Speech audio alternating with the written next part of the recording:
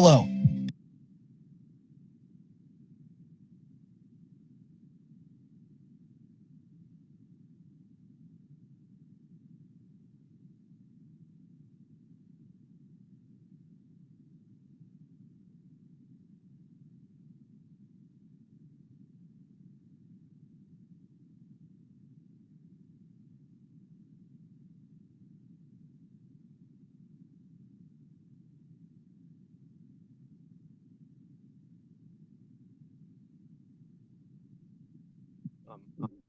Good morning, everybody. Welcome to this final showcase session of the GEO Symposium. During the next hour, we will have 4 different pitches that will last about 14 minutes, and we will have a set of questions if times allow. And the idea is that the presenter give you an insight on what they are doing, and that you can continue the discussion at the coffee break if needed. So we will start as soon as the tech is ready. Okay. So we are ready to go. So the first presentation will be done by Martin Clark from the GEO Secretariat. I will present him in details because you have already heard about his work yesterday during the opening session. So Martin, the floor is yours. Merci. Bonjour à tous. Good morning, everybody. Hope you're all energized and ready to go. We actually have a slight change to our program today in that I'll be co-presenting 3 examples of some of the pilots that we're doing under the Global Heat Resilience Service. I talked a lot about that yesterday, so I won't kind of labor the point about this idea. We're trying to produce information intelligence on extreme heat for cities, urban local governments, and folks working on climate adaptation in cities.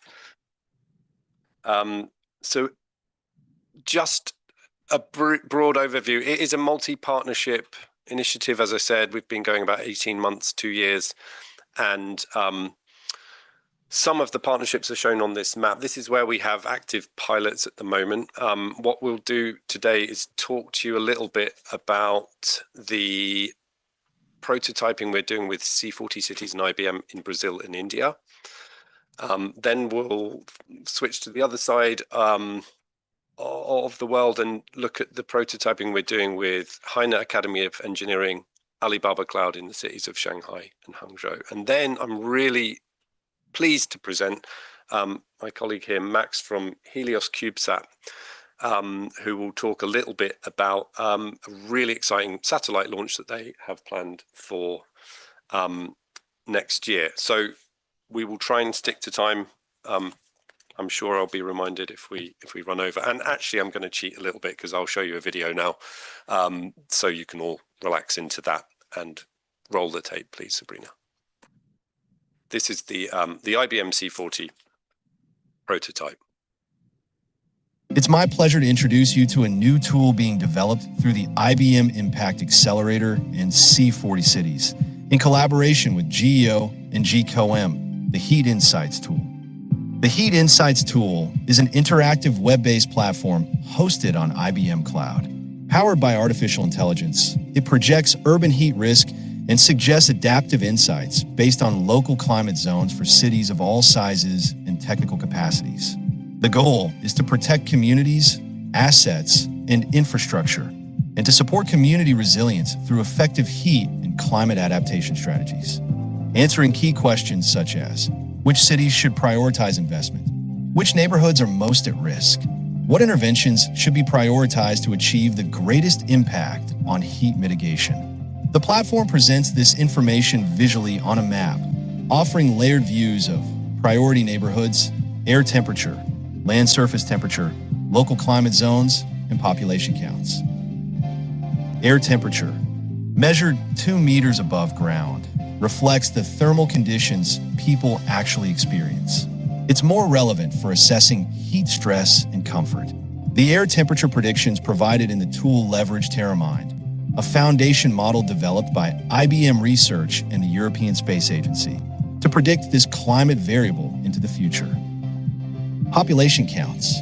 To support data-driven decision-making, the platform consolidates demographic data from WorldPop, including population distribution and age and sex structure. Priority neighborhood. To enhance urban climate resilience and provide technical solutions for city governments at both city and neighborhood levels. The platform defines the priority neighborhood level based on total population, vulnerable population, and air temperature, helping identify where actions and interventions should be prioritized based on these insights. The calculation identifies the number of heat days of air temperature in the analyzed year based on a defined threshold, and then multiplies it by the total population, giving additional weight to more vulnerable communities.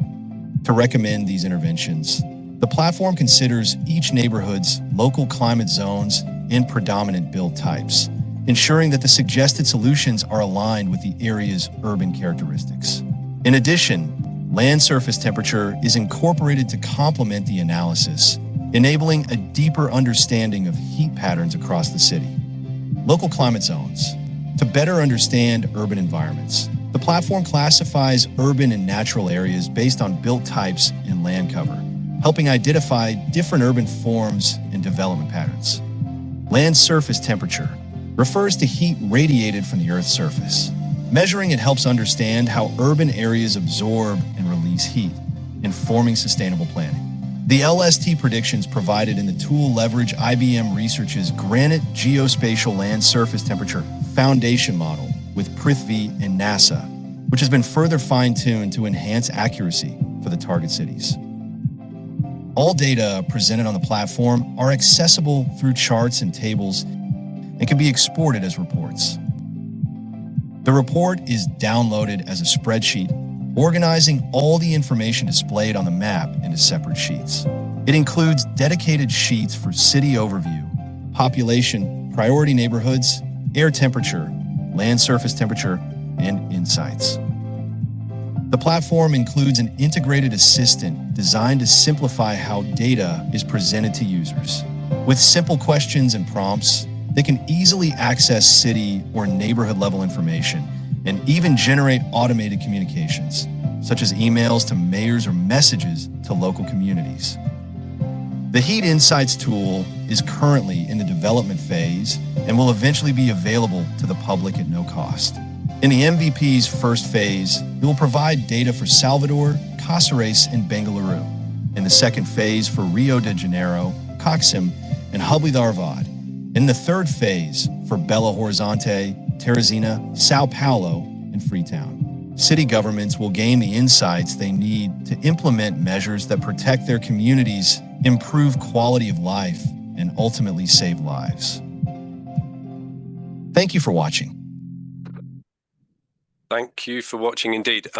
Yeah, apologies for the slightly cringeworthy AI voiceover there, but because we're working in two countries with different languages, we're having to produce the video in English and Portuguese. But I suppose the point I'm trying to make with the video is we've gone quite far in developing a prototype, and that is kind of serving two purposes. One is the ultimate goal is to provide cities with the information they need, but actually the process of designing it and developing it has been done very much in lockstep with the cities that you saw mentioned on the last slide. This month we're actually going to launch with the first 3 cities, and that basically means us sitting with the people that would be using it, getting some live feedback on whether the tool is actually producing information that is useful to them in a format that works for them. So the sort of features and functionality in the tool, and also give them a chance to reflect on what the risk assessment is actually showing them, and does it align with their own lived experience and perception of heat risk in their own cities. So at the same time, we have a similar concept being developed, prototyped in 2 Chinese cities, Shanghai and Hangzhou. Now, the context in which heat decisions are being made in these cities is very different to the one that we find in Brazil and India. These are incredibly data-enabled cities already. Dr. Wang Jian was talking a little bit about this platform yesterday, and Alibaba Cloud and others have supported many cities across China to kind of implement smart city type approaches. And so they're very used to working with data to inform decision making. So although the concept and nature of the platform is very similar, the context in which it's being implemented is very different. Next slide, please. So we started talking there about a number of use cases that we would need to respond to. And I think I said it a few times yesterday, but heat is being managed by different departments across these cities for different reasons. And so some of the scenarios that we're looking at providing data for are on this slide. Next slide, please. But the basic concept is similar to the IBM C40 tool in that we're sort of adapting the IPCC risk framework to generate heat risk information at reasonably high resolution. This is a different model they're using here to model air temperature at 10-meter resolution. I won't go into detail about how that's happening, but it has a number of inputs, including multispectral imagery, building height information to describe the urban environment. Next slide, please. There's a little bit here on but it's effectively using artificial intelligence to predict air temperature, and it's been trained on a number of cities in China. And now we are at the stage similar to the C40 tool where we want to go and take it to Hangzhou and Shanghai stakeholders and see how they react to the data that they're seeing. Next slide, please. And just as I wrap up, there's the platform is quite different. As I say, it's been designed with a slightly different user base in mind, has very similar information in it. And we're now in the process, as I say, of rolling this out to the cities and then iterating on the kind of features and functionality they see, whilst learning a little bit about how they would use some of this information in a decision-making context. Hopefully we're doing all right for time. So that was 2 examples very quickly, and now I'll pass over to Max, who's the Chief Science Officer for Helios CubeSat, and he'll explain a little bit about some work that they will be doing next year that we want to incorporate into the Heat Resilience Service umbrella. You turn that one on, Max. So, part of Helios, which is a London-based startup, and so we're going to launch a 6U CubeSat to monitor urban heat islands and extreme heat in 20 cities across the Earth. It has 2 payloads, so a multispectral camera and a thermal imaging camera, and it's a sun-synchronous orbit of 500 kilometers. And this allows us to have like a 1 to 2 day repeat time and very high resolution. And it affects 380 million people. And some of the stuff that the hyperspectral camera will be measuring, stuff like vegetation, water cover, and soil moisture. Next slide, please. So what we found was that there wasn't enough information getting to the end users, and that developing countries still didn't have access to that much data. We spoke to the Greater London Authority and they had almost a complete data set, but developing countries don't have the same access to data, so we want to bridge that gap and bring affordable data to developing countries. And we also want to get data that's solution-based, not just the problem. So we're going to track solutions, predict how well they'll do, and allow solutions to be compared. And it's very high resolution. So compared to other data, we should be giving kind of more accurate predictions to local governments and authorities. Next slide, please. So yeah, that's just more of it. It's going to be solution based, and it's going to be tracking multiple things with especially with that hyperspectral camera. Next slide, please. So we're going to have multiple layers. Now we're going to what the cameras measure. That's going to be layer 0, the first layer. That's just the raw data. But our main thing is we're going to process that. And we've split it into A's and B's. A is the kind of life-saving data. One of our main goals is we want to make life-saving, stuff that affects people's health, free and open to everyone. And layer kind of branch B is stuff for corporations, so it will be asset risk management and looking at financial impact on firms. So layer 1 will be life risk and asset risk, so we'll combine this with other maps such as like their economic welfare or their poverty in those areas to produce risks. Then we have solutions in layer 2 and a solution impact, the impact of those solutions. And we might introduce a fourth layer, which would be the financial impact of those layers. And next slide, please. So this is a little demo of our thermal measurements.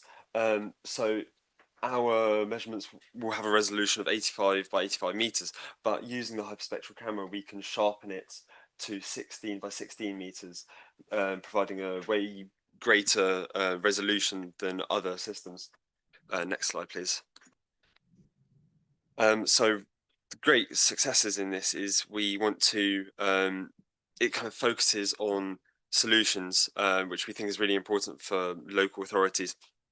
And keeps the life-saving data free, but our shortcomings are we're struggling with funding, and we need to find a sustainable funding model from firms to let us save lives. So that's why we have this partial open access. And next slide, please. Yeah, thank you. We're here to make lots of connections and partnerships, especially with developing countries. So you can talk to us maybe after this meeting or later today. These are some of our LinkedIns and how to contact us.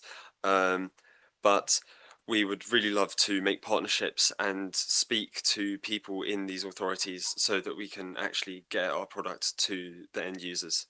Thank you.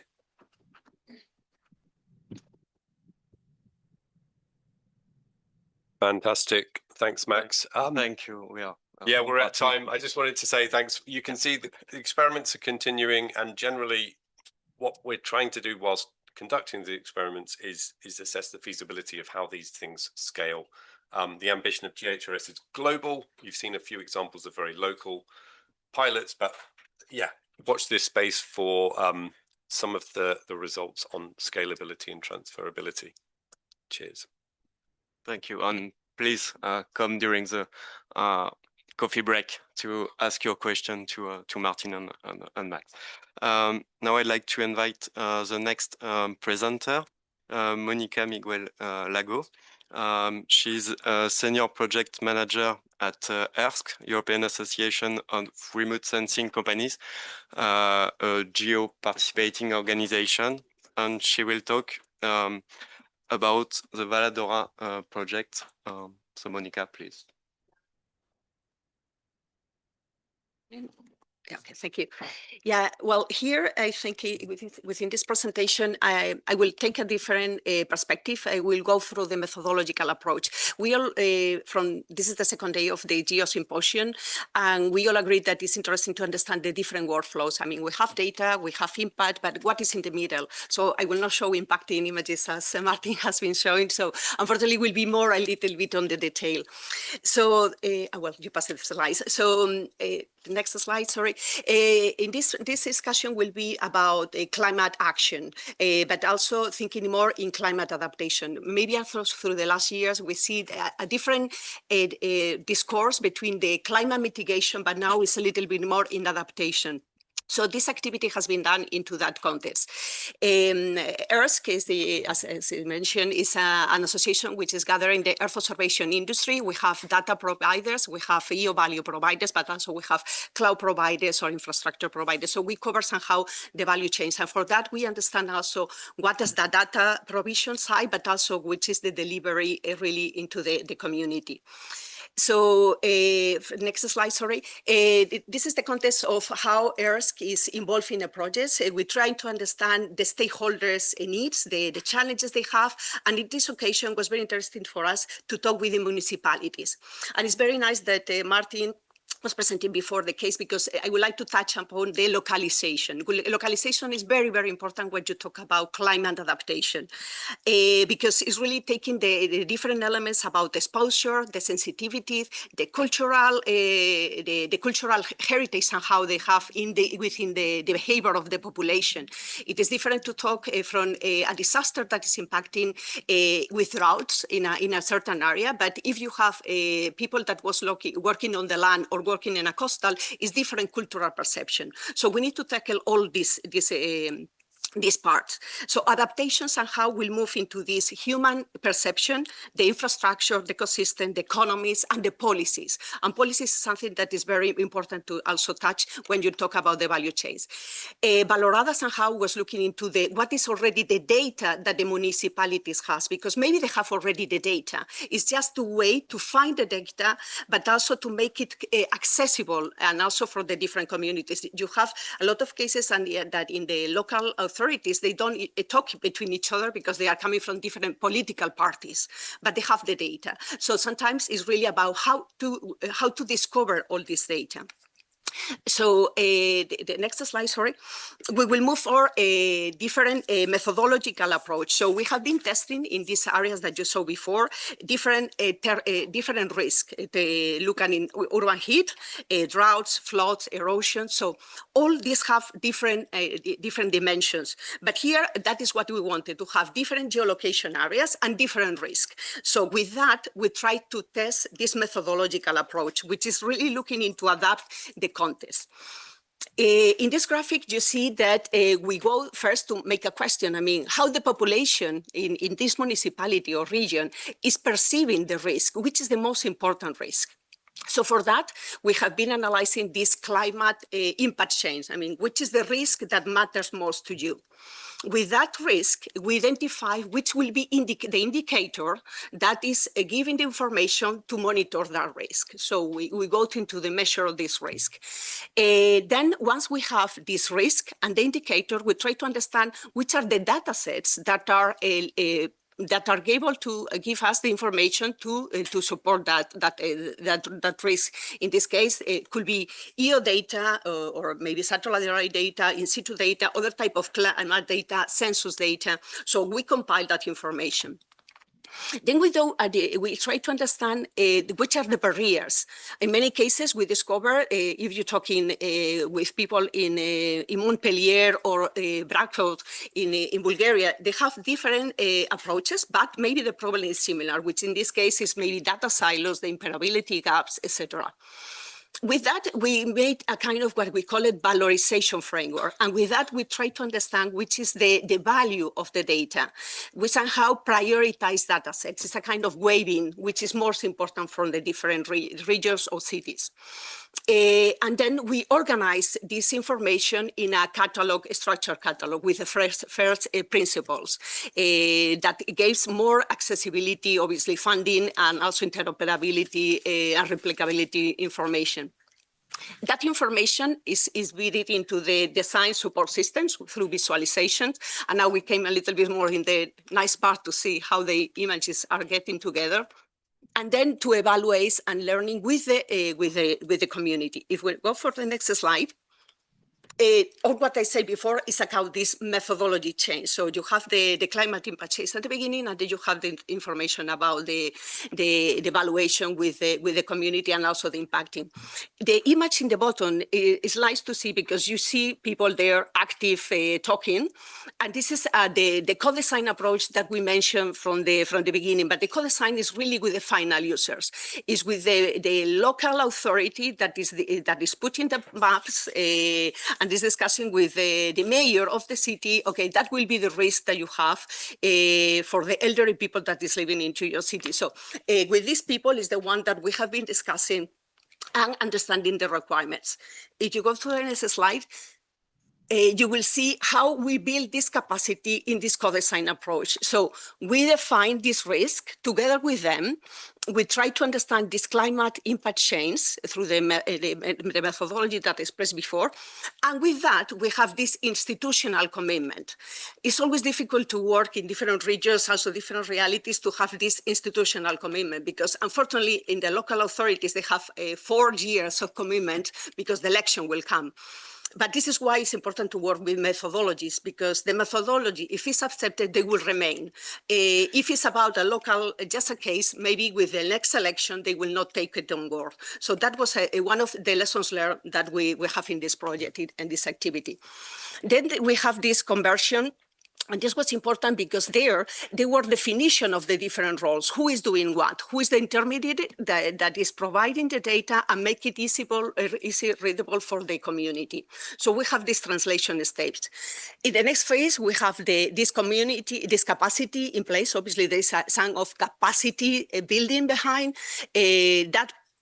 I would say authorities, maybe they are not used to this type of data. They don't need to know everything, but they need to have certain skills to support that. So this is why we put some capacity development in place. And then we have this deliver, that is the connection a little bit with the decision strategies. And you see this angle, and these are the important topics that I feel it is we need to take into account. The regional risk, the data integration, the stakeholders engagement, but also the policy dimension. In the next slide, you will. Yeah, this one. So you see in the bottom there, there's 6 slides to left here.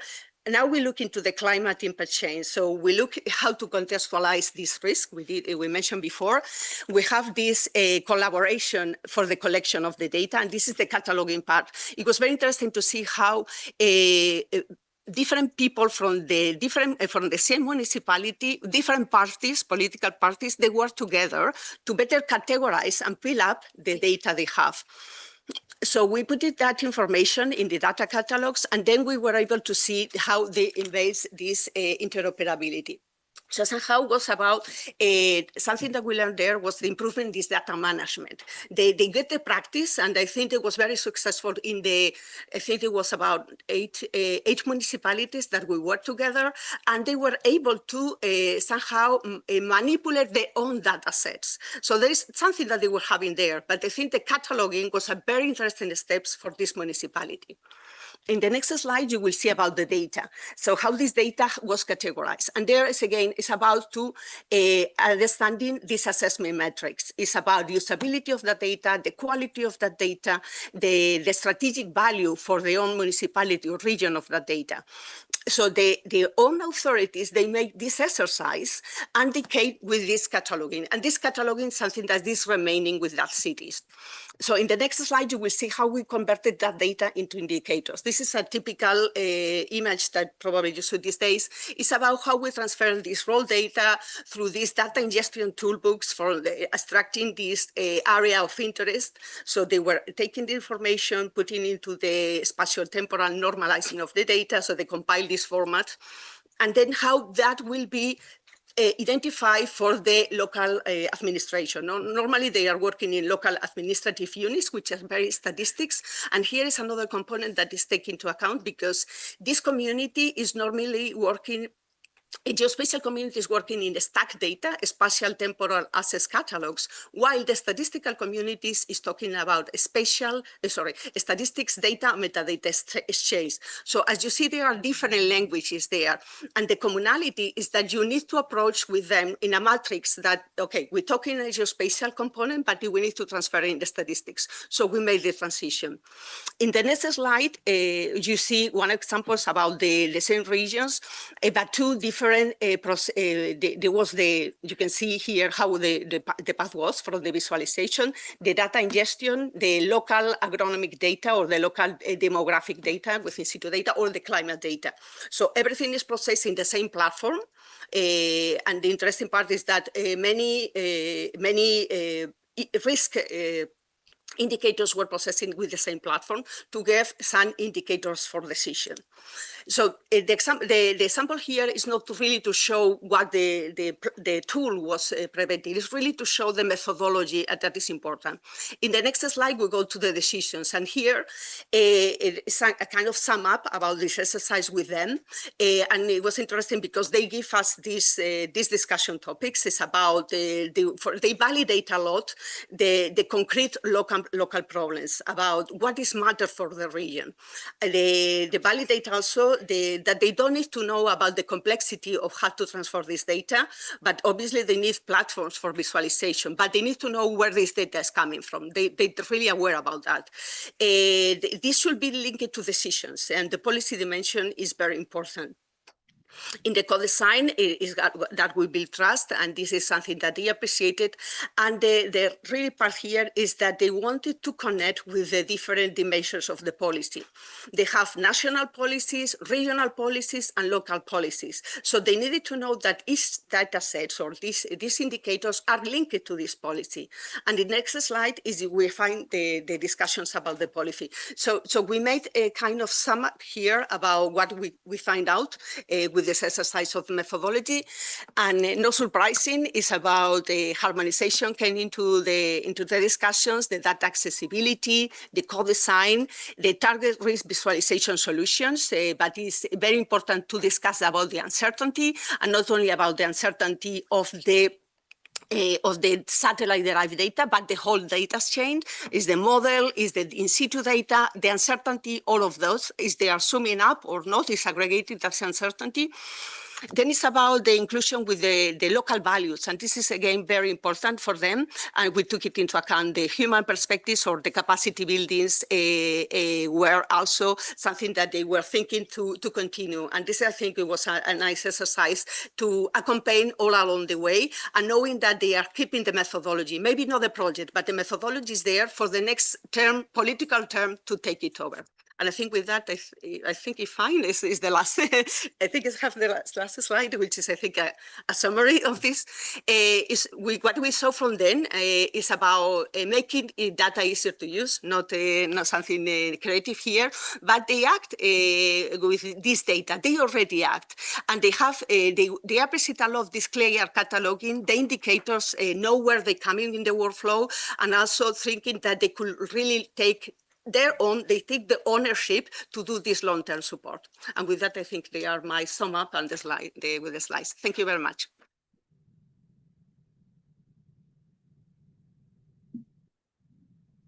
Thank you. We can take one question from the audience. If there is no, I have one maybe. You mentioned how to manage uncertainties in data, in model. How do you manage the fact that we can also use different scenario with regard to long-term climate projection? We can rely on different IPCC assumption. How do you manage the different hypotheses we can use in terms of long-term scenarios? Yeah. Well, I feel that the uncertainty topic is something that is coming not only in the climate direction, but maybe yes, even in the carbon farming direction, there is the topic of uncertainty of the data. But we identified that is really what I said, commented before. It's not about one uncertainty; it's different uncertainties and how you need to take into account. Probably it's different to say that in this room we have 100 people, and its uncertainty is about maybe I'm 5% certain or not. So you have the 95 or 105. So uncertainty for the different dimensions, I feel that they are different. So maybe I will not say if I take a very low uncertainty, is that I'm more credible than if I take a lower uncertainty. So the matter of the, maybe is to explain what is behind the uncertainty, explain the uncertainty. And this is what we appreciate, the municipalities, not giving, okay, I have 80% of uncertainty or 2% of uncertainty. It's really the dimension that they have and how to just explain. And we know that this is something that is appreciated for municipalities, for the local authorities, coming from the discussions with the Committee of Regions, for example. It is a scary term somehow, but if you explain with that, even if the IPCC level, explain where the uncertainty is coming from, I think it's appreciated because it's not only one factor. Thank you. Yeah. So I'd like to invite the next speaker to the stage. Is Nicolas Fabre from Absolute Sensing, and he will talk about methane observation and national statistics. So Nicolas, please.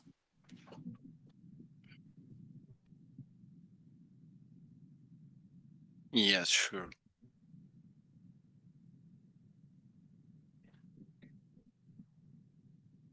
Good morning, everybody. Thank you, Alexis, for the introduction. So I'm Nicolas Fabre, General Manager at Sensing Atmospheric Intelligence, and I will present you what we are doing in this company. So please, next slide. Okay, so Sensing has been created in the end of 2021. Basically, the purpose of this company is to deliver accurate greenhouse gases data in order to help understand at a facility scale who emits methane and other greenhouse gases. So from 2021, the creation of the company and to the first launch of our Gen 1 demonstrator, it has only been 3 years for getting from the creation to there.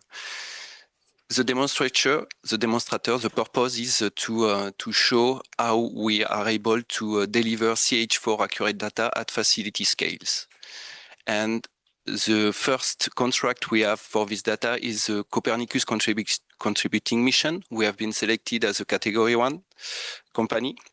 So basically, we are making pilots with ESA and the European Commission in order to assess the quality of our data, to showcase how we will be able to deliver to Copernicus services called CAMS, our data, in order to put in place the regulations Europe will do in the next few years.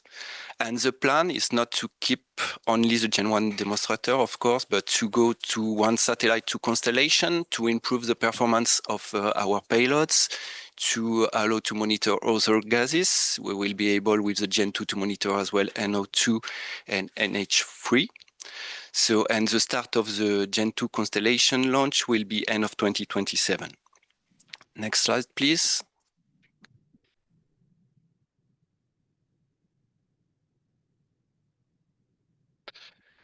In terms of products, we have two main products for our clients and our institutional data buyers. We have one, what is a concentration map. So basically, it will be a 10 by 10 kilometer style, and it will display the average column methane detected by our sensor at a facility scale. The Gen 1 GSD at this stage is 50 meters, and we plan to have an improved GSD for the Gen 2 at 30 meters. So we will be indeed able to say the emission that we have seen come from this facility. So you have to handle this case, you have to improve what you are doing on this industry. And in terms of emissions, so from the concentration map, we implemented our own AA model based on the IME model, so integrated mass enhancement. So it's a model that uses the concentration maps, the model of winds, and allow us to say the submission come from these points and the emission rate is between this and this rate.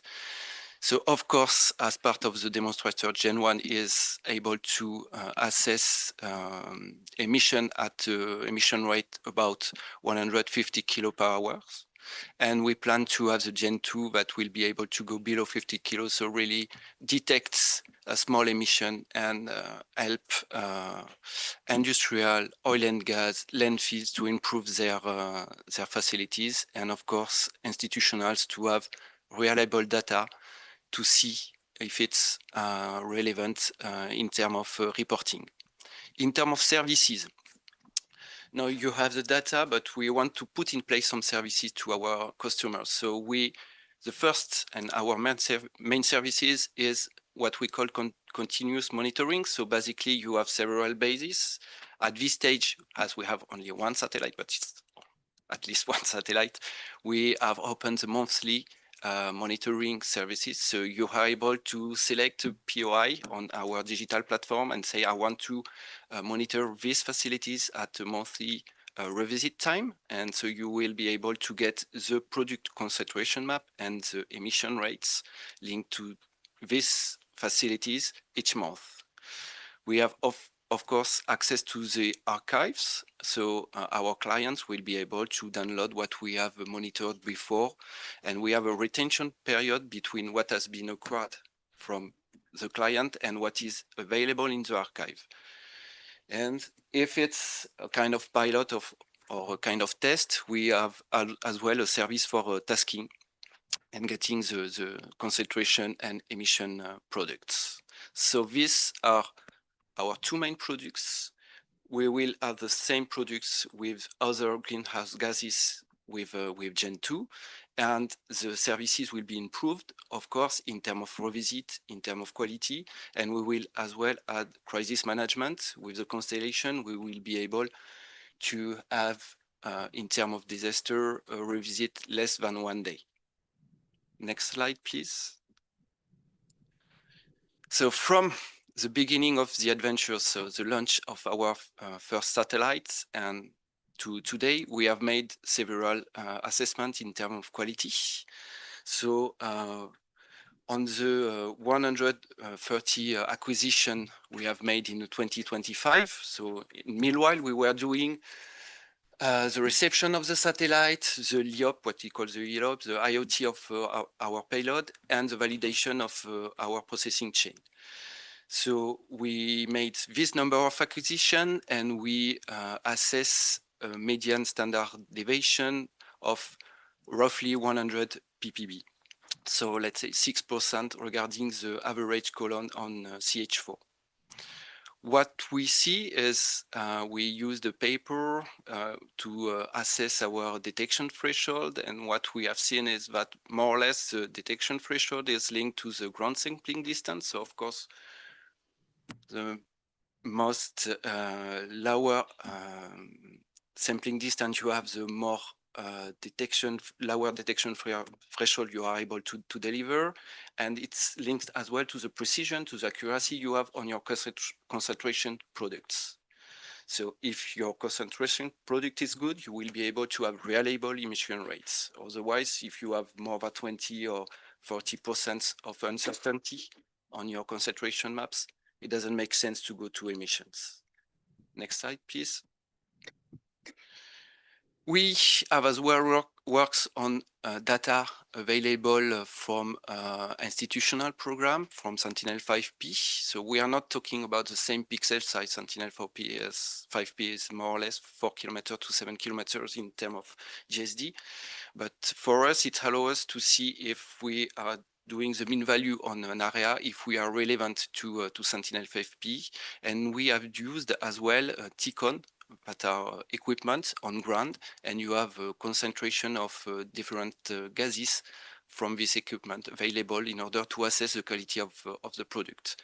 What we have seen is that our payload and our processing chain at this stage get a slightly higher XH4 value. But what is interesting is to see that we have the same offset regarding what Sentinel-5P shows and what we are monitoring. And it's the same with TCON. So as we are doing not absolute methane concentration estimation, but relative, so saying in this area regarding the background, you have this above in terms of CH4, it means that the delta we have, the offset, is good enough in order to do to start these products. Next slide, please. We have as well works on what is required is to check the continuity in terms of quality of products during the time. So we choose several areas where you have continuous methane emissions. I know it's sad, but it's a real sad reality. And so we checked if regarding the processing chain, the evolution of the payload, we have the same kind of plume, the same kind of quantification from time to time. Next slide, please. And nevertheless, what we have, we made a contract with one major oil and gas company in order to do a control releases. So it was the start of a partnership with this company. So we agreed to do several control releases from, let's say, what the market is able to assess, so from 1 kilo to 500 kilo per hour in terms of natural detection at this stage. So it has been done from summer 2025, then we improve our processing chain, and then we made another one at 500 kilo. So you have the wind speed condition, and you have below what sensing has estimated in terms of emission rates. So we are really, really close to what has been released by the oil and gas company. So big success on these two, but we knew what are the emissions before the satellite goes there. The next one, it was not the same exercise. It was a blind test, so we knew the installation, but we didn't know what will be the emissions. So the company chose to do 244 kilogram per hour emissions. We have no more wind, which is good for the detection. And our estimation we made was 250 kilos. So our industrial was quite proud of what we made during this exercise. Next slide, please. In parallel, we are working, we have made a publication. We have laboratories in partnership during the construction of Gen 1 and the construction of Gen 2. And we have a publication that will explain what is the concept and the design of our payload that will allow researcher, institutional, and companies to understand what we are delivering in terms of concept of payload. We will explain as well what is the radiative transfer, what is our model of estimation of the concentration we are using in order to quantify the CH4 column. And we will showcase all the steps we have been through in terms of validation, so what I presented in 5 minutes so far, for having a quality validation of our data. So it's under review. It has been accepted. It will be normally published on the AMT soonly, hopefully. Next slide, please. So at this stage, what we have in place, we have a digital platform that is able to task our satellites. We have put in place, regarding a partnership we have with a company called Keros, and a list of CAMS hotspot points, continuous monitoring of 262 sites. So we are planning acquisition on this site. So we are building our archive in order to be able to start our services as soon as we will have the final stamp from the ATM, MPC, and ESA. Of course, with the one satellite, we have a 1 month revisit, and we have over 100 plume detected so far. So at the first time, the first plume we detected, it was quite amazing in the company. So it was an event. Then you have the second one, and you have the third one. And when you are at 10, it's what? There's so much plume in there. So there's a lot of job to do in terms of methane emissions. And I guess it's a quick win that can be done easily regarding the industry in order to have lower emissions. I know it's not a trend on US side, but I know that Europe is working hard in order to have a better lower emission in terms of CH4. Next slide, please. So the next slide is only a showcase on how our clients can use the product we are putting in place. So of course, with the monthly revisit, you will have the concentration and the emission rates available in order to see how reliable and sustainable is your installation. So you are able as well to do inventory and to see on a long period how your installation is improving. And you will be able as well to do some machine learning check with our other assets we are monitoring in order to see if at the same latitude, in the same condition, does my facilities is good enough? Does it make some improvements in order to be in the range, or do I am on the wrong side of the emission rates?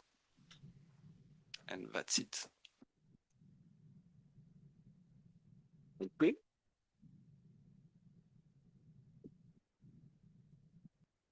Thank you, Nicolas. So please come ask your question during the break if you have any. Now I'd like to invite the last speaker for this morning session, Yara Villanueva. She leads the Center for Sustainability and Resilience at SP, European Space Policy Institute, and she will talk about embedding Earth observation into policy cycles. So, Yara, the floor is yours.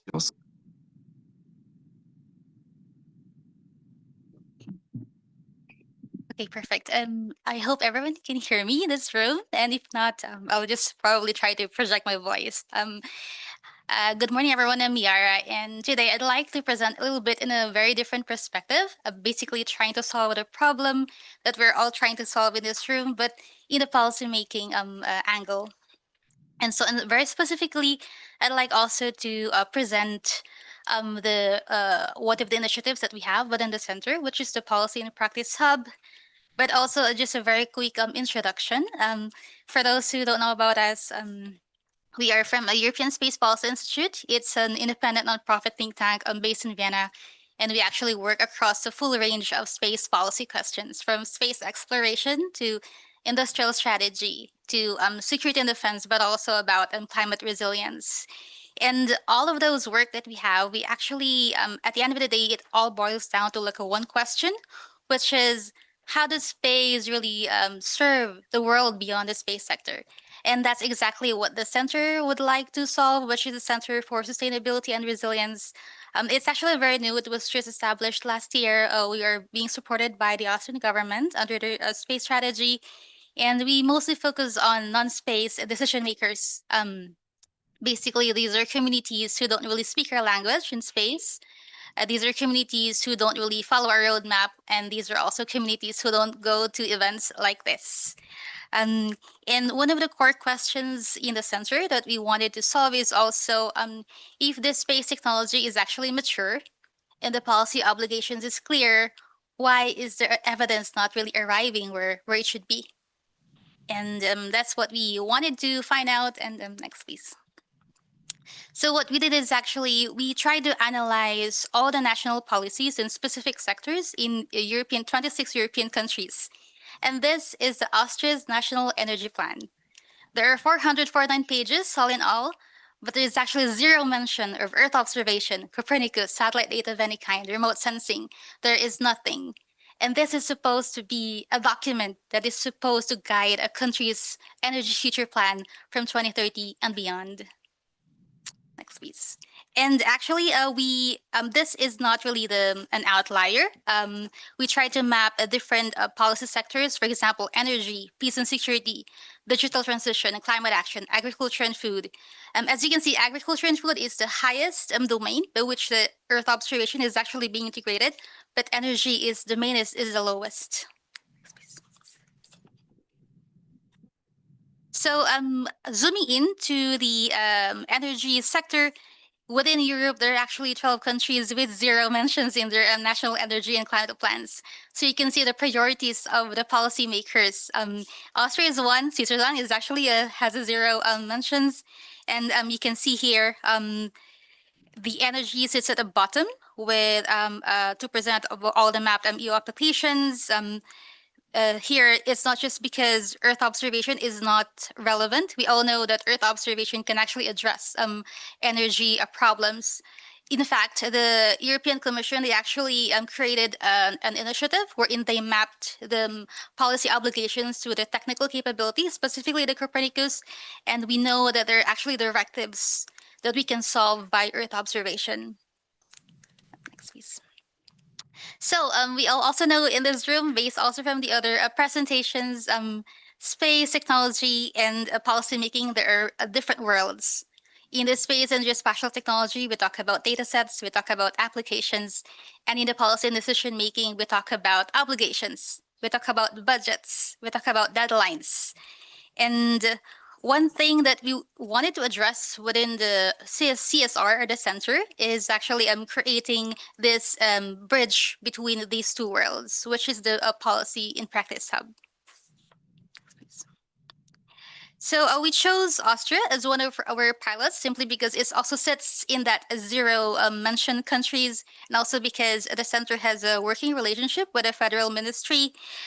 But also before designing, we ask 3 questions. First, does the gap exist? And we did a lot of policy analysis of all their adaptation plans, all their energy plans, and we confirmed that there is. The second, is this a technical problem? And so we checked the KCEO master database, the one that I've discussed a while ago, and they actually mapped 3 EU obligations for Austria, which means that yes, there is actually a capability that isn't there. And is it a capability problem within Austria? And actually, it isn't, because Austria has a very thriving Earth observation ecosystem. There are a lot of technology platforms and tools available. It's just not really reaching the policymakers. And from here, we can say that the gap is actually the governance and process, and that's what we are trying to solve. So the hub works across the 3 obligations. Again, we don't really start with what the capability of the Earth observation technology is. We always start with a policy problem because that is where the policymakers can actually relate to. And from here, we conduct a very intensive policy analysis. We also do that from the national, also to the regional perspective.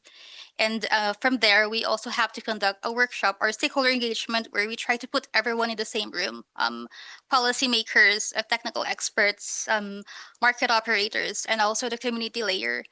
I also have to try to emphasize here that we are not in particular trying to point into a very specific technology. We have to make sure that we are as inclusive as we can, because there's a policy problem that we're trying to solve, and we can't just look at choose one. We really have to make sure that the technology that is able to solve that problem is actually what we have to map according to that. And so for this hub, just to simplify all the outcomes that we wanted to derive from this program, we don't just produce a report. For each obligation, for example, we answer which decision, very specific decision needs evidence, in what form, to whom, and by when. And the output that also I'd like to highlight here is actually the enabling conditions, because as in the space side, we can always talk about interoperability and all those technical aspects of a bottleneck when it comes to adoption. But when it comes to the policy development, we have to make sure that, or answer the questions: what kind of governance change should we do? What kind of procurement structure? What kind of institutional arrangement need to exist for this to become a routine? And the goal of this is that this would be a framework that we can actually apply in all of the regions, not just in Europe, but also outside. And that's actually also exactly what we're trying to do. The first pilot that we have here in Europe is actually in Austria. But also we're trying to expand a little bit outside of Europe so that we can get a little bit of regional context in APAC. And we are working with APR staff, ASEAN, and also with different local space agencies. So every piece of this work in this room, as you have listened a while ago in all of the presentations, we have the heat resilience, we have the climate risk, we have a method monitoring. It represents Earth observation is actually doing what exactly as it should. But what this program, the hub, actually wants to address is who should we giving the solutions to? If how does the evidence reach the person who's trying to create the risk disaster preparedness plan in the right format, in the right channel, and at the right moment? So you want it to be like a very, very specific in this. And yeah, if this is something that you think would be very useful as well in your own work, we'd love to talk. That's it for me. Thank you.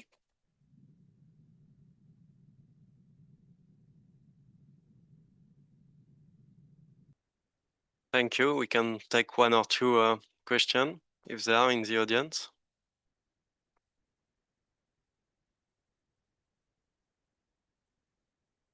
No question. Okay. Oh, yeah. And please use the mic and just introduce yourself. Thank you.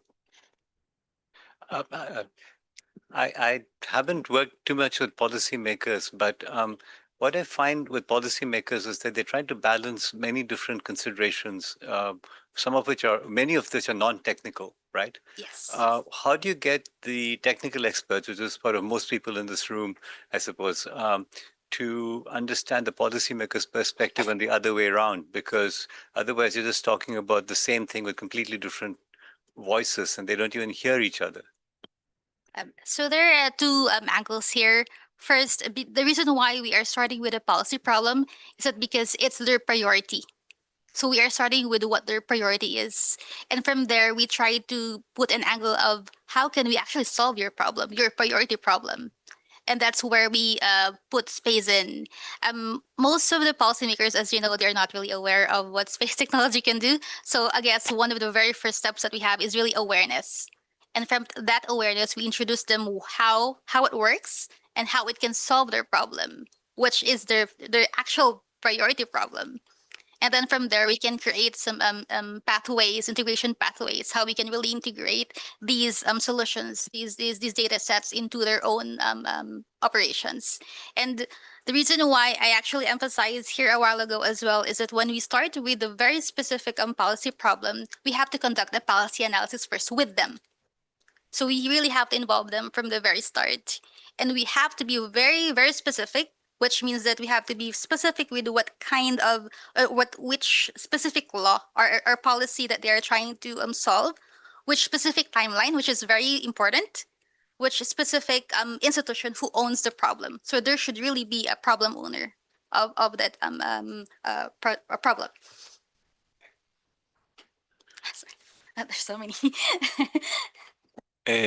Following the space regulation, the directive, I mean, the Copernicus law, let's say, we are starting to see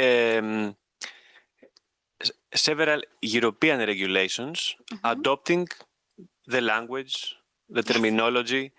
So this is a legal obligation. I'm thinking, for example, nature restoration law that explicitly says cities, whoever is responsible, use CLMS. What is the, from your understanding, inventoring, what is the national pace? Are member states in Europe, at least, I don't know about the world, but are member states gradually adopting this kind of language in their national legislation, not only European legislation, national legislation? That's a very good question, and actually, we have a report that actually really really mentions all of that per country. I would also encourage you to read it. But the one of the, as I mentioned a while ago, I had this like a pie chart with different policy priorities and sectors. Most of the countries, they are actually they're really doing or integrating Earth observation in their agriculture. But when it comes to their policy priority, when it comes to peace and security, when it comes to energy, those two are actually the lowest when all of the countries in Europe in general. So yeah, I can also send you you can see the data of all of those if you're curious, and yeah, I can send you later. There's another question at the back.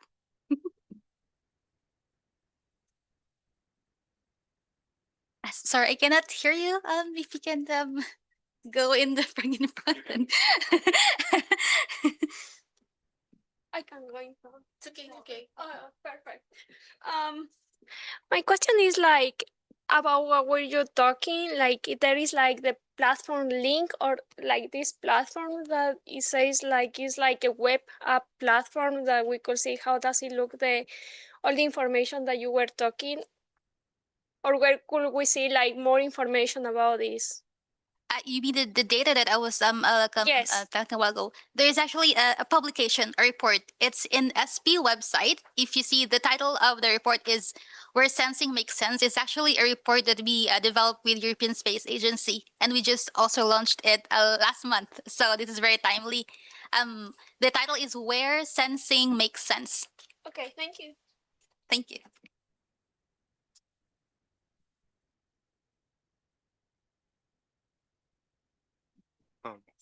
If there is no other question, I think we are now at the end of this session. So I think we can give a round of applause for all the speakers, and please come to them and ask your other question during the break. Thank you for attending.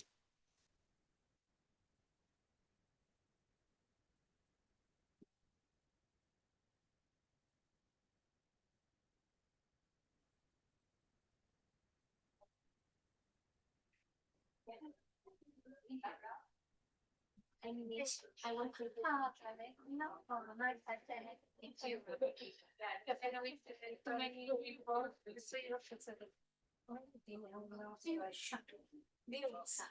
also in the only events with GEO. Yep. No, because I didn't no. Let me get there.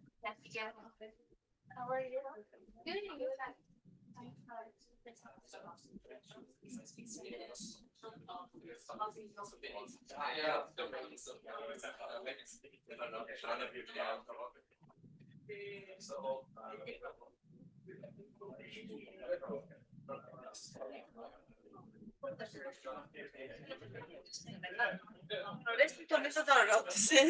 Για κάτσε, περιμένεις.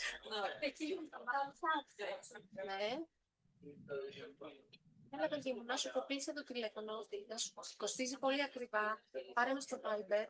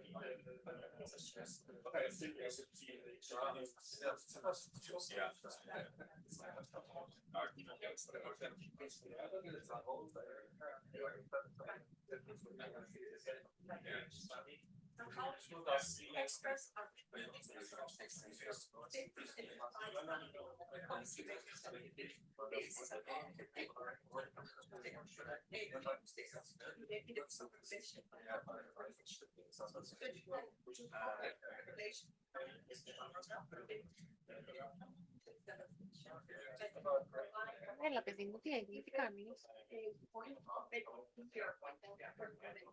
Έλα, να ακούς. Τι κάνεις. Μπράβο, καλά είμαι κι εγώ. Εδώ είμαι, να ακούς. Είμαι στο συνέδριο όλη τη μέρα και παρακολουθώ τις συναντήσεις, τις ομιλίες. Έγινε εδώ πολλοί κόσμος από όλες τις χώρες του κόσμου και από όλες τις σωτήρους και μιλάμε. Και εγώ παρακολουθώ. Θες λίγο εγώ.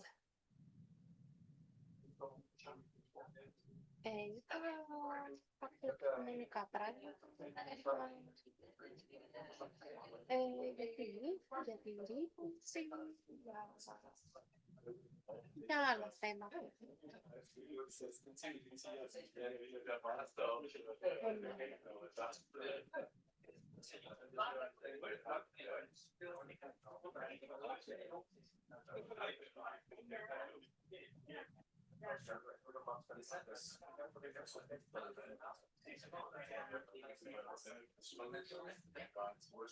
Αυτό μας δείξει και χώρο, περίμενε.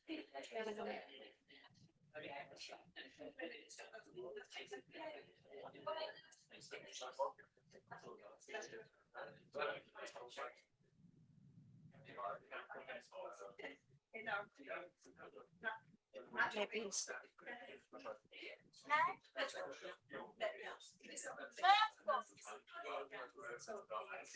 Έλα, για πες μου λίγο.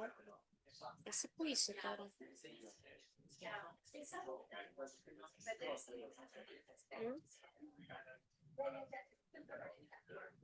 Πού είσαι.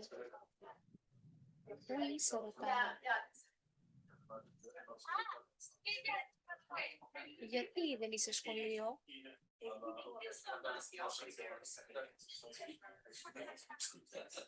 Τώρα είσαι καλύτερα? Τι έχεις, παιδί μου?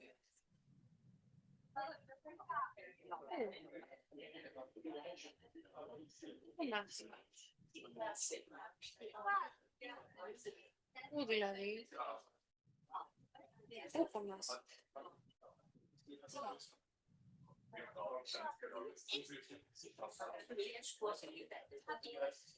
Για πες.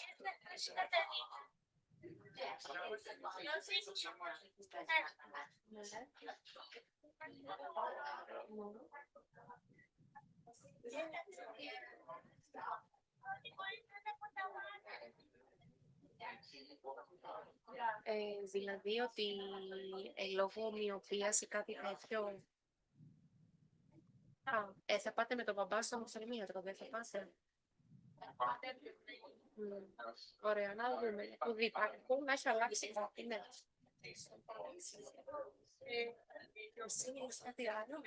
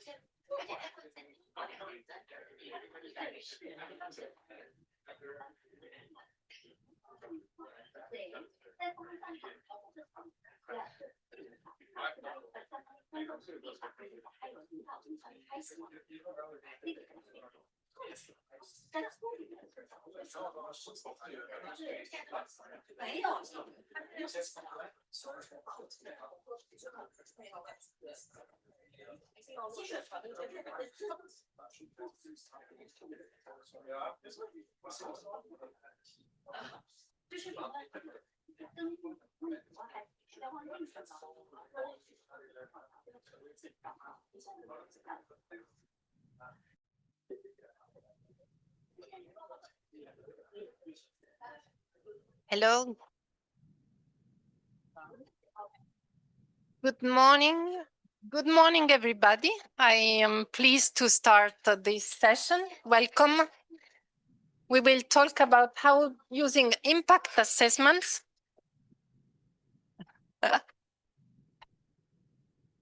So welcome to this session, which is about using impact assessments to demonstrate the success of GEO.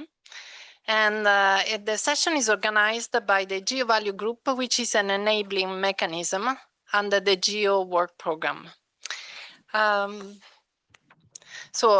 The core part of the session will be focusing on two panels. The first one is applying a toolkit that the GEO Value has developed for GEO work program activities. And the second panel is a discussion on if this toolkit is enough to demonstrate GEO impacts or what else is needed. So what is a toolkit to demonstrate the GEO impacts overall? But before doing this, I will introduce what is GEO Value and what is the GEAT. So my name is Alessandra Tassa. I am part of the planning committee of GEO Value, and I work at the European Space Agency. First of all, what is GEO Value? We are a multidisciplinary international community pursuing evidence-based methodologies to assess the use and value of Earth observations. And the group is active since more than 15 years. We organize basically knowledge sharing activities. We organize publications and also working groups. Why we focus on impact assessment? First of all, what is impact assessment? It's a codified, we are talking about codified economic methodologies that provide a structured way to bring evidence together in an easy way that can be understood, discussed, and used. The clear articulation of impacts and of the reasoning behind the calculation of the impacts supports learning, dialogue, and informed choices. However, these techniques are very well established across different sectors. Economists have developed and applied this across different sectors, but for Earth observations, this is still not well developed. And we firmly believe that credible impact assessments for Earth observation deserve a thorough understanding of the solutions and of the application of the Earth observation solutions. And this is why it is essentially a multidisciplinary exercise to be undertaken in hand with different experts, including economists and EO experts. This technique is still relatively poorly developed within the EO community. And specifically with the GEO work program activities, I can anticipate that we saw generally they have limited awareness, skills, and resources to undertake impact assessments. So we will hear more about this as part of the first panel in a minute. Now, in order to demystify impact assessments for the EO community, we developed this toolkit, the Group on Earth Observation EO Impact Assessment Toolkit. We are talking basically about 2 documents that we just published. A document is the guidelines for analysts and a data entry workbook. The toolkit is aimed at bridging the gap with economists and really demystify impact assessments for the technical people who develop the EO solutions. The final goal is to empower the EO community to autonomously undertake impact assessments. Now, what you see there, it's the composition of the GEAT. It's a set of tools, 8 tools. They are represented here in terms of their core objectives. And each tool is basically a set of questions with practical examples to inspire practitioners. The idea, and we made an effort specifically in this release just published, to allow a flexible use. Practitioners should go and pick up even parts of the tools and try to start at least doing some preliminary impact assessments. So the toolkit is meant to support very flexibly light assessments, but even up to economic deep dives for those who have the resources and motivation. Now, what are we doing next? We have already been working with volunteering GEO work program activities who want to test the GEAT, and this will be the subject of the first panel. And we will continue doing this in the next period. So if there are volunteering GEO work program activities who want to engage in this, please show yourself. We will also, our aim is to build a community of practitioners. So the idea, we will start as of June to organize regular conversations to share knowledge and experience and to bridge with respect to those who have the experience of those who would like to take it. And then we will, of course, consider possible evolution needs. We have already some ideas, but this will be the subject of the second panel specifically, and also the first one. So we will start this exercise by listening to the next panels.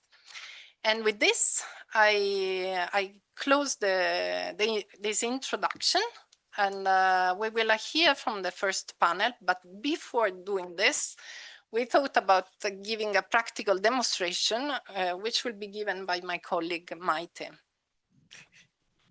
Can you hear me? Oh, nice. Good morning, everyone. Thank you so much, Alessandra, for this introduction. I am Maite Danvetter. I'm an ESA graduate trainee, and also I am part of this GEO Value group. Today, just before we move to panel 1, I want to propose you a little game. This is the only moment you're allowed to take your phones out. Please, thank you so much. It's such a short game that it's called Mini GEAT, and it's a set of 3 questions inspired by the work logic of the GEAT. So to participate, you only have to think about an EO-based solution you'd like to assess the impact of. And well, of course, scanning the QR code really helps.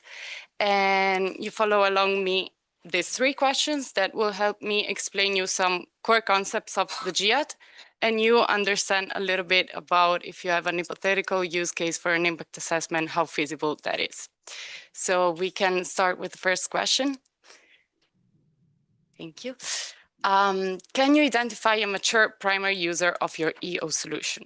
A primary user is really a key concept of the GEAT. It's the actor or the organization that takes key decisions or actions based on the information that is meaningfully derived from the EO solution. Ideally, this is a mature user, not age-wise, but that's someone that has some experience using the EO solution. In the best case scenario, you can find multiple users, not just one. This will help you move to question number 2. That is, with respect to the counterfactual, how does the EO solution support the primary user in their decisions and actions? The counterfactual is none other than an estimate of what would have happened in the absence of the EO solution. Sometimes this can be related to what the primary user was using before the EO solution came in play to take his key decisions, but sometimes the best alternative scenario is actually no scenario, and that would be your counterfactual. The counterfactual is important because if we move, thank you.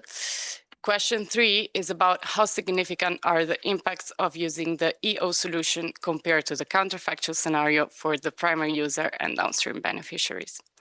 As I was saying, the counterfactual serves as the benchmark against which you can assess the impacts. The impacts in the GEAT are looked in a multidimensional way, so across multiple dimensions that are economic, environmental, regulatory, innovation, scientific, and societal. Of course, these impacts relate to the primary user himself, but they can also relate to downstream beneficiaries. Downstream beneficiaries are all individuals, groups, entities that are either directly or indirectly affected by the decisions and actions taken by the primary user. As I promised, this was a very quick game, I think. And if we have time, maybe at the end, we can address some of the use cases that have had the highest scores. But this is, for me, done. The first part is done. And I will leave the floor to the first panel and to Jeff Sawyer. Thank you so much. So thank you, Maite. If you have done the exercise and you have scored very high, it means that you are a potential user of the GEAT. So just show up at us in the break and we can see how we can support you to do your impact assessment.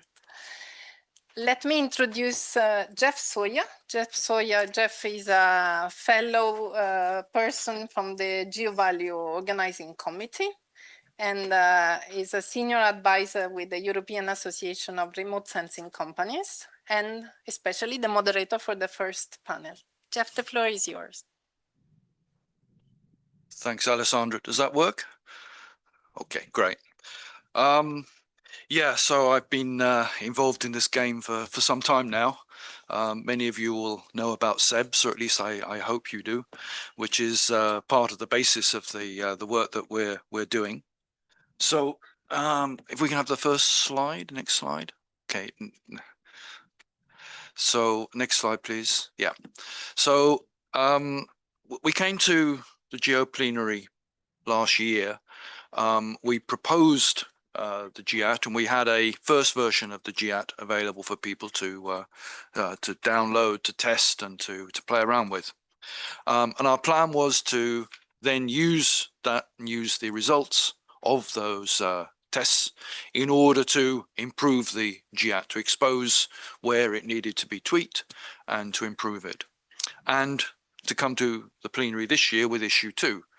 That we've done. Issue 2 is now available on the website, the new look GEO Value website, with the new logo, new look and feel. Very pleased with the way it's turned out.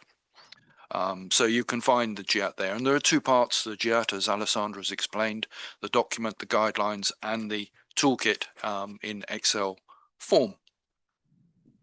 So following last year, we established contact with a number of GEO work program activities and held what we call GEO Value conversations. We also promoted the activity in Rome, as I said, at GEO plenary last year, and at the Euro GEO workshop in October. And this has led us to have GEO conversations with the Global Wildfire Service, the Arctic GEOS, GEO AquaWatch, GEO GLAM, GEO Blue Planet, GEO BON, and GFOI. And from those, discussions have continued with GEO Blue Planet, GEO GLAM, GFOI, and SDGs, specifically with Audrey Hassan, GEO Blue Planet, who hoped to be here today, but unfortunately has not been able to be with us, with Livia Paiser from FAO, who will join us on the panel in a short while. From GFOI, Daniela Requena Suarez from GFZ, who again, unfortunately cannot be here. And from SDGI's Antonio Passani, who also unfortunately cannot be here. So my panel has been decimated. Well, it's been more than halved at least. We weren't that big to start with to be decimated. But a new conversation is starting from the global human settlement layer, Michele Melchiori, who is with us and will also join the panel later. So our two panelists will provide a perspective rather than an historic experience. Next slide, please. So then from that, a number of lessons can be drawn from the experience we've had. So we're really grateful to those who have been engaged and have helped us to test and to learn these lessons. Our goal, or one of our goals, was to publish 4 reports for case studies for this event. We've got 2 which are in the very final stages of being prepared and should appear on the website, I hope, next week maybe, and 2 more by the end of June. We had the goal that GEAT would be a self-assessment tool, so it's a tool to help non-experts, non-economists, non-practitioners of impact assessments to carry out an impact assessment themselves, with maybe some support in some of the more detailed areas. And our goal was to have 2 cases analysed in that way. Well, one of the contacts picked up the baton and decided that they would do the analysis themselves. This was GFOI and Daniela. We've learned a lot from what Daniela has done, even if she was not here to present it today. I'm not really going to talk about the case because I said they wanted to do the analysis themselves, which was great. But we have certainly taken lessons from discussions with Daniela. And then the third goal, or really starting condition for analysis, is that it's an operational service. This was something that was mandatory when we were doing SEBs, and every time we sort of broke the rule or distorted the rule a little bit, we came into trouble. It became more complicated. So it really is necessary to have the primary user, as Maite has just talked about, engaged in the case. And this leads us to an ex post analysis. But we had one case where the primary user was half engaged. And what that led to is a sort of ex ante analysis. And so we've had a number of discussions around ex ante. And this is something that we think can be built on in the future. One of the other lessons is around the nature of the case, whether it's around a service or a project. And the GFOI case, they're looking much more at a project goal rather than a service goal. So they're looking to analyze the impact of the training module within GFOI and looking at the impact of that. So that's also tweaking the goals. We've also learned very much that non-experts, we want non-experts involved, so the process has to be kept simple. And we've tried to reflect that into the latest edition of the GEAT. We will continue discussions around that and very much look forward to feedback. So any of you who have sort of identified possible cases, we very much like to talk with you and to see how that works out. Okay, I'll take the next slide. Yeah, thank you. So, as I've said, 2 cases close to being published. Unfortunately, neither can be with us, so let me just very quickly explain them. The first one around urban heat mapping, working from the project SDG for Eyes, that was working with the authority in Turin. And this involved the health authority supporting the city authority in Turin, and a number of European actors, the European Mediterranean Centre for Climate Change, T6 Ecosystems, and CEPI, which is the unit in Turin. They're offering a service. We've heard quite a few examples of this over the last couple of days. It's about temperature, but also about demographics and about the risk. So it's really a risk mapping. It's of great interest for health. It's also great interest for infrastructure monitoring and the impact on infrastructure, particularly electricity supplies. So that's one case. The second case around Sargassum. So it's the Sargassum Information Hub, part of GEO Blue Planet. Again, a little unlucky with health issues. But there we had a primary user fully engaged in Martinique, who we talked with and who has supported the effort to develop the case. Both this and the previous one have health issues. I mean, the issues around Sargassum are about helping to deal with the problem, helping to clear up, but the consequences are health risks. So it's about helping to reduce health risks as well as reducing the cost of dealing with the Sargassum and the noxious gases that are produced. So now at this point, I'd like to invite the two panelists, Livia Peiser from FAO and Michele Melchiori, to join on the stage.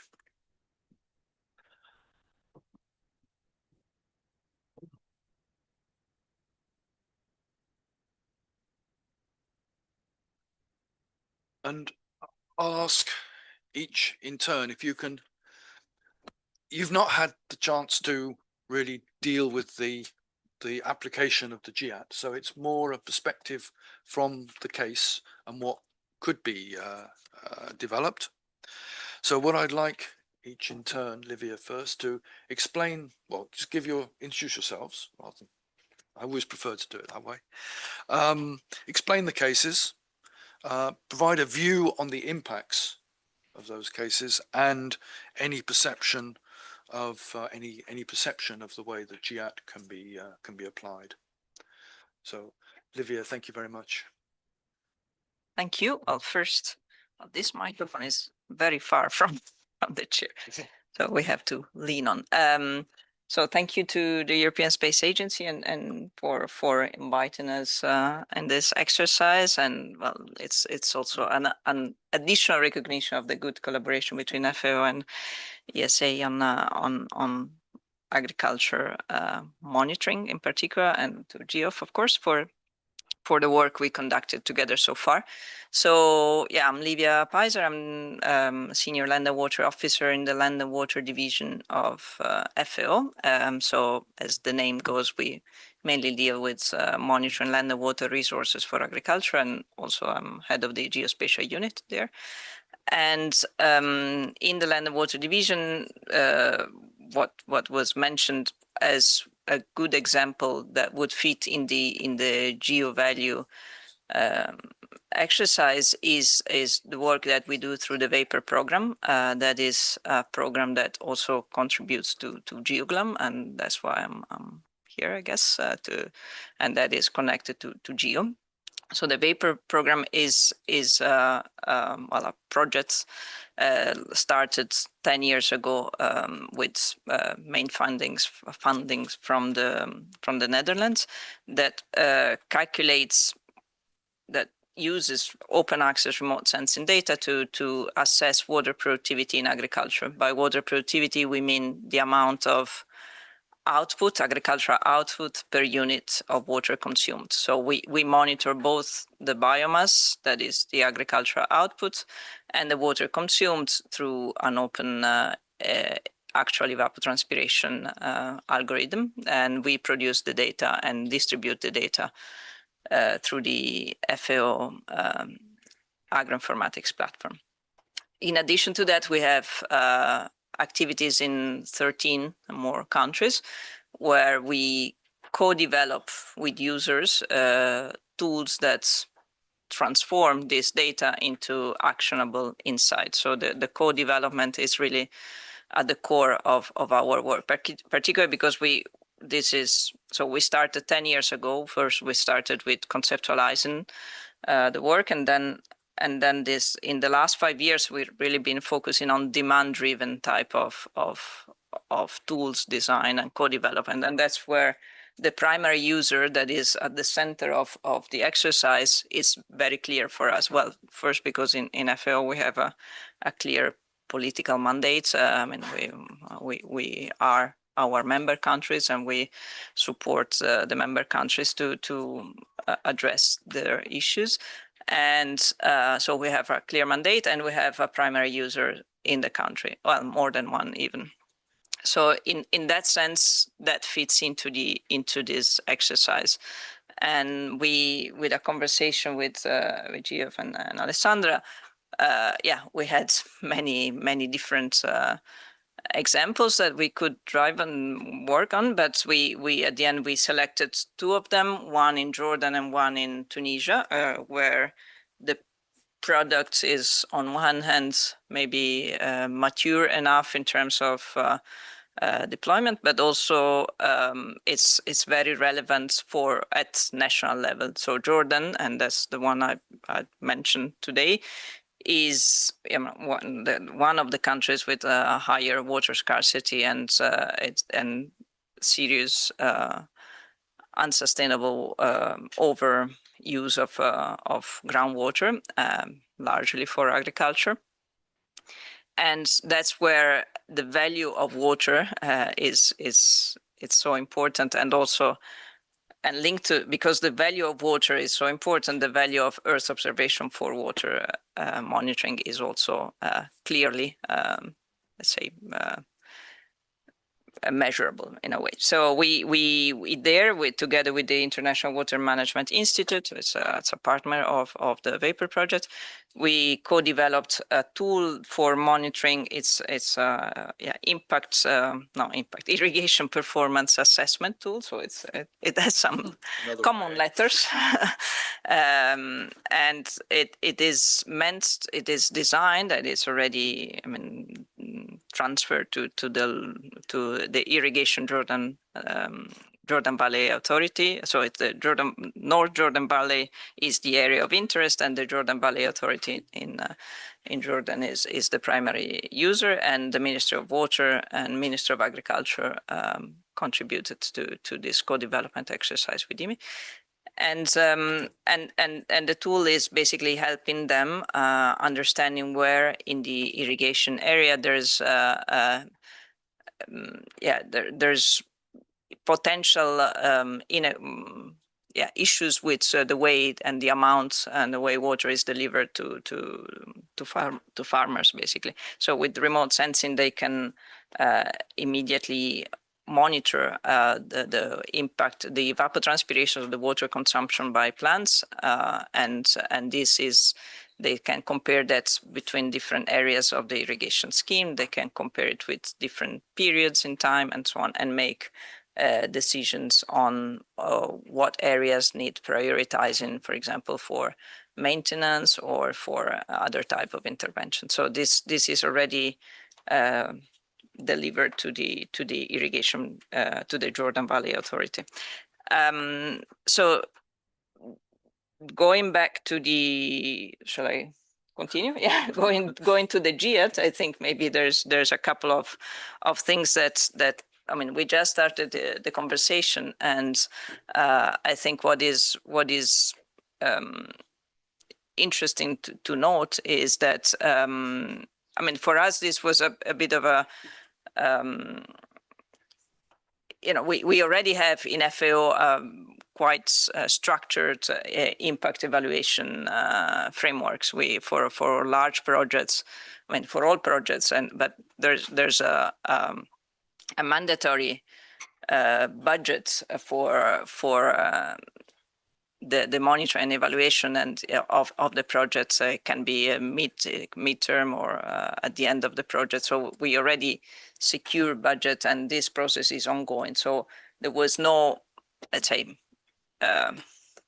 interest for us to have a different type of evaluation. So what we tried to work out together was a way to use the information that we are already collecting and making available to the evaluators, also for them to build a case that is specific on Earth observation, because the project evaluation is on whether the project delivered according to the initial log frame, the logical framework, and whether it was successful or not. So while in this case we really want to demonstrate the impact of Earth observation data. So I think we are finding a good way of doing it. We put GEOF in contact with our primary user in these two countries, and I think it will also be important for us, and I'm very happy that we are finding a way to do this, because it's I think it helps us reaching out to a different community and translating this into a language that is relevant to a community that we don't maybe normally reach. So I think it's a good step also for us. And then I'll be happy to say a bit more on it, but I'll stop here. Thanks, Livia. I think it maybe we come back to it, but it also illustrates this distinction, I think, between projects and services, where the emphasis is slightly different. Michele, can you also give us then a perspective of the case and any views on the impact assessments that have been done, can be done, and the application of the GEAT? Thanks. So good afternoon, everyone. Thank you to Alessandra and Geoff for having us. Please accept my word as from someone with the enthusiasm and expectations of those who haven't applied the GEAT yet, but they are in the process of doing so. I'm Michele Melchiori. I work at the European Commission Joint Research Center, where I am project officer in the Disaster Risk Management Unit in the Directorate for Societal Resilience and Security. The unit is responsible for the Copernicus Emergency Management Service. And in the team where I work, we are working on the exposure component of Copernicus. In the past, this was in the context of the Global Human Settlement Layer. The Global Human Settlement Layer is a global geospatial data suite that maps human settlements over time and produces a population grid, so high resolution maps of population distribution across the planet Earth, and also built up surface and volume grids that basically help us mapping the extent of settlements, but also the evolution of those settlements over time. So we do have a cohort of primary users because those baseline data are essential to a variety of policy application. So not only disaster risk management, so the civil protection primary users related to Copernicus emergency, but also development and cooperation stakeholders and multilateral organizations that work on human settlements. For example, UN Habitat, that is responsible for SDG 11, so the so-called urban SDG, with whom we have partnered over the last 10 years to help countries producing population grids and apply a harmonized definition of cities and settlements, the so-called degree of urbanization. And this definition was really an enabler for the collection and reporting of comparable urban statistics, also beyond SDG 11. So when we think about SDGs, so the Sustainable Development Goals, the UN was asking countries to produce data on levels of educations of kids in living in cities or in rural areas. And actually there is a very big heterogeneity or a very big landscape of how urban and rural areas are defined globally. And this actually has a big effect on the ways those data are reported and most of all also interpreted. So starting from a combination of Earth observation and other geospatial data and surveys, actually this methodology was supporting more than half of the world countries in comparing those statistics. Other users are across the UN Population Fund and the Statistics Division of the UN, where those data and those approaches were used to prepare the principles and recommendation to guide the next housing and population census, so the 2030 census round. And there we were really contributing on using geospatial data and Earth observation to fill those data gaps and helps national statistical offices to prepare for the next census round. I also think this GEAT and this activity is really interesting inside the GEO work program. So we see really the contribution of an enabling mechanism to support other initiatives or other parts of the GEO work program to move along the research to operation pipeline. So in this context, we have to appreciate the financial contribution from the Directorate General for Research and Innovation of the European Commission that has funded GEO Human Planet to become more structured and more ready and much more ready to deliver on Earth intelligence. In fact, this impact assessment is part of the Atlas of the Human Planet, one of the deliverables of GEO Human Planet, and also we really find this as a mechanism to elevate this Human Planet across or up in the R2O operation to flagship, really showing how different stakeholders, not only in Europe, where we already are quite aware of our footprint, but globally and across GEO work program activities, they engage or they are finding value in Human Planet products. So this would be really a systematic mapping of users, core users, and the impact that the primary data and intelligence produced in Human Planet have on the side of the users.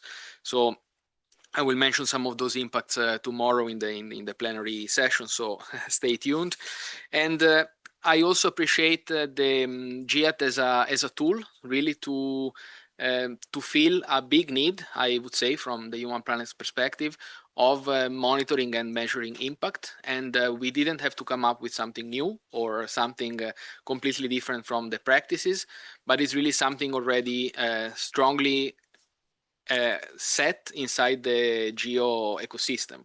So we really hope that this could also potentially be a standard for the future, really to help, let's say, initiatives to work along the life cycle.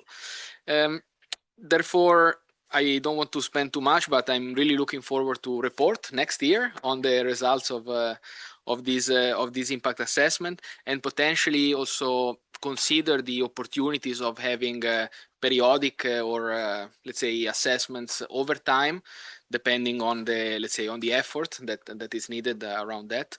So that's why it's a lateral point, but I think it's quite important. So work program activities are so engaged and so submerged or fully committed to prepare and deliver on the work program that it's a bit of a paradox, but sometimes impact is the last part of the work, but potentially the most important, because it's where we actually see how products do have uptake. In particular, in the Human Planet context, and I'm concluding, we have a partnership of several stakeholders like CBAS, the JRC, that work on joint products. So on the combination of nighttime light coming from Chinese platforms and the global human settlement layer from Europe. So the work is really on the data production and on the to make sense out of those data, that we really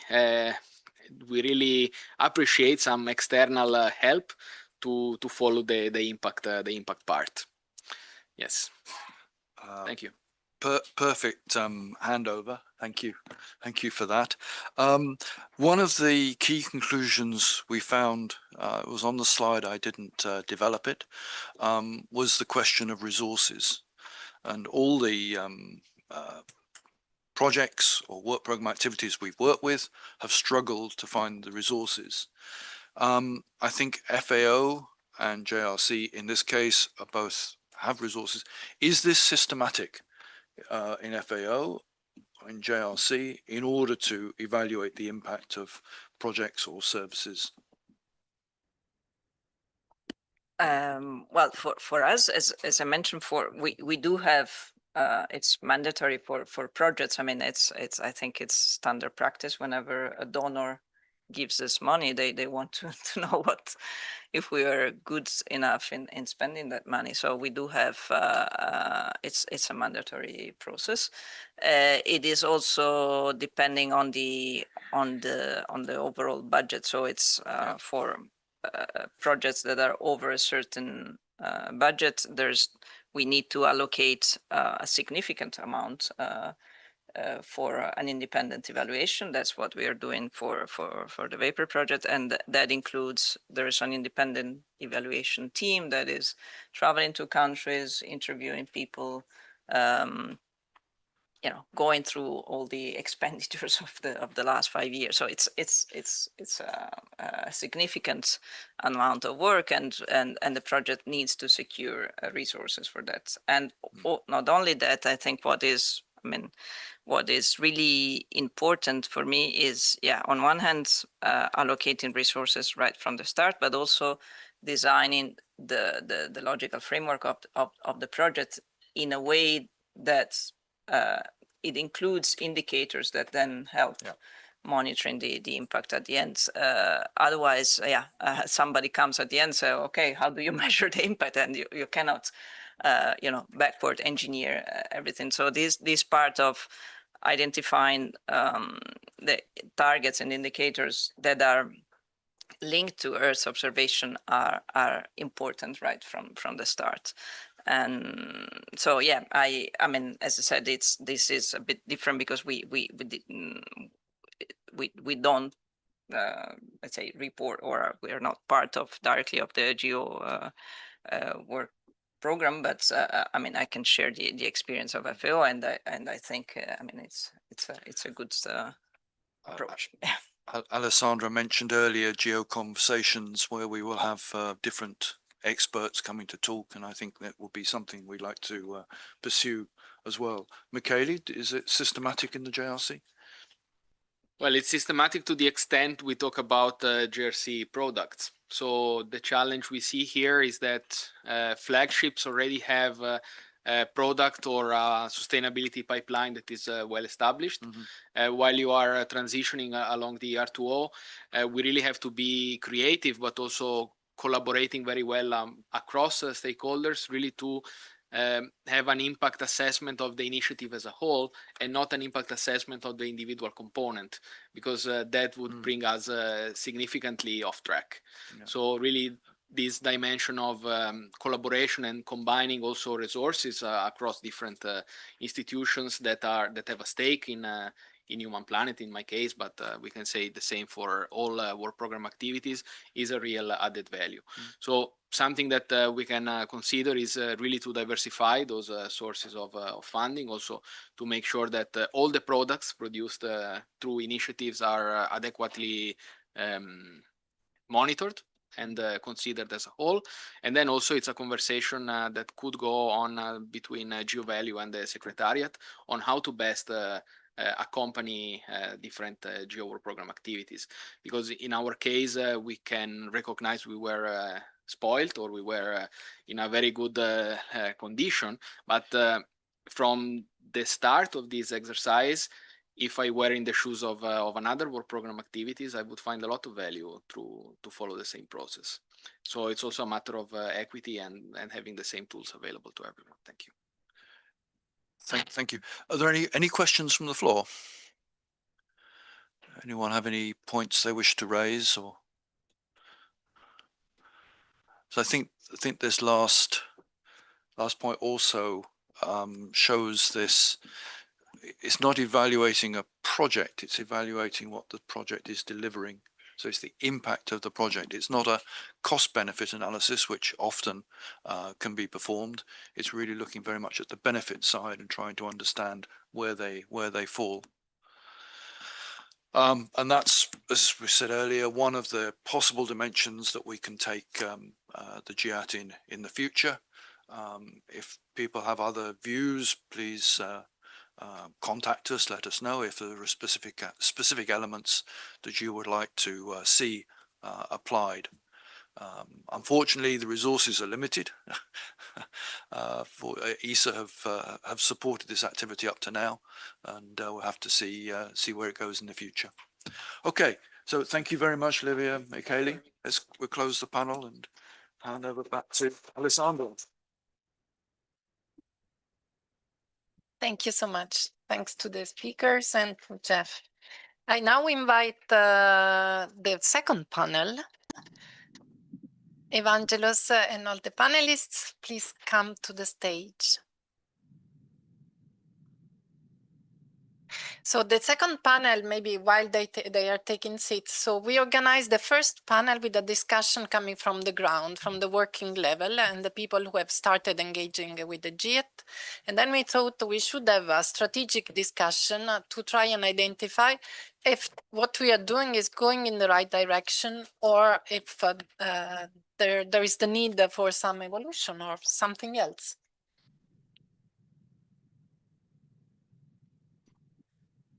Thank you. Thank you for the invitation. Thank you for providing us with an opportunity to discuss further about tools with respect to impact. As we have seen in the previous days, yesterday, impact is central for the new GEO work program, is where we put emphasis with respect to the evolution of a project throughout the research to operation pipelines. So in this essence, it would be very essential for us to start looking at the real examples and how the different tools have been applied, and if really they have provided some insights on the way that we as GEO and as initiatives are trying to make impacts in different directions. So in this essence, we are going to be approaching the discussion from two perspectives. One is the program board, let's say, perspective, which is trying to see how we can utilize tools like that in order to make the whole monitoring and evaluation and the whole way we are trying to build the value proposition of GEO initiatives tangible. And the other perspective is how we can be using that at the regional level and achieve impact, because there the linkage between tool, service, and the impact is a little bit more informed and clear. So I will start with WEMPO, and I will give you also some few minutes, 1 minute, I mean, to introduce 1 minute. That was too much. A few seconds to introduce yourselves, because starting your statements. Sorry for this. So WEMPO, you've been responsible for the, let's say, revamping of the new structure of the GEO program activities. So I would like to ask you, what kind of impact evidence do we need as GEO today in order to demonstrate that our work program is not just delivering outputs, but it's really, I mean, in the story of generating real value for users, for decision makers, for the regional GEOs, for the local communities, etc. So. Okay, my name is Wenbo Chu from GEO Secretariat, Work Program Officer.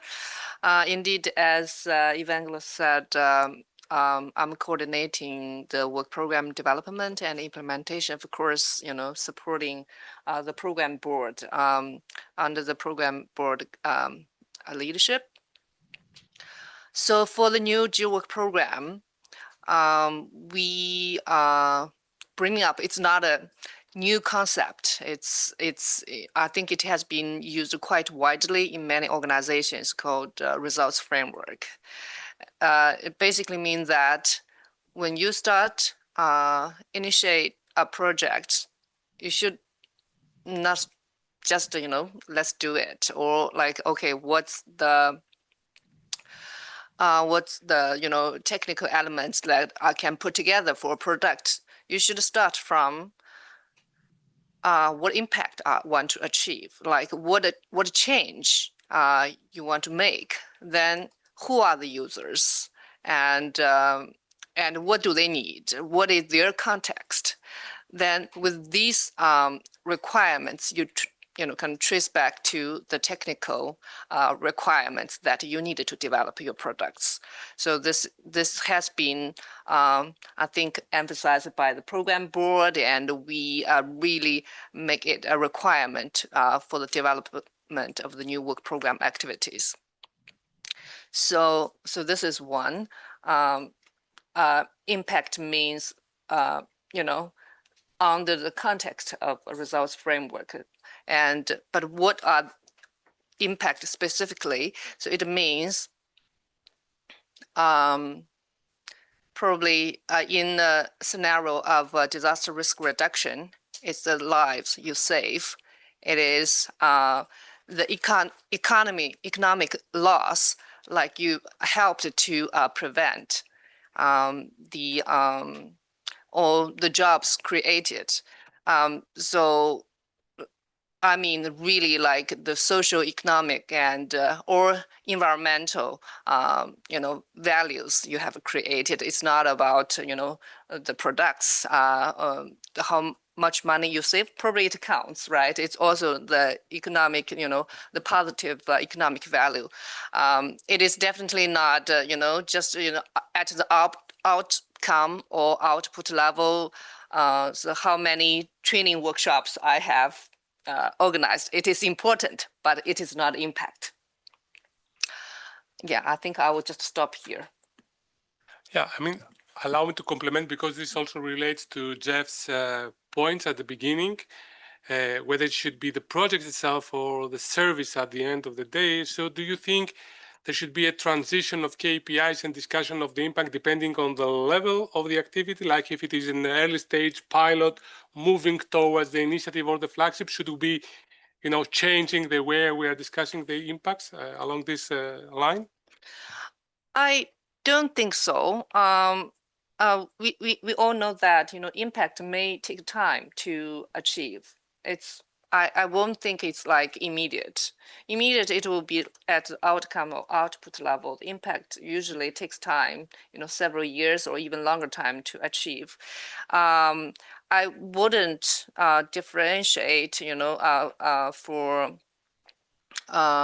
different level of maturity of activities. They use different concept or indicators for impact. Impact is impact. But for pilot, probably at the first several years, they don't have impact. It is okay. For initiate, might be some impact. And for flagships, mature flagships, like more impact. So this is my understanding. Okay, note taken. But just my only argument would be that if you want, as a pilot, to attract funds, then actually the evidence you provide of impact that you expect to have, probably somehow it should be framed. So we should be looking at it in a combined way, the way we should be doing. Okay, so I'm going to the regional GEOs. As we said, they are closer to the local users. They know better the regional or the national priorities and the policy needs. So how do you think that tools like GEAT, they can help them translate the value of GEO activities at the regional relevant impact stories and evidence? How do you think that would be important as a tool? And what you are doing in these directions either way? I'll pass the floor first to Jean. Thank you, Evangelos. Good afternoon, everybody. So just the 1 second introduction of myself. Yes? You can have 5. Okay, okay, I'm part of GEO. No, more seriously, I'm a policy officer at the DG Research and Innovation of the European Commission. I'm the GEO focal point. I'm a member as well of the program board, and changing my geo hat to the regional geo hat, I'm as well quite involved in the management of the EuroGeo initiative, so the regional geo for Europe. So looking at your question, I think that indeed GIAT can play a pivotal role in helping regional geo translate the value of geo activities into regionally relevant impact stories and evidence. So I think that going more into what adjustments would be needed to the new version of to prepare the next version of the GIAT version 3, I think that it would be important to look from the regional perspective on how the GIAT can be aligned with the regional policy and development goals. Okay, we are talking a lot about UN conventions, but really to measure, to quantify, to have a good estimation of the impact of geo work program activities at the regional level. You have to make sure that you talk the language, you understand the language of the regional priorities. Like, for example, in Europe, clearly the Green Deal has been a game changer. If you want to estimate the impact of an activity and to see, you have really to make that link with the regional priorities. In Africa, it might be the Agenda 2063. In Asia, I'm sure that Miro will be able to give some better understanding of what are their regional priorities. Another element, I think, is clearly adapting to the cultural needs, the local traditions, to consider if for some regions the GIAT should be translated, I don't know, in Spanish, in Chinese, how the narrative could be tailored to the local habits of those regions. Another element, I think, that's certainly to improve the uptake and the use of the GIAT would be to see to which extent capacity building in the different regions can be done, and I'm pretty sure that the participation of the GIAT group in some regional geo events, like you mentioned in one of Jeff, you mentioned in one of your slides, the participation to the last EuroGeo workshop in the Netherlands is a good way to forward. And I think that I will stop now for that question. Yeah. Thank you, Jean. I think I agree to the fact that we need many demonstrators to start getting the feeling what the outputs of a tool like that look like, and what tweaks need to be taken even at the regional context, as you said. So, Chen, the same question for you, and if there are more highlights about any adjustment and adaptation that would be needed for regional particularities, etc., that would be also very interesting to hear from your end. Okay, thank you, Evangelist. I have some seconds to make introduction of myself. Okay, thank you. Good afternoon. My name is Miao Chen. I am the focal point of China to GEO, and I work at China Science and Technology Exchange Center, which is an affiliated agency in Ministry of Science and Technology of China. And all my work is to organize the 16 ministries and departments of China to join into the activities of GEOs and to make some showcase of what China has got to make contributions to GEO can evolve. And just like Wenbo has said, in the post-2025 strategy and post-2025 work program, GEO has set a result-oriented goals, and especially make a research to operation pipelines for GEO work programs to make impacts. However, what we are facing a challenge is how to articulate clear what the impact is. So I am more than happy to see that the impact assessment toolkit GIAT today, just like mentioned just now, it offers a framework for us, all the work program activities, national agencies, and academies and institutions to articulate the value and the impacts of Earth observations, particularly with evidence. It is not a story told by the providers alone. It is more like a trusted analysis with facts and evidence provided by the users as well. So as the focal point of China to GEO and also the representative of Asia and Oceania, I'm honored to provide some perspective and suggestions on behalf of the Asia and Oceania region, particularly China GEO. As we all know, the natural environment in Asia Oceania differ obviously, and natural disasters like floods, droughts, and forest fires happens frequently.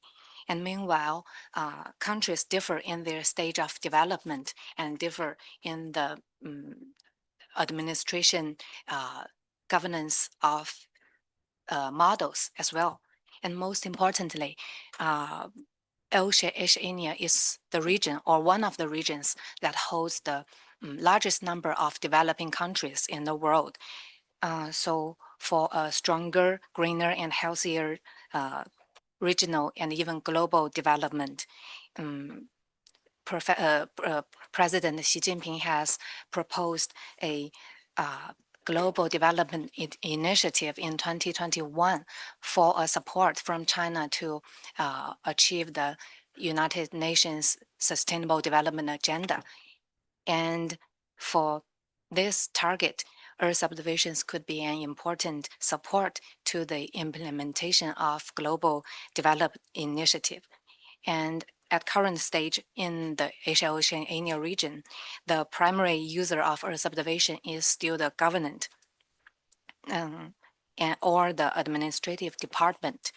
So in China and various countries, in order to protect public well-being and safety, conduct day-to-day monitoring or oversight, and ensure stable development, governments take the lead in undertaking relevant responsibilities. So based on the background I just mentioned, I would like to propose a few suggestions for the improvement of GEAT.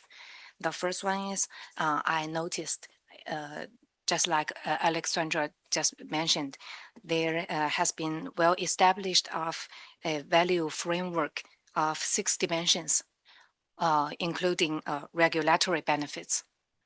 And for the governments, maybe the regulatory benefits or the regulatory impact is the most we are paying attention to. So, however, it is difficult to quantify it, particularly compared with the economic or innovation impact. So how does the policy implemented effectively? So in China, we often use some accountable or more quantified indicators to make this real practical and feasible, such as time length or coverage areas or response speed, service frequency, and also public feedback. So I suppose this, if we can make the indicator more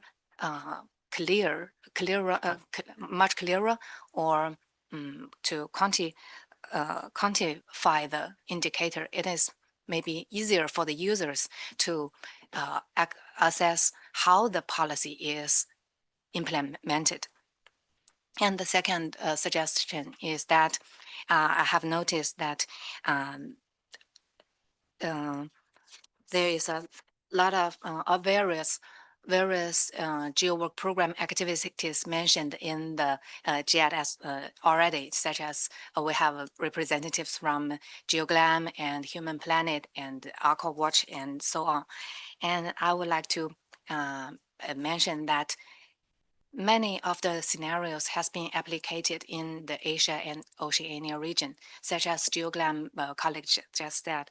the GeoGlam Crop Watch platform has already achieved routine operational applications in agricultural and meteorology departments of Mongolia, Cambodia, and Thailand.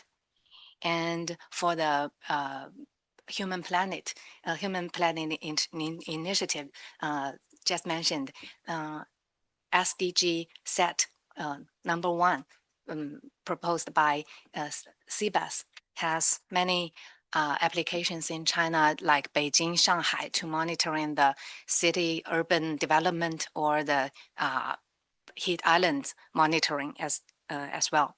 And in addition, EO Forecast has established cast landscape monitoring networks covering Indonesia, Iran, and other 10 countries, and which helps to formulate the first global standard for cast areas, ISO 8616. So all these application scenarios might bring up insights for the improvement of GEAT, particularly with some insights from the Asia-Oceania region.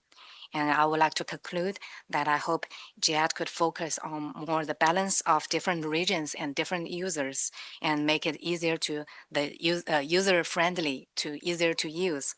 And with its continuous improvement, I'm convinced that GEAT will provide comprehensive methodology and practical tools for the GeoWork program activities and even the whole Earth observation community to assess its value and impacts in a standard and trusted way. Thank you. That's all. Well, thank you very much, Chen. This has been very informative. I think it's fitting much the discussions we are having with ideas, with perspectives, even more importantly. When we come to discussions like that, I always think of a way that we can have things automated. All evaluators, all things, I mean, they are struggling to do the evaluation in a way that it's time consuming and stuff, and they really miss the essence. If we can find a way that the socioeconomists behind the GEAT can really translate the evidence needed, the elements needed from the experts to the socioeconomic impact at the end of the day in a way that I'm not necessarily aware of it, but I can see the result at the end. I think this is something that could speed up the processes by far and would be really friendly and not very, creating further burden on the activities. And I understand that there's a big issue of resources. So I'll come back to you, Wembo, because you have been involved and you have been following the works of GeoValue to the extent I know, and you have also great experience from other similar tools that have been launched in the past within Geo. So what do you think would be the minimum practical support needed for tools like GEAT and GEAT itself to really become functional across the Geo community?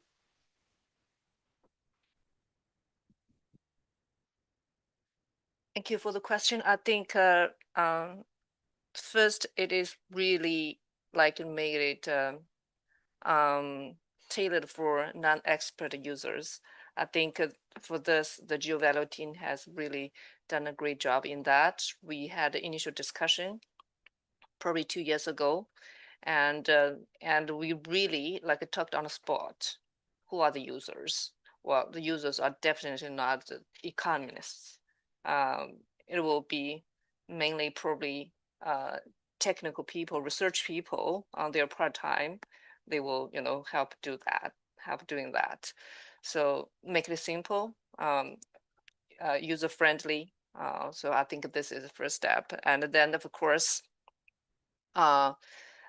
still with viable methodology behind, and with some capacity development. I think the one-on-one dialogue, in the process has been very valuable. And as Jeff has said, so this will be going forward, right? Or I think Alexandra, you introduced that. Hopefully, more work program activities can volunteer, and so the GeoValue team can continue to support. But I'm thinking loudly here, anything else? So for example, you said you want to create like a community of practice of JED, right? And well, there are many ways to do that. And a simple way is like we have, an online platform, to have the discussion. You don't need to organize a meeting to have the discussion, right? And then I want to promote one thing is the GEO community platform. It has been created, but has been tested within a small scale. But I think it'll be useful that we start probably with GEO value. I think AI for you is also very eager to use that, so that all the contributors or users of this toolkit will be in one platform, and they can learn from the existing examples. They can post questions. Yeah, and I think another approach we can learn is that, for example, the Knowledge Hub team has standing webinar with different theme related to open data and open knowledge. And if we can have like monthly or bi-monthly webinar, one, you can introduce the toolkit to new users. Then you can have the users to report back, their experience. Say next time, Human Planet, want to tell their impact story with the toolkit, right? So, and I think this will be super useful, and we will accumulate, many impact stories, throughout the year, and we do have kind of a annual report responsibility, and we have been struggling. I have been struggling personally, to support the community putting together stories. So the story sent to me is like all very technical, and I'm not an economist. I couldn't help them to do much, but I try to make the story easier. But if they are empowered by the GED, I think the draft sent to me will be like much readable, much consumable. I'll stop here. Thank you.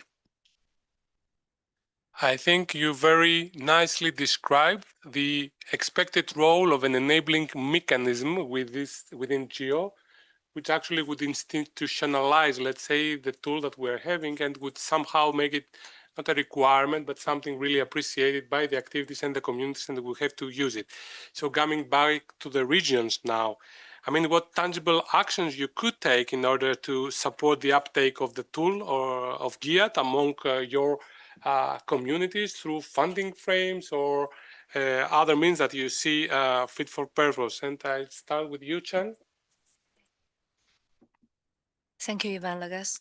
Yeah, I would also to make this easier from the perspective of regional GEO.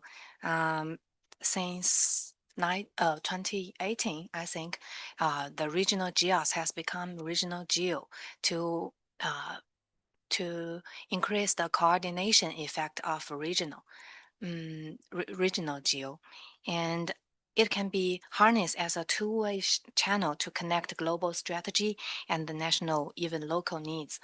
I would like to take this opportunity to walk you through briefly of the activities in Asia and Oceania region. First, there are 23 members in AO caucus, and with China as the co-chair representing them under the framework of AO GEO, and which is supervised by AO caucus. A variety of regular and dedicated activities, such as the annual caucus meeting, AO GEO workshop, AO GEO Symposium, and AO GEO task groups on different themes, and talent training courses are undergoing this years. Sometimes it's easier for the members get access to the regional platform even more than the global platform due to some travel distance or budget problems. I've noticed that 8 or 9 members from AO Asia and Oceania region registered and coming to Geneva this time for the plenary and symposium. However, we have 12 members coming to the AO caucus meeting in this March in Beijing.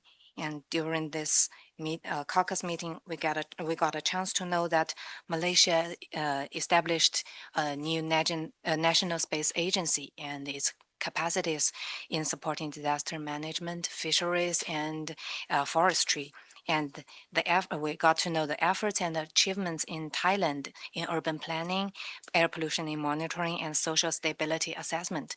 Most importantly, we got a chance at this very meeting. We got to know the technical needs from Tonga in natural disaster response, of Mongolia in the grassland fire monitoring, and of Maldives in some coral reef health and benthic ecosystem conservation. So what I would like to articulate is that regional GEO is a great broker between between collecting and providing information, communicating needs and capacities to help co-design and co-use cooperative platforms and tools, as I believe in the GEAT is included as well. So with the foundations I just mentioned and looking ahead, I believe regional GEOs can play an important role in supporting leveraging the GEAT as well. Now I can come up with two feasible suggestions may help improve GEAT as well. The first one is the user needs and feedback could be collected or obtained via regional GEO better. As I just mentioned, we have GeoGlam Crop Watch platform has been applied in Cambodia, Thailand, and other countries. Maybe we can get the factual impact or their feedback. How was the GeoWork program activities used in their country? Is that good? Does it make some difference? So this factual impact can be collected from regional GEO network in a much timely manner. And the second, maybe once the GEAT is formally released, I suppose targeted training course could be designed and deployed, taking experience of AOGO training workshop, which we held it annually. We can take this experience and lessons learned for reference. It could be a great channel for the Earth observation community, particularly in the region, to learn about GEAT and its practical application. So I hope these suggestions could be helpful. That's all. Thank you. Thank you, Chen. Zan. Yes, thank you, Evangelos. Well, I believe indeed that regional GEO can play a critical role in supporting the uptake of the GEAT among their respective communities by acting as testing grounds, translators, trainers, brokers. As you put that in your question.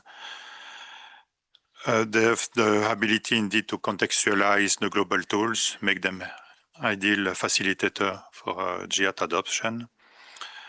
And I think that one of the potential will be really to work on identifying, to select one or two high priority activities that are relevant for the regional context. Like in Europe, maybe we have two important, one piece of legislation, that's the Nature Restoration Law that was adopted 2 years ago, that mandate member states from the European Union to preserve and restore by 2030 20% of their natural areas, and those figures increase with time. They should restore 60% by 2040, 90% by 2050, and so that put a lot of pressure on member states to develop. They have to develop national restoration plan where they will say, okay, we have to identify which area we want to preserve first, which are the most endangered or the most affected areas that have suffered land degradation, for example. And clearly here we know that there is a strong use case for Earth observation. Maybe this doesn't exist yet as a geo activities, but I think that there will be a lot of value for the GIAT as well to identify few use case that can then become in a future iteration of the work program drafting, new pilot activities. Another one would be as well another priorities of the European Commission is the development of they call it integrated framework on European climate resilience and risk management. This is developed by your colleagues from the Directorate General on climate. And this is clearly as well an attempt to help member states increase their resilience towards against climate change. And again, this is clearly an aspect where more harmonized risk assessment needs will have to be established by local and regional authorities all over Europe. And again, there is it's an excellent use case for the use of the toolkit in a regional context. Yeah. Yeah. Okay, very straight follow-up. I mean, 10 years ago, we were discussing that European projects have been handling data without having a concrete data management plan. And then at some point, this became an obligatory deliverable for projects. So it was put in the streamline. Do you think that in a few years from now, if the tool and other tools like that mature enough, we will be in a position to really request it from the project so that at the same time we have the resources to follow it up and really get what we want out of it? Is this the direction we should be taking? Very quick, because we have a dilemma between the dialogue and the lunch, and I think there is an obvious way. I see some ways.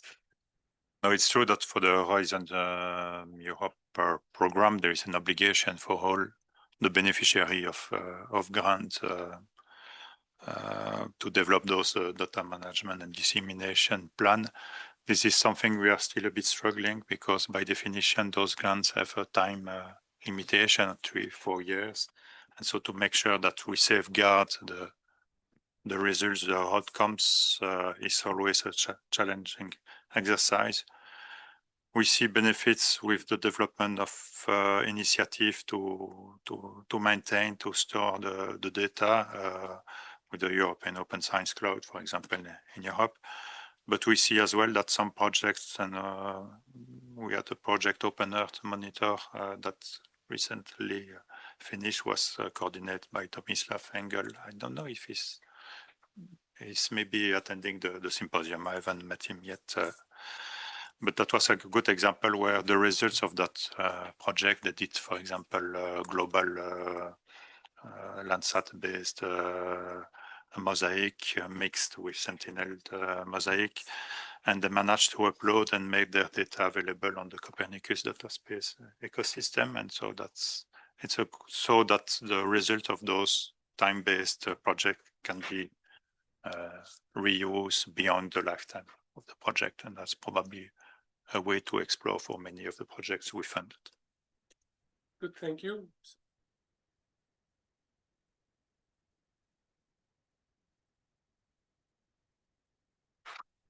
So thank you so much.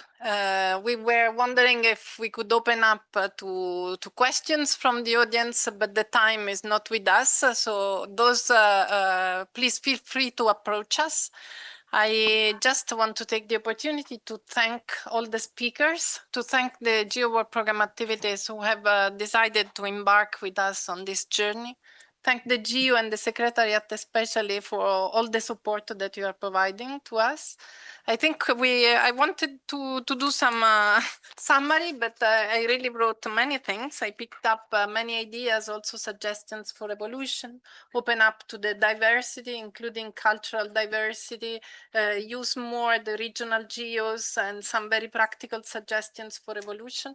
We are certainly aware and available to speak with different actors to diversify a little bit, but at least we have a starting step that we can build on. So I hope that we can in the future announce more progress in this direction, and have a good lunch. Thank you. Thank you.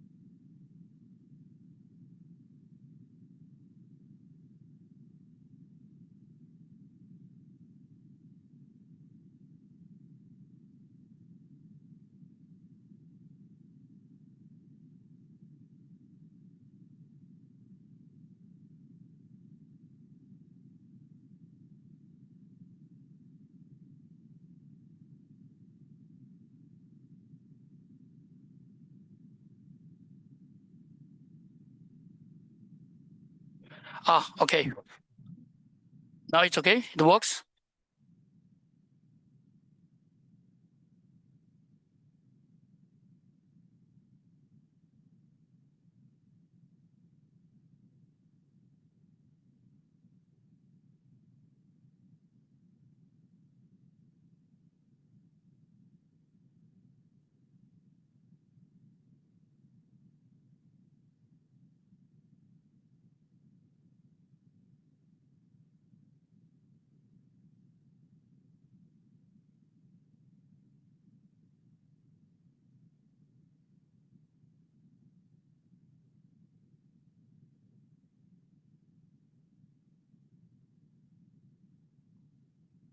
So should we go and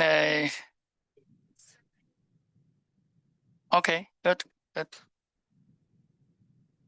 Oh, now it's time.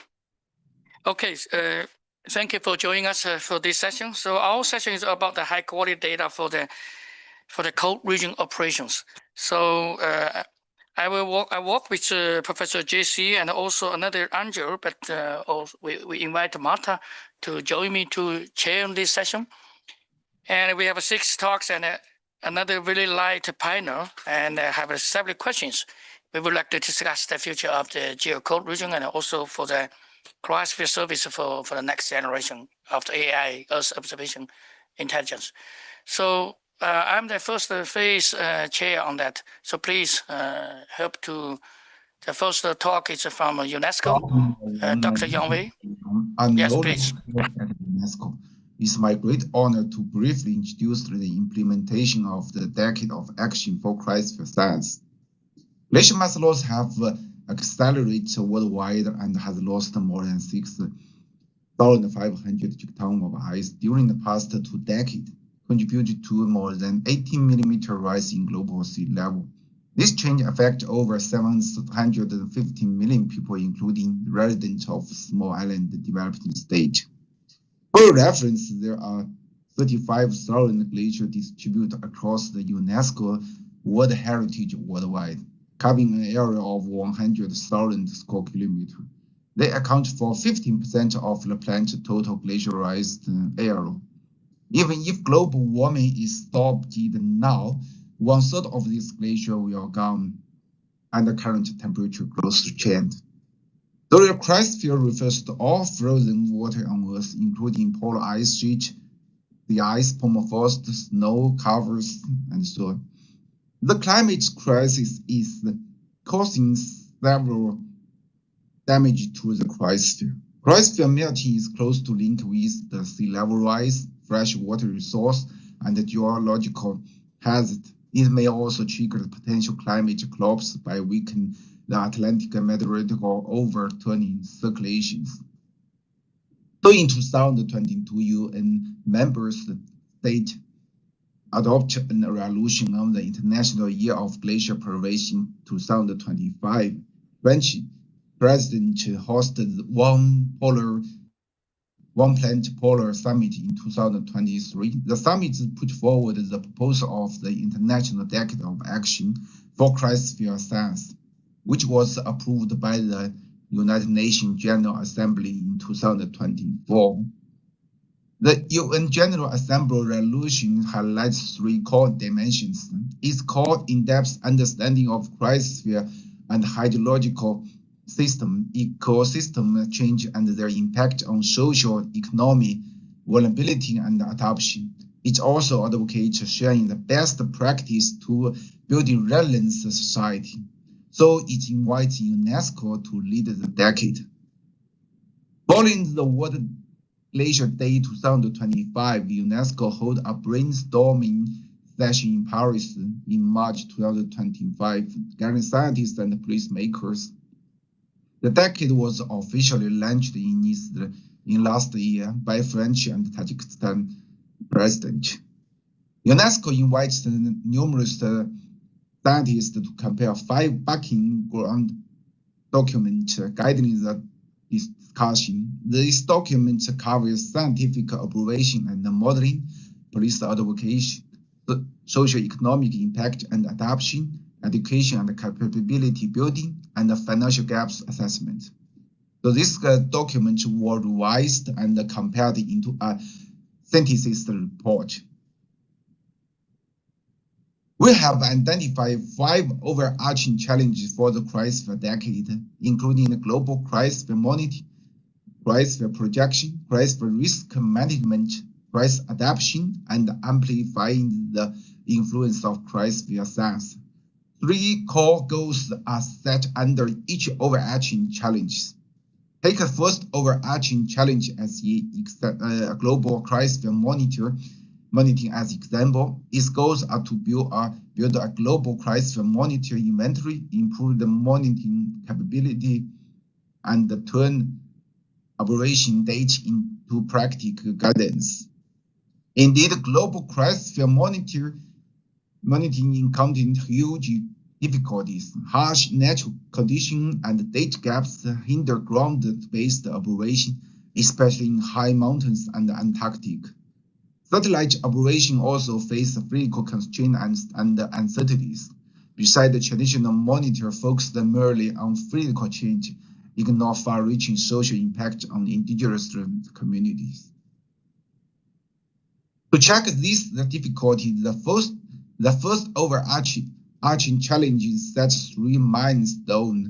First, establish a comprehensive operation database to identify geography, variable, and methodological gaps, and formulate a unified data policy for the decade.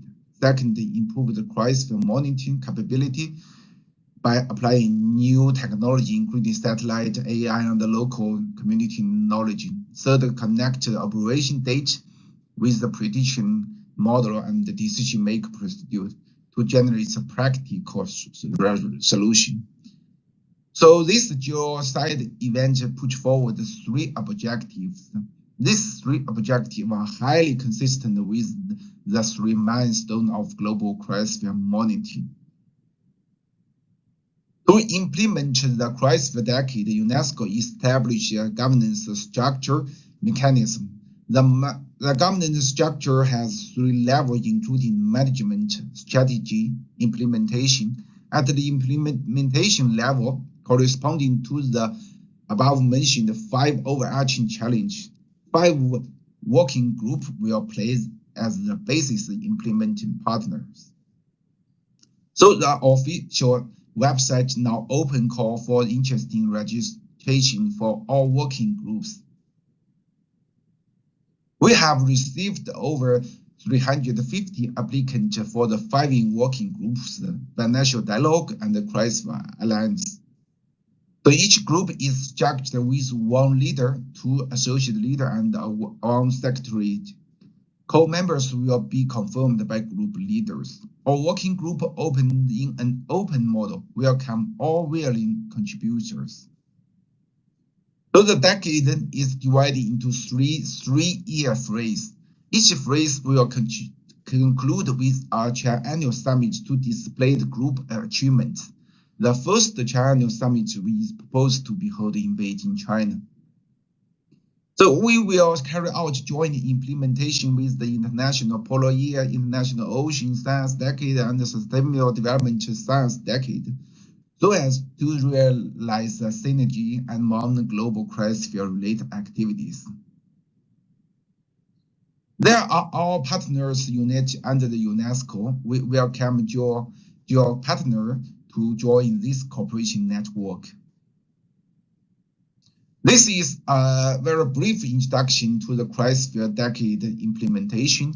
We sincerely welcome everyone to participate in relevant activity and project of the cryosphere decade.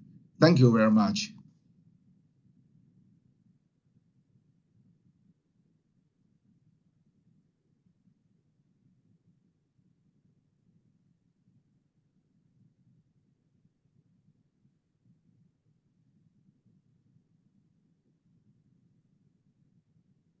This one, yeah. Yeah. Good afternoon. And my talk is on the snow study and data products over Tibet Plateau. My name is Jianqing Shi. Go next. So basically over Tibet Plateau, the snow has very different characteristics. Is typically over the central part of Tibet Plateau, the snow comes and goes very quickly, and most of the snow is over the mountain. And we basically evaluated the current reanalysis data and satellite products, and it's typically showing its the reliability is quite has some challenges.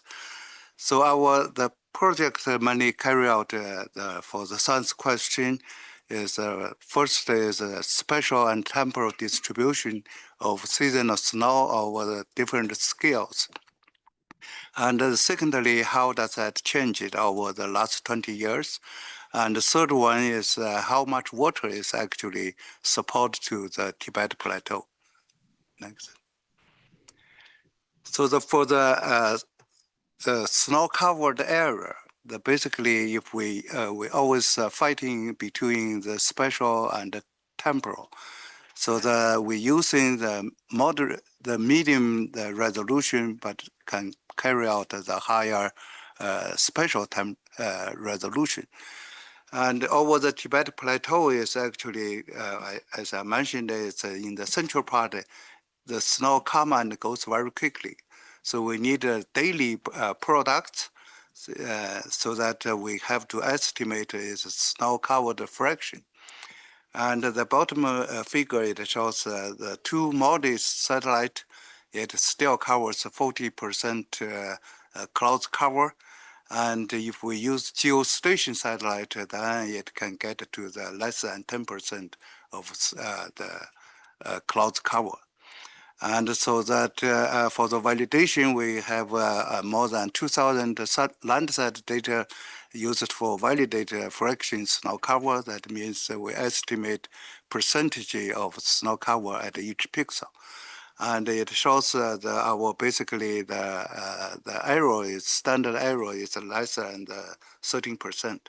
So this is our products. And for the snow depths, we also compared with with satellite measurements from the EMSA2 and also from the global snow, and it also shows some uncertainties. So what we have developed is two algorithms for the snow depth estimation, and it's mainly using the multi-frequency, all-frequency passive. It's from 10 gigahertz to 89 gigahertz, and then we're using the new microwave snow emission model and also the AI technique to speed up the calculation. And it shows the bottom shows two results from the validation, and with and without the green size consideration. Next. So another one is over the mountain. It's basically what we found is our previous algorithm doesn't work well in the mountain area. It's a passive algorithm. So right now it's using the Sentinel, and it's basically modified. It's a cross-polarization algorithm. And so it's also using the enhanced resolution for passive from at a few kilometers. And we're also using the fraction of snow cover, so that using AI technique to training. So the bottom figure, it's showing comparing with ERA5, and you can see they have too many snow. And the bottom is actually the Mero2 is another reanalysis data, and also our microwave tradition product. And in the middle, it's actually measurements and also our algorithm. So it shows significantly reduced those errors. Next. But once we estimate the snow water equivalent, but what we find a significant problem. It's basically for our purpose is to estimate how much water is actually generated. But over the Tibet Plateau, it's actually many places has a discontinued snow cover. It's the seasonal condition is not very clear. And also after the snow melt, it also has a new snow come and rain on snow. So it's basically our passive, our microwave technique is actually failed. So basically for this, we try to develop a synergy between the satellite observation and the snow melting model. Next. So this is our synergies. It's basically we have the satellite measurements, and also we have the snow therm. It's probably most of people doing snow, and it's knowing this is the best physical-based model. Then we're using also the high resolution, the precipitation data, and we're using that to simulate the density depths, etc. And we simulate the brightness temperature measurements. Then we actually controls the observation constraints with multi-frequency and the snow-covered fraction to put the different weights, then finally generate different snow products. Next. So this is actually, it shows the water balance of the snow. It's snow surface is showing the rainfall on the snow, and also the output is melting water plus snow sublimation. So those are you can see that during the past 20 years, what that average distribution. The bottom is on the top is sublimation, and at the bottom is rain on snow. Oh, it's opposite. So the next. So this is actually generated products over the 20 years, and the column is 20-year average. So for special distribution, and in the middle it's actually those three parameters for at the pixel scale for the change trend. So basically you can see the whole Tibet Plateau, all those three, the snow fraction cover, maximum snow water equivalent, and melting water, they are all decrease. And another thing we can see is the maximum snow water equivalent only presented two-thirds of the snow melting water. Next. So this is analysis to distribute those at three different scales, and this is basically on the different climate zone. in the Tibet is westerly and the monsoon and also the transition zone. And on the top is actually the average, the snow meltwater distribution. So, and the bottom, the curve is showing the change trend.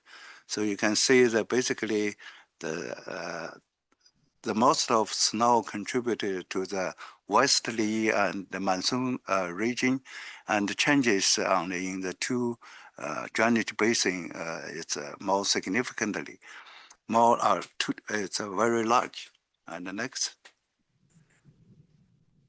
So this is the last view graph, and it shows the snow water, meltwater distribution to the runoff index, or how does that impact the water resource.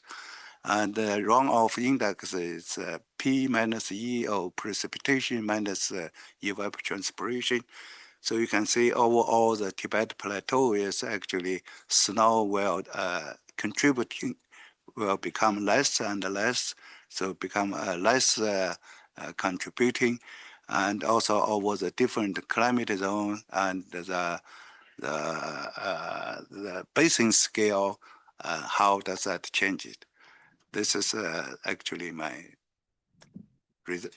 report. So this is we did the algorithm development. It's based on the characteristics of the over the Tibet Plateau, what is special conditions, and developed those algorithms.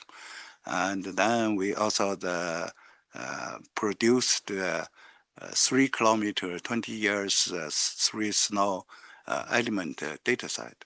So those support snow research and application. Thank you. Okay, thank you for Professor Xu, and I would like to move to the next. Next talk is from Angelus Dutz at DRR Germany, and his talk is about remote sensing-based global snow and ice data products. Yes, please. Because,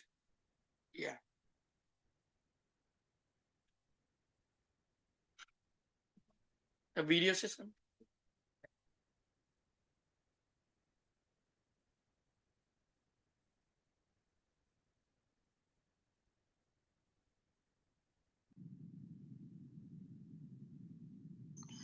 Yes, hello, and today I want to give you a short introduction and summary of the remote sensing-based global snow and ice data products that we have at DLR.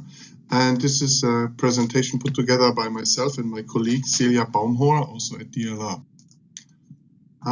We have already since more than 10 years now started with the first cryosphere-based snow cover product that we have at DLR, which is the Global Snowpack.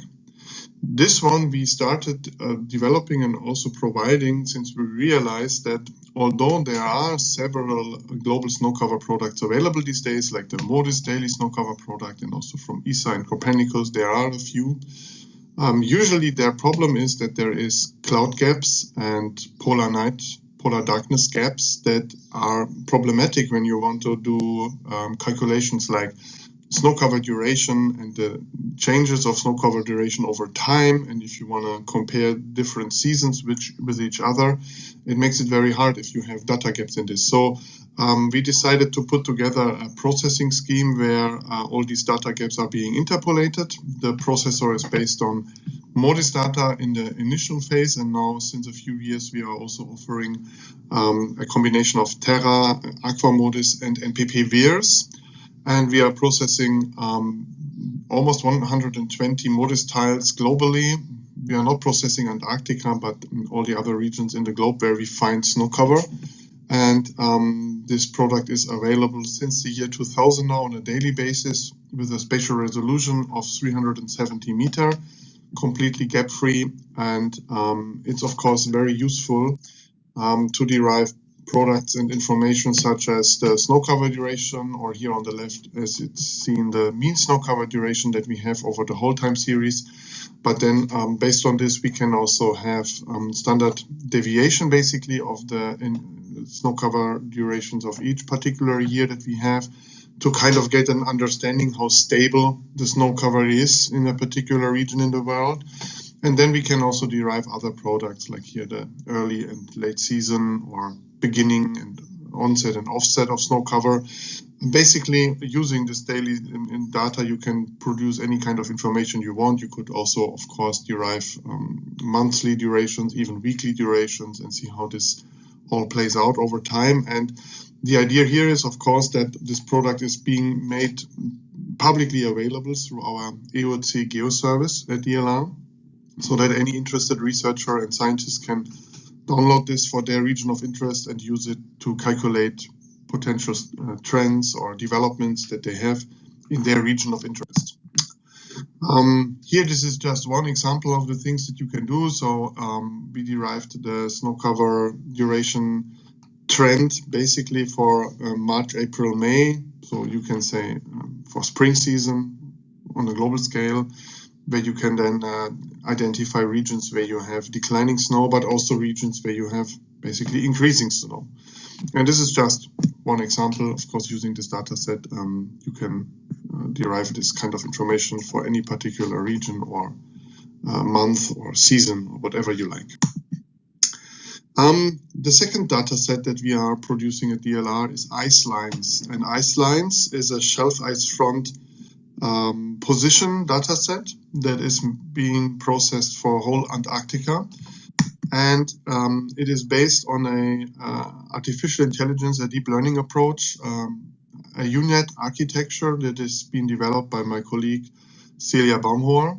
And what goes in is Sentinel-1 data, basically all the Sentinel-1 observations that you can have over the shelf ice front areas in Antarctica went into this processing and to detect the edges and then derive basically a monthly product. And this data set is now available since the year 2015 and is also being made available public on our EOC GEO service. So the interesting thing about, of course, the shelf ice front positions is also their dynamics, of course. If you see a huge decline or huge decrease of shelf ice area, and basically a decrease of the shelf ice area, shelf ice edge, it can, of course, mean and lead to also mass balance changes and a loss of ice in Antarctica, which then, of course, translates to sea level rise. So using this kind of information about the position of the shelf ice front is important for also modeling the current mass balance of Antarctica, but also, of course, future development, which is why this product can, of course, be very useful and is available for anybody who wants to download it. There has also been, in the context of this product, the Iceland product, there has been a publication or a release of a benchmark dataset. So if you are interested in training your own deep learning approach to detect the shelf ice front, or if you want to maybe modify a product or an algorithm that is out there, this benchmark dataset is also completely publicly available, and you can use it to train your own models. Okay, the third product that I want to briefly talk about is Polar Lakes. And Polar Lakes is a bi-weekly superglacial lake extent product that has been developed in the framework of an ESA project called Lakes for Antarctica, but also in the framework of a DLR project, Polar Monitor 2. And similar to the shelf ice front position, also the supraglacial lake and their extent are a good indicator for mass balance and mass balance changes of Antarctica.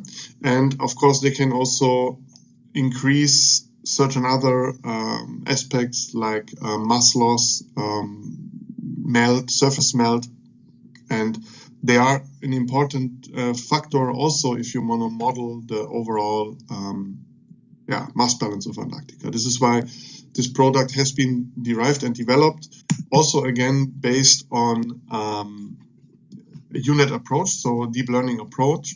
In this case, though, it was important to use a combination of Sentinel-1 and Sentinel-2, so multispectral and radar data, because while supraglacial lakes are easily visible from multispectral data during cloud-free conditions, the problem is, of course, in the Antarctica that there is a lot of clouds and also a lot of darkness. So using only multispectral data from Sentinel-2, it is a big problem if you want to have bi-weekly information about the lake extent, which is necessary in this temporal resolution to derive any dynamics. And therefore, the processing chain has been developed to derive supraglacial lakes both from Sentinel-1, from the SAR data, and Sentinel-2. And in the end, both of these data sets are being combined to basically produce a very high quality output of supraglacial lake extents. This has been achieved now and is also available since 2015, basically, this product, and has been also published and is also available like all the other polar data sets that we have in cryosphere data sets in the EOT GEO service. So you can also from there access it and download it. And also the benchmark data set for this is planned to be released in the future. With this, I want to already conclude my short presentation. I have a few last remarks on the whole data sets and the whole cryosphere research that we do at DLR, because of course we see and we realize that making these products available to the scientific community is of really great importance. Also to us, we realized in the last years that having projects funded through ESA or Horizon or national ministries is a great way to develop something new. But the problem is once it has been developed and the project has successfully been concluded, these developments, they need to continue and they need to be continuously be available also to the scientific community. So we are in the lucky position that we can provide with the EOT GEO service, that we can provide access to these products. And we are trying to do that whenever it's possible and it's feasible. The problem is, of course, that when a project is concluded and finished, also the budget and the finances and the monetary aspects are gone, which means that there is no support to continuing to provide these products and these services. Usually when there's an operational service that has been developed, it's not a big problem for us. We can still try to maintain the processing and do automated kind of processing of the data sets. Once there is major updates necessary, however, it's a problem because we don't have the funding usually to really continue doing this. So far we can cope with that and we can overcome these limitations. But what I think would be important is also a strategy somehow to make sure that there is a way to continue providing cryosphere products, but of course in general all kinds of remote sensing based scientific products, because data formats change and sensors might change and a sensor might not be available in the next decade or next year, and new sensors will come and there need to be new developments that somehow need funding. And this is something that we are trying to figure out, and I hope we can find solutions for this in the future. Thank you very much. And if you have any questions, please feel free to contact me through this email. Okay, thanks for the talk from DLR and Justice. So I will move to the next because the time is very, very tight. Okay, next from Marta Koch from UK. Oh, you changed the order. No, that is okay. We can. Number 4, okay. Okay, so we change it, it's okay. Yeah, it's fine. So Toasting, and then we will move one ahead. The Toasting will focus on the AI latent learning, and it's limited. Yes, Toasting is yes, thank you. Use. Yes. So I focus a little bit on the agentic side of it. So I come less from the geoscience, more from the AI engineering and governance. And the idea is that how much of the the agents, the agentic technology, the scaffolding, the harness around that, how it could be used actually to close the usage gap along the EO value chain, upstream and downstream. I think first it makes maybe sense to look into. Also, you have to do it. Or who's doing it? Are you doing it? Next one. Let's first look into what is actually this agent or the agentic structure, and this is pretty much luckily derived from the code leak of Anthropic, which happened a couple of weeks ago. Maybe you heard about that. And so a lot of code leaked about their harness. So it's not the model, the frontier model, but the structure around that.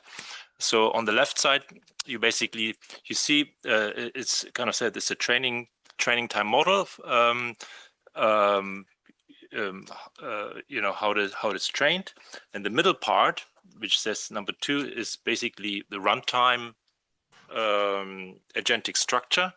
The yellow one is all the governance elements of such an agentic structure, and then the B and the C. The B is actually the runtime model, and C is when the agent is doing something or you prompt it, it always goes through the runtime control. Can I do that? Am I allowed to do that? Right. So it goes very fast, and you see when you use Claude Code or whatever, it always asks you. And actually, the model is prompting you. It is this runtime control which might prompt you, unless we really insist and you put it that it should not prompt you. And on the right side is basically the development of the harness of the agent, the framework, where, like, for example, Anthropic says 80% or whatever is already programmed by the system itself. So it becomes a little bit of a maybe an issue here. And the reason why I'm showing it is because when these frontier models further develop, how much of this agentic structure around it is absorbed by the model itself? So, when there's a next release, and you heard this news about the Mythos, there's a lot of the controls around is absorbed by the training. So because it trains on behavior, so it can actually imitate some of the agentic structure outside. So next one shows that. It's basically in the middle, you have if you wish, the model, and it has all these kind of latent knowledge, cognitive and behavior patterns. On the top left, this is what it's trained on usually, it's on the language, reasoning skills, etc., etc. And on the right side is the inference, what it can do. On the bottom, actually, you see this little bit thick, it says current thick scaffold. So the governance structure, basically, on the right side is the future thin scaffold. And this is just to indicate how much of it in the next releases the model is trained to absorb that. And the question is, how will it absorb everything? So basically, you have just a model and it does everything. I don't think so. So what is outside is probably the control and the enforcement, and of course the physical infrastructure, which is outside. But a lot of the cognition and the decision logic will be absorbed. So you don't need to put it into the memory MD in these files, do this or do that, and to remember this. It will just do it, right? So it will be very good in that. But there's a limit of this absorption. When I say absorption, is when it's trained for those things. Next one. So the next one is basically now a little bit of mapping what happens in EO. What can happen, I think, what's happening already in EO. So you have on the right side the frontier model, which is the brain in the let's say in an EO ecosystem, and on the left side you have I think what is very strongly pushed now is the geospatial foundation models, right? Because there's multitask capable, and these geofoundational foundation models, what I call EOFMs, they absorb stuff. Right, so it's like the frontier models, the LLMs. On the EOFM side, they absorb some capabilities. So all the traditional, let's say, task-specific activities, the EOFM will take over, right? So you can do multiple tasks with one of these foundation models. So you have this reuser representation. And of course, there are errors, there are mistakes, but I think that will improve. I think what is less absorbed is, of course, all these physics-informed tools, right? The PIN, the PINO, etc. I think parts of it will be also absorbed by training, right? But I don't think so, because you need basically an imposed physics-informed truth in that. So when the error function is for the LLM is this really a cat? Is it then it's for the PIN and so forth? Is it really the physics, the physical truth, right? So, and I think this might stay outside the model. So there's the good news. There's something which uses it. It will still be used, or the EOFM or the frontier model. It depends. They're also converging. Will of course use that tool. We will use the PIM to do the job. So I think what's happening is that when you look at the entire process, the EO process, so the upstream, so the image, the satellite data, even the mission planning of the will be basically automated by the agents, and also downstream. And downstream, the goal is, of course, to close the usage gap. So the next slide. So here I'm almost done. So here I did say, when I come to Geneva, what are you looking at? So what I actually have myself on this, and we spoke a little bit, I have a complete open claw system locally running on this laptop here. And it has a couple of agents. It uses a Quen model, a gamma model, and then there's a super gamma model, which is absolute unconstrained. And then of course, it has a codex and Claude Code, this big one. And they're all linked together, and even they allow it, Anthropic and OpenAI to run as quasi agents in the open claw, which is open source. Okay, it kind of belongs not to OpenAI, but it's kind of open source structure running locally on this laptop. And that's easy. So I use a clay model as an open source GeoFoundation. So can you get me some image data, etc., etc. And then I asked, next slide, I asked basically Real, that's her name. Sorry, it's not to anthropomorphize AI. What shall I do when I talk about this? And then the first bullet was quite interesting. You combine or you compare the urban heat islands in Geneva with a wealth structure, meaning the retail prices of real estate. And then I set the whole next slide. I set the whole structure.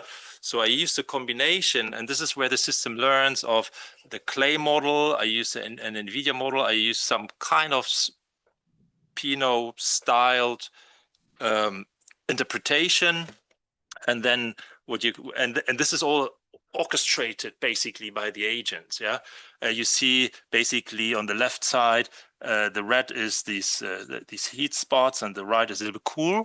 And then I downloaded the from 2024 the price index or the rent index of the real estate in Geneva, and I tried to map. And actually, the assumption was from the agent whether when you are living in a high-priced real estate area in Geneva, it's cooler. Right, you would say so, but it's actually the opposite, because traditionally you want to be closer to the lake. It's quite old. It's all it's all full of old buildings, etc. So it's pretty hot there compared to the cheaper areas. And the cheaper areas, and I mean Geneva, nothing is cheap. Is more the orange here or the red area. Anyway, and then the next slide. I'm almost done. Is basically then I asked Paul. Paul is another agent. Is he happy with this conclusion? And of course, he's quite careful. And the conclusion is then what he said is a higher prices appear more strongly associated with central lakefront urban value than with cooling advantage alone. So this is just so the last slide. I think then we are already done. The next one. Yeah, this basically to show that And this is done in an evening. This is done in an evening to get all the data, to call on the tools. And actually for this agent scaffold, it doesn't care. It just searches the tools. And of course it has some knowledge already. I use this one, and I have some local tools. It knows that, so that some of the technologies we're using become tools in the background. In the future, we will not even recognize that we have these tools. And I hope no one is from S3 here. That is kind of a big challenge for those application companies or like SAP, etc., that their tools are all going into the background. And I think that was a quite good demonstration. Thank you. Okay, thank you, Torstein. So we'll move next for Kochi from UK. Her talk is about data learning.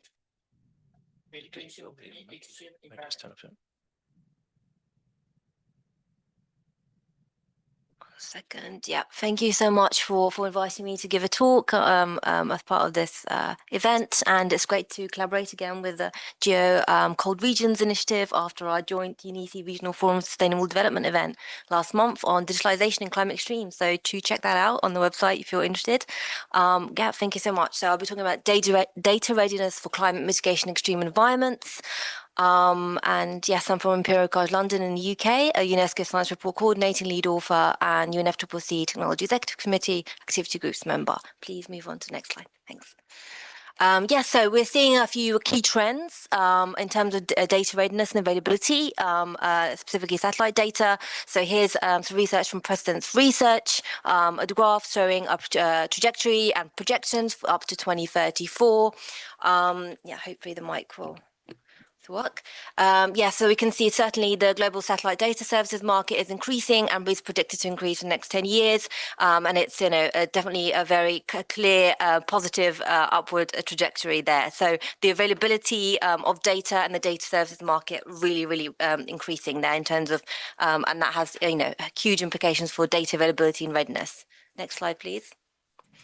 The second trend we're seeing in terms of data readiness as well for climate data and all data, satellite data, is the resolution and the accuracy of the data, and that has implications for, obviously, as you can see, there's a publication there, privacy as well, and privacy for kind of individual household level. Yes, this is the second key trend. You can see this is research from Dennis and Di Pietro, published 2025. In IEEE Access that shows, again, a very positive correlation, positive upward trajectory in terms of the resolution and accuracy of the satellite data that we're getting as well, and the increasing number of satellites available as well. Next slide, please. Okay, I hope. Yeah. I've been asked today to speak specifically about extreme environments and climate extremes. I'm going to speak specifically about cold extremes. And so key case studies that we have that are very relevant in terms of data availability and data accuracy, and the two key trends that I previously mentioned. We've got the Arctic permafrost data. We've got Greenland ice sheet data. More specifically within the Arctic, we've got Antarctic ice shelves, and then high mountains, or sometimes called the third pole. Himalayas and the Andes is a key example of that. So in terms of Arctic permafrost, what kind of data is becoming more ready and increasing in data readiness? We're seeing methane and infrastructure risk data, satellite and AI monitoring, and geo AI, so AI being integrated into geospatial data, and then that improves data prediction of emissions. In terms of the Greenland ice sheet, AI and satellite combined are getting better at detecting accelerating ice loss, and GeoEye is improving sea level rise estimates. This is reducing uncertainty, specifically in terms of climate risk. In terms of Antarctic ice shelves, we're seeing better data and a greater data readiness in terms of extreme weather and data gaps being addressed, autonomous sensing systems being used, and real-time monitoring for early warning systems also improving. In terms of high mountains, glacier melt is threatening water security in these areas. So AI is being used, and geo AI integrations are being used for downscaling hazard mapping, and this is in creating better forecasts for climate resilience planning. So key enablers of data readiness and data accuracy improvements we're seeing are AI, geo AI, and digital innovation more broadly. So this is in terms of the physical technology infrastructures. Aside from satellites, we're seeing this in sensors and drones, and they're being used in combination with satellite data.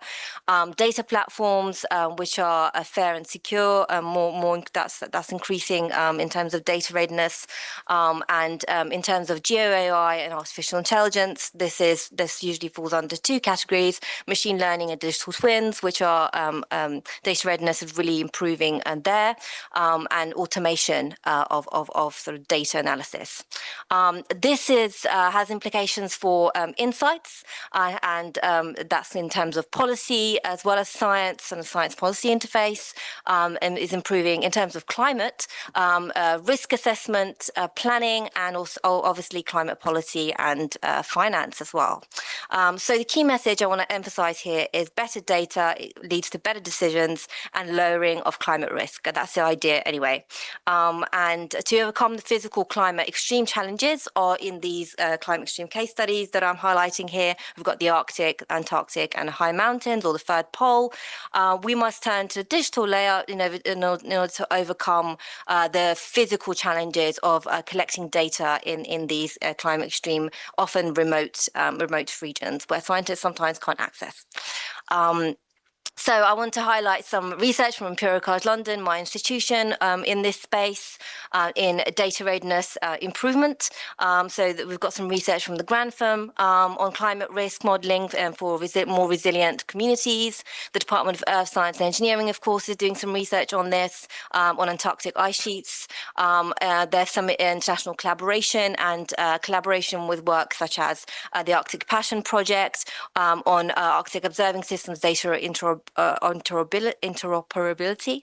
Got there eventually. And obviously the Centre for Environmental Policy. There's my own research and the iAdapt Climate Adaptation Project collaboration.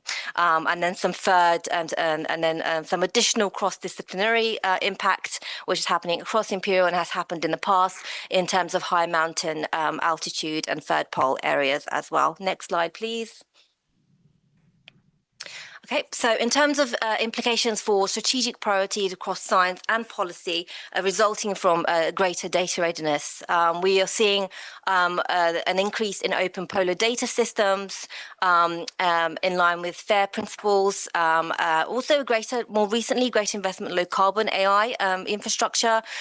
So this is kind of energy efficient computing for climate science. Perfect, thank you.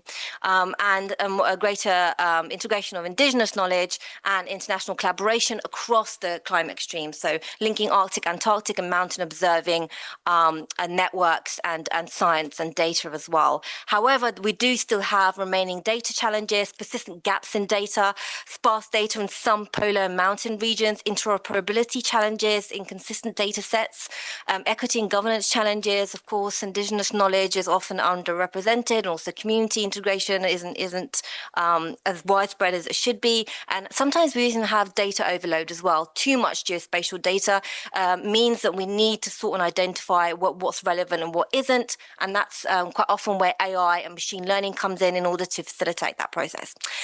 Emerging scientific developments in the recent last 3 years in this space have, as I said, artificial intelligence, and other speakers have also raised this as well, and in order to improve forecasting and the sorting of large amounts of data, sometimes too much data.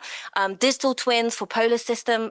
This is real-time models of ice sheets and tipping points in the polar region, and autonomous climate monitoring, so combining physical tech such as drones and solar wind-powered networks in order to expand the coverage of data collection.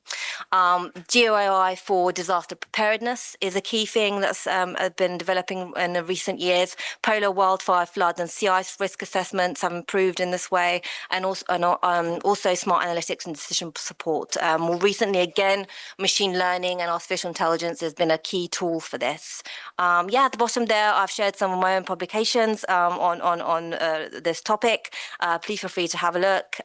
Yes, thank you so much. Thank Next you slide. for Marta for the presentation. Yeah, thank you. I will use several slides to the last presentation. It's very quickly about the geo occlusion.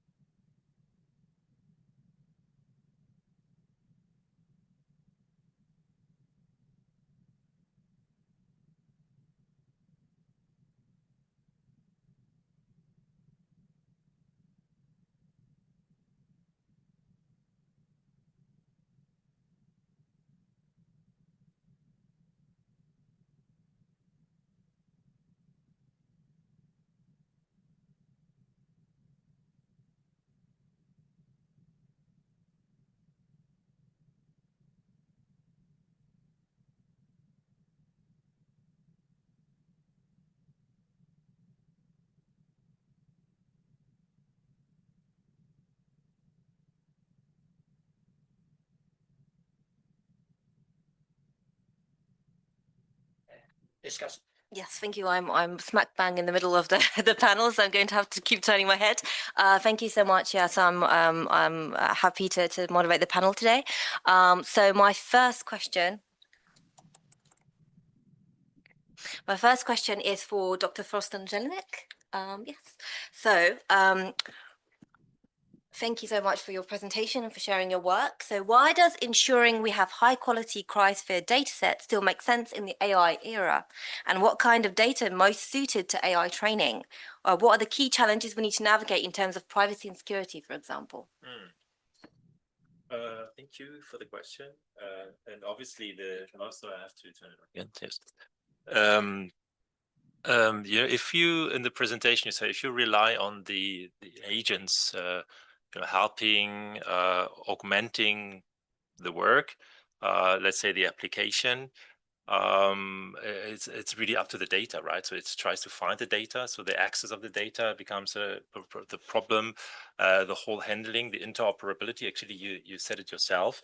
And if this is not there, it's not accessible, the agent can't do anything. So if we push for automation, and I think the automation here is actually a positive thing because it brings the products closer to those who have to implement certain SDG activities, etc. So the data is obviously key. And what I saw is that then the agent actually will synthesize data and use the synthesized data to run a Pinot. And of course, but then it warns you it's a little bit cheating. So I think that's very important. The second question, maybe to the privacy issue, this just remembers a meeting we had, I think last year in Beijing with the International Red Cross, and Red Cross does crisis. Not prevention, it would be nice, but it helps in crisis situation, and usually it's about a war situation. And the usage of data and AI can be very problematic, of course, where it can be misused, etc. And I think we should be aware of that because we have a lot of knowledge how how to make disaster recovery, etc. But those can also be misused, right? So I think that's the biggest challenge. And I think collaborating with different institutions like the Red Cross, I think we can learn a lot. The frontier labs, or also institutes and Earth observation, and how to become conscious of those challenges. Thank you. Thank you so much, Dr. Fulston. And then my next question is for Professor Zhongsheng Shi. Hopefully I pronounced that correctly. Please correct me if I got that incorrect.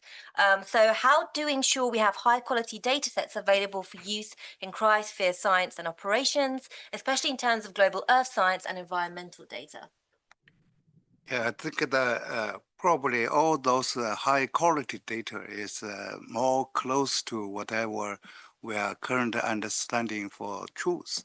So the conclusion or the policy and every adaptation or method, they all depend on how those data, the quality. So the poor data quality will generate a wrong decision, and also it will provide for the good model validation for our Earth's future prediction, and also the hazard of all of those applications.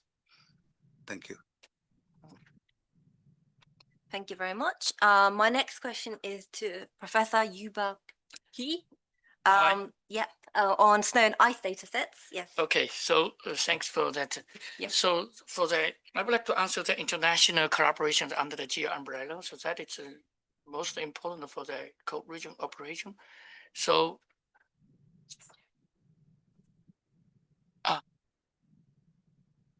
okay, yeah. So this just like Jianqin Shi mentioned that the high quality data is represented that we can see the in situ measurement more. So this is the most important because we reflected the Earth systems and Earth science. But we know that with WMO and also the UNESCO and even the GEO, they have a different community based on the operation of the different countries. So in different countries, the division is different. So we would like to see how the international collaboration under the GEO umbrella, that is important. We would like to see Exploro, for example, WMO, they have a hydrology and also cryosphere. And even we know that we have ISIMO, and we have the Mountain Initiative, and we have the UNESCO Science Decade of the cryosphere. So this is very important to return back to the Earth observation site, include the in situ measurement, or even the space part. But GEO is much more about the globally, and Verity used the satellite based on that. So we based on the WMO, we based on that one. We would like to have some coordinator is quite important for that. So this is what I would like to push. Yeah. Yeah, fantastic. Thank you. And Professor Ali Nadir Aslan, also the same question to you. Snow and ice data sets are critical contributors to cryospheric science, especially in climate extremes. So why is international collaboration under GEO umbrella critical for this?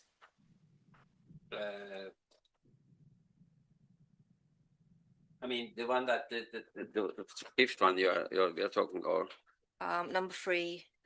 Okay, so same question. Number 3, yeah, okay. same question, yeah. Yeah. So basically, I have also some words of this the second question, the high quality data, because that is somehow this related with this also the third question. So because this we should understand that what is the high quality data set actually. So when I ask this the AI ChatGPT, that you can say that what is high quality data. So most of them that they are talking about this accuracy, spatial resolution, high resolution, and then also the interoperability and so on. But I think in practice, when we talk about this high quality data set, when we are user, I think we need also that considering on this the next steps for this AI word that we are driving. So actually usefulness and usability becomes as a kind of the criteria, in my opinion, in the high quality data set that when we consider. Why I'm telling this usability and usefulness, because we have already, we are not actually, of course, there are some kind of, we have this still struggling of the data that we are missing, some kind of the areas, the sparse area, because we are talking about the crossover, because very extreme environment. So we don't have the data everywhere, but still we have a lot of data that we are, and then of course this is the institute data we are talking about, but then when we talk about the space data, we have already available with big available data. So this is not the question anymore, but how this data actually used, and then how this data actually is useful for the end users. And now we have to make this the outcome and user-centric. So that's how I call as a high-quality data, because you can have a lot of data somewhere, because we have lots of data portals that are available. So that, but I don't know how many of them that when you look at the data, then how many of them actually are not useful and not used. They are there. That's it. So so this is not high-quality data. In my dictionary, that's what I want to put this the things that. So then the question that this actually the snow and ice data are critical contributors to cross-spheric science, but of course that I don't know that this is the all kind of this. This is without data we can't have this we cannot do anything, and then especially in the extreme settings, climate extreme settings, and then we are talking about this now, the climate this change, and especially when we talk about the cross-spheric things. So this is again comes back to my this usefulness and usability understanding data. For instance, how we can estimate the flooding, for instance, how can we estimate this natural hazards? These are the extreme events that are coming up. So that's why we need to understand that when we look at the data, not only collecting the data, but how this data will be how will be end outcome, and how will be how will be the use by this in event or by this for the stakeholder. So I think that's why it's very important this snow and ice data sets that very critical, of course, this cross-spheric science. But if we are going that direction, that understanding that their usefulness and usability in monitoring this extreme settings. So, and then international collaboration, of course, it's very important. So because simply we cannot go, for instance, China to make a measurements. China cannot come to make so that's why I think data sharing and this GEO is has an important role on this. I'm just giving on China because this is the now, and now for instance, we don't have a data in Russia. So now, maybe this will be a political statement, but I don't want to do that. But just to give you an idea that that without collaboration, we cannot have, we cannot access the data. So if we cannot access data, we cannot estimate things. So maybe with this, Yeah, I have a follow-up to that. So why is it relevant for international collaboration and data sharing extremely important in climate extreme settings, and why is that why does that have a global implication? Yeah. Yeah, of course. I mean, we are as we now this Earth system, Earth science that when we talk that everything is connected to each other because it's crospheric and atmospheric and there's all this ocean and they're all this kind of they collaborated each other. So it's not like things are not happening in the regional or continental level. It happens globally. So that's why we need to understand. Of course, there are some kind of we are seeing this the effects this local and regional impact, but actually these events as a global event. So that's why I think it's very important the collaboration. So I have a question for you about, for example, you know how now we are facing a new AI time that is the game changer. So how this AI can help, for example, us, we cannot say that it's data sharing, but we can harvest the data from the AI system. That is much easier than before. Yeah. So this is a very, very promising way for the data sharing. Even you get the data from, for example, for the Russia area. I think they have a lots of data already published online, but it's very difficult to collect them. So this is a way that for the AI can help. This is one way. Another is, for example, the AI can help to reconstruct of the data sets. So this is another way. Yeah. It's a generative AI system, deep learning systems. So this is what's your opinion about that? Yeah.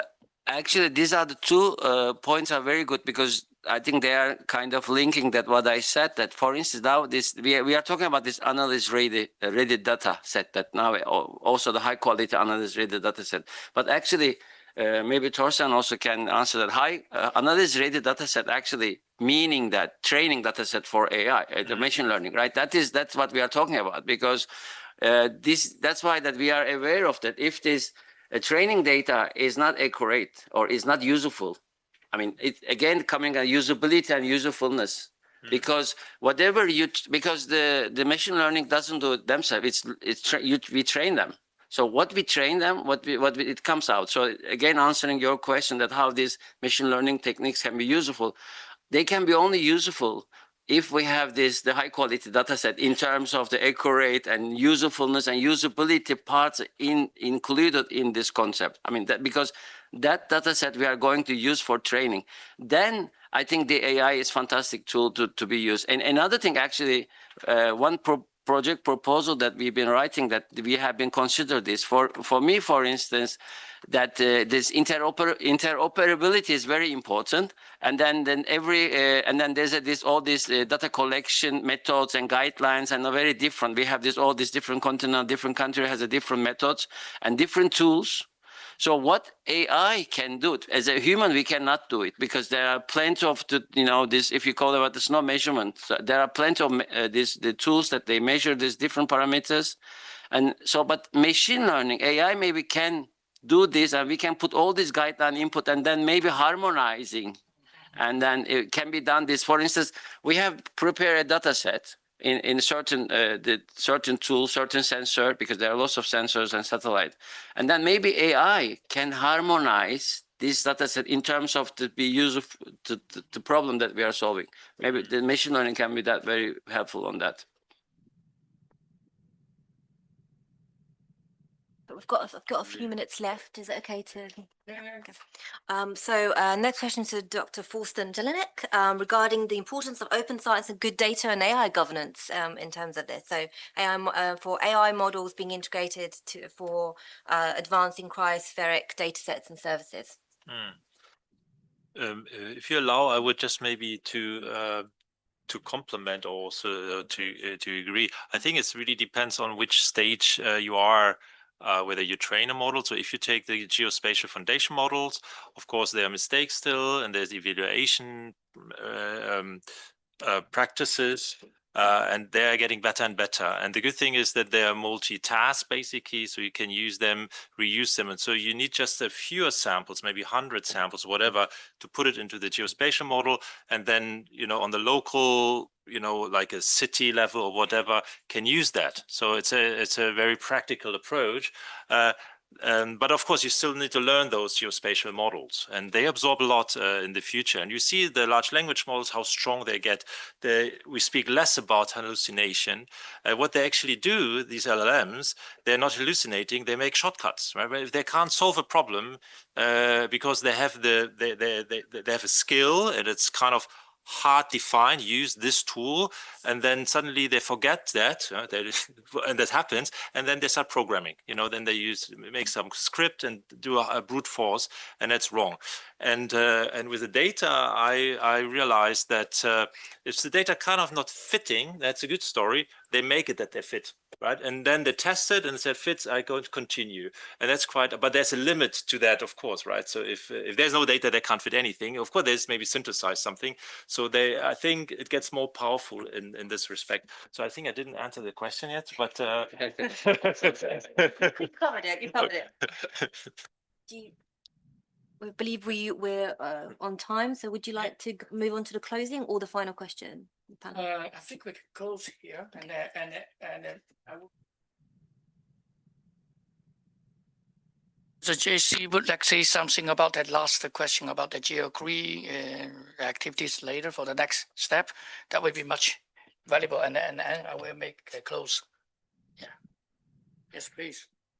So for the what I'm thinking is for GEO-CRE, for this activity, probably we need to identify what is currently most reliable data. And this must be published. It's like a ESSD or scientific data, but it's published. And typically, we have a few global data sets for snow cover, for the sea ice, and etc. But the typically global type of product always has a problem. At a different region, they have the different problem, so that we probably added a regional also. So we have the global for the baseline, then we have start adding the regional product. And the third one is we try to reach out for different the whole community on the cryosphere. Then they provided the validation. We start to validate and gradually improve our understanding to see which data set will be the best use. Okay, thank you. I have one comment about this. Please, yes. Because to your slide that I see that portals. When I see portals now, I'm really now terrified because I don't because I did a work for the European Environment Agency about this snow and ice. That because of we are looking for this sparse areas that collecting the existing data how many years, and then we went through like I don't know how many, one of my colleagues, that there's a 50 or 60 portals that we have to go through and look at this, what data is there, and then who is providing and what is that, and so maybe something not portal, but we maybe some guidelines, some kind of these things. But I think portal is we have to be careful on this, not creating another level of complexity of this. Yes, right. Okay. Yeah. Okay. Thank you for the speakers and also the panel expos. And I would like to really quickly to conclude this. So actually, we are looking forward for the next step of the GEO-CRE. And also, I think we could do something better than before with the artificial intelligence. So that is why we need the high quality data. Otherwise, if the AI training based on the bad data, they were garbage in and garbage out. This is the regime of the AI systems. So thank you. Oh, let's close it. Thank you. Yeah. Yeah, thank you.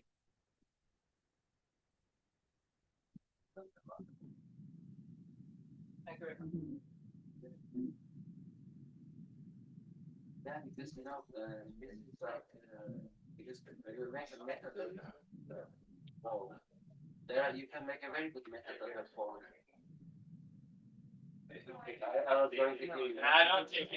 Sure, I don't.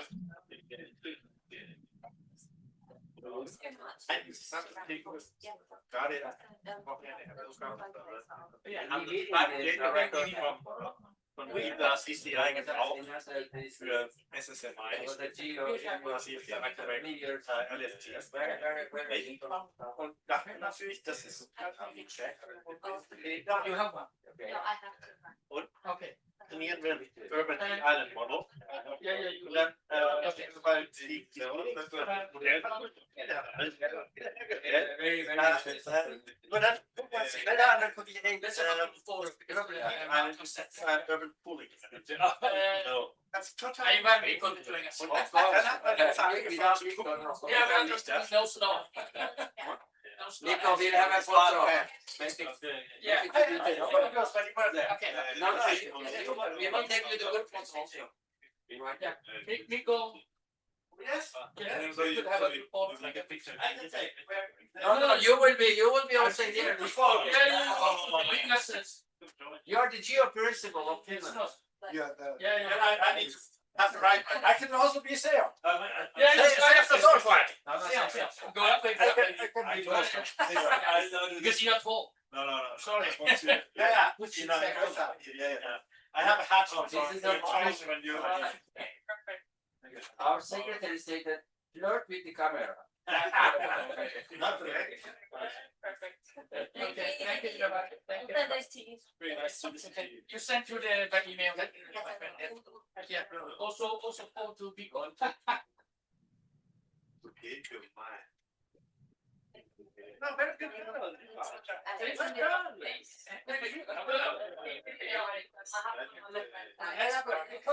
Jan didn't have time, so that's why I'm the person with two batches has to do it. So.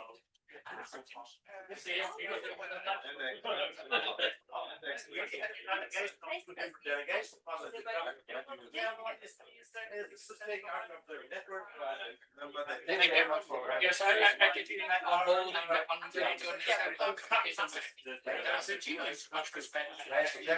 and we have and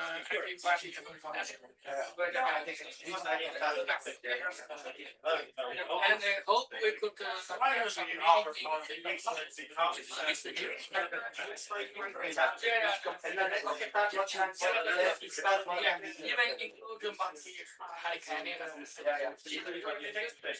that's a good idea. It's very good idea.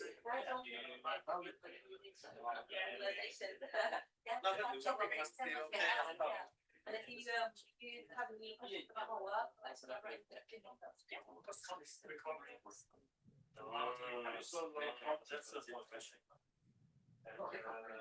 You learn a lot.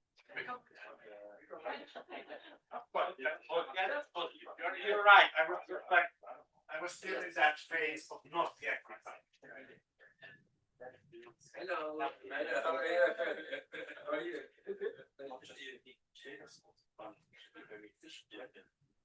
So it's true when he says don't build another portrait, but creating very efficient. So it's this 14, but that's one, so then just do it. So I think it's with the data science, I like a tool like this we do. This agent structure can be kind of on top of each other. Finnish company called Spatineo. They made Spatineo Discovery.ai, a service which the point is that they are tracking all different OGC GIS information as of outlets, and then kind of they see if the data is there, if it's actually what it promises to be. That's one of the activities there. And then they help, of course, if they find that the data is now easier, you talk to the agent, explain what you need, and they go through all the sites that they are, then they offer our consideration best thing, but then here are some other links. So that this can be helped, and this is part of this. Maybe it doesn't matter if you have 50 to 64 cells, but hey, there's one agent, check them out, all of them. Actually, you want the agent structures, you have to say, go there and make sure you don't develop something because the default is it tries to buy and then you have to say you see it then you say it's there but it's a learning and then it's your system that's what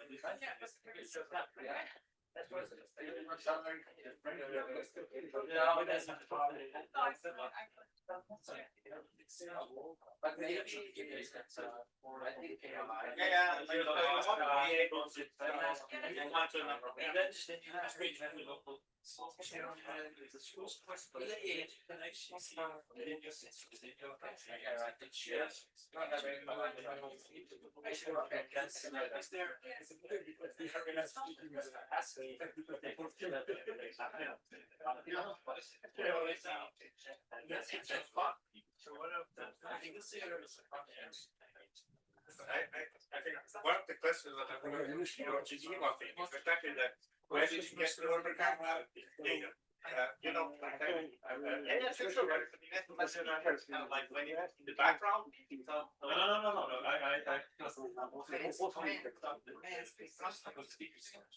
So it's not just the nice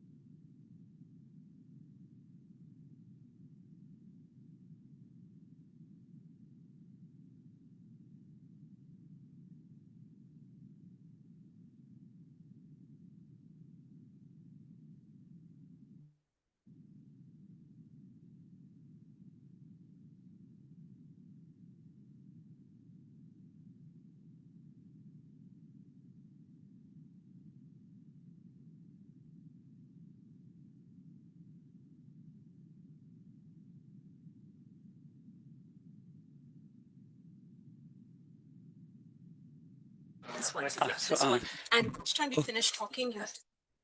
This one. Yes. Okay. And then. Okay.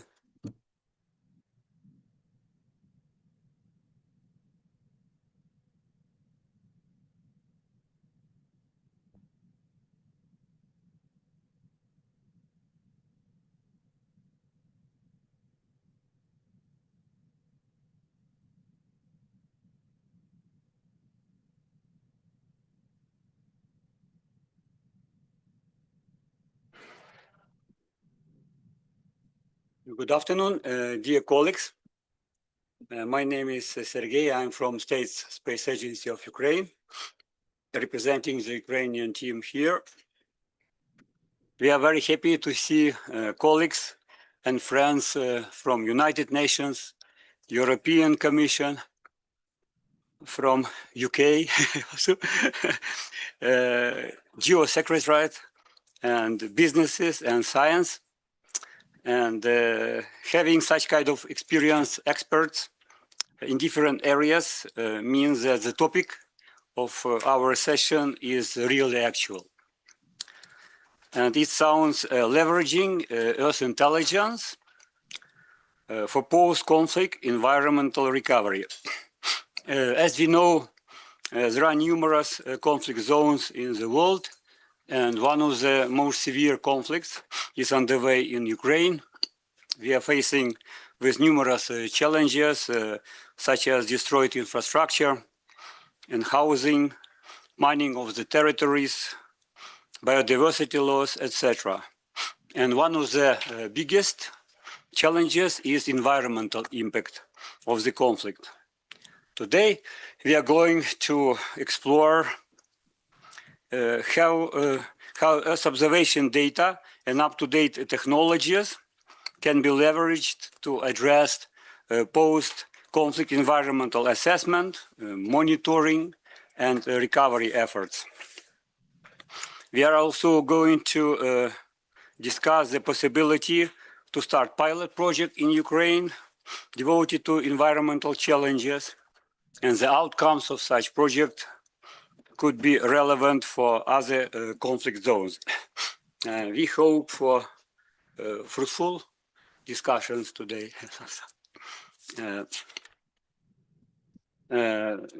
We have actually three main sections today. It's introduction sections. We are here, and after that we have a set of presentations, and later on a section for discussions and questions.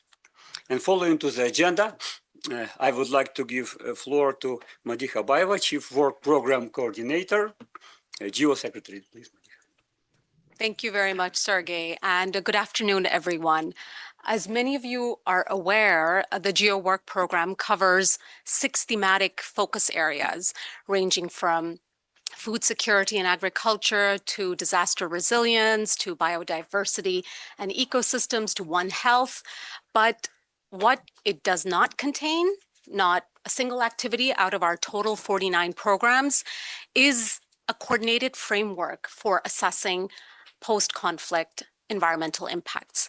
So this is the topic of this session. We know that we have the capacity to monitor and assess these impacts through this community. The Earth observation tools exist, and they're becoming more powerful, more accurate, more accessible. And what we now need to discuss is whether we need a coordinated GEO framework to turn that capacity into operational Earth intelligence for post-conflict environmental recovery, and what the key components of such a program or approach should be.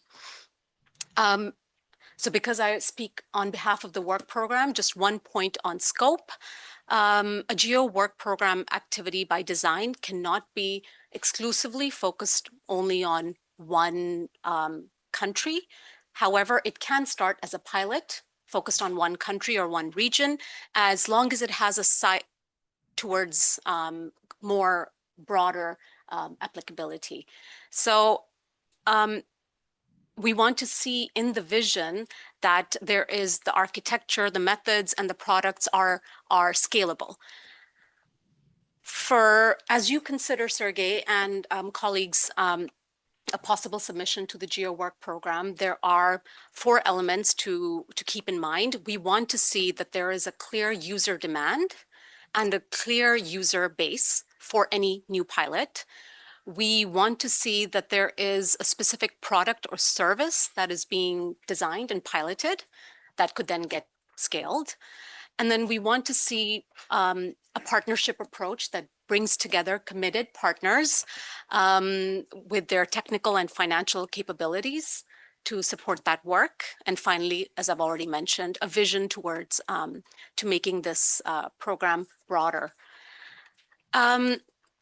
Any activity that gets included within the GEO work program then gets support through our program board as it continues on its development journey through visibility, connections, and we really do encourage new submissions and new partners to come and add value to the work program.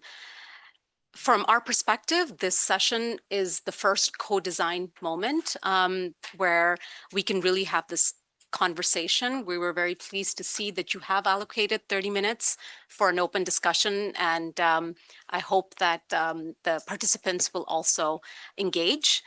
And if the interest and value of such a program is confirmed in today's session, then from our perspective, a natural next step would be a co-design workshop, which would then further elaborate on what the scope and specific aspects of such a work program activity could be.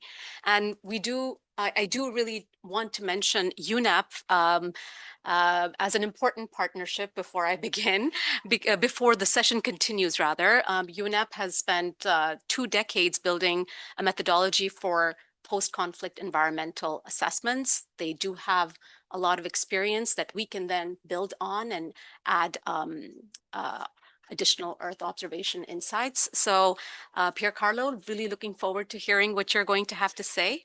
And then just to conclude, I think there are 3 important questions that we would love to answer at the end of this session. One is there a genuine demand for a GEO activity in the space? What the scope and partnership model of such an activity would look like, and who is ready to help build it with technical and financial resources? I understand we might not answer all of those questions immediately, but that is the vision, I suppose, and it's the first. Well, I've heard you've already had a couple of conversations, but in this GEO gathering, at least, it's the first conversation we're having. And the GEO Secretariat looks forward to supporting the process under the guidance of our program board. And with that, I turn it back to you, Sergey. Many thanks, Malika, for introduction and for information you provided. Let's start our presentation. And the first speaker should have been Vladimir Mikheyev, the acting head of the State Space Agency of Ukraine, head of the Ukrainian GEO office.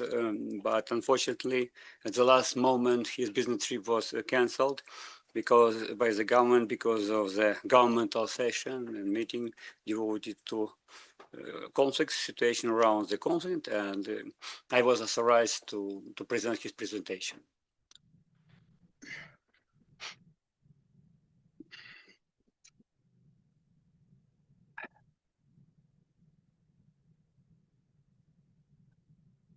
And please go. Yeah, too quickly. Very good presentation. It was good. At least quick. Very effective. Yeah, it's the content of the presentation. Yeah, we will briefly have a look at the world conflict, main challenges in terms of conflict in Ukraine, particular environmental impact and importance to understand that it's not only Ukrainian problem, but transboundary environmental impact, and let's say cooperation and possible steps, please. Yeah. Hey. Great. So thanks. Actually, yeah, the world faces a record level of conflicts and violence with serious impact to our life, and we have some UN information from United Nations, and particularly in 2023, there was around even over than 170 armed conflicts. And by the end of this year, around 120 million people worldwide were forcibly displaced. And the most important, one of the most important impact is environmental impact, and specifically it's a multi-sectoral impact, air, water, soil ecosystem, etc. Please, next. And as you mentioned, and today we have one of the most severe war conflict in Ukraine, and we are facing numerous challenges, and particularly assessment of destroyed infrastructure and housing using modern technologies, humanitarian demining of territories temporarily occupied, diagnostics of underground infrastructure, environmental impact of the war. Next one. And one of the most severe consequences or challenges is environmental impact in Ukraine, and particularly air pollution from fires, explosions, and industrial damage, water contamination due to infrastructure destruction, soil degradation, biodiversity loss and ecosystem fragmentation, and some other challenges. Next one. This slide was prepared with participation of our environmental experts. They are sitting here in our audience, and we will go in details during the section of discussion and questions. Next one, please. No, previous one. Yeah, very important actually. Slide also prepared together with experts is actually saying that it's not only Ukrainian problem, and because there is no border for air, water, etc., and other countries, other regions also facing such kind of challenges, particularly our neighboring countries like Poland, Slovakia, Hungary, and others. Next one, please. How to cope with these challenges? First line is a synergy through joint efforts, because as we mentioned, it's not only Ukrainian problem, it's a common problem, and we have to combine efforts together to define strategies, action plan, and coordinate actions and shared expertise here. And another important line is to use advanced technologies for environmental recovery, such as Earth observation data, including very high resolution imagery, combined with innovative analytics, artificial intelligence, machine learning, and provide powerful tools for post-conflict environmental assessment, continuous monitoring, and effective recovery planning. Next one, please. What is the first possible steps? Yes, as already mentioned, yes, we had a preliminary discussion. I'm going to have, and let's say one of the options is to launch a pilot project focused on post-conflict environmental recovery in Ukraine, in order to test technologies and demonstrate and to do appropriate demonstration of advanced space-based and analytical technologies for environmental assessment and restoration. And as a result and outcomes of this project could be potentially used in other conflict zones and regions. Next one. Oh, thank you very much. As we discussed in terms of, in order to follow the agenda and to keep in time, all questions and discussions will be held during our section. So today I would like to give the floor Pier Carlo Sandei from United Nations Environmental Program. Thank you very much and good afternoon, and thank you for the invite and no expectations, no high rise. Okay, thank you. Now I had the presentation, but I think I will leave it behind and I will try to give you some considerations from the thinking we did in the last few hours also with the colleagues here. So as UNEP, we have been working for more than 20 years on post-conflict. And we started with the Balkans and then moved and did the assessment of post-conflict around the world in many, many situations. Now, we have seen a shift in the approach that we are having from post-conflict only to during the conflict. And this is the reason why I'm based in Kyiv since 3 years already now, when the war is still ongoing. And the question is why? Well, the main point is that, yes, it's important to have a post-conflict analysis, a comprehensive analysis of the impact of the war on the environment. But you also want to drive the green recovery of the country after the conflict. And if you don't collect this data during the conflict, and if you don't start having a policy dialogue which is based on data and science during the conflict, you will not be ready to influence the green recovery of the country. So this is why we started moving from a post-conflict only assessment to a during the conflict assessment. So this is why we did a preliminary assessment on Ukraine already in 2023. We did one on Gaza. We have a presence in Sudan today, in Somalia, in the Middle East. So we are not only going after the conflict, which was the initial approach of the work, but we are there during the conflict itself. There is, as Sergei has shown in one of the pictures, there is always a regional dimension of the conflicts. And it's not only on the neighboring country immediately. It's not only on Moldova or Slovakia. We have seen landmines on the beaches of Turkey because they get washed out, and then the natural flow of the Black Sea brings the movement naturally in this sense, from Ukraine down to the other countries. So you always have effects of conflicts that span beyond the border. And this is why you need to have a regional approach and not only a country approach.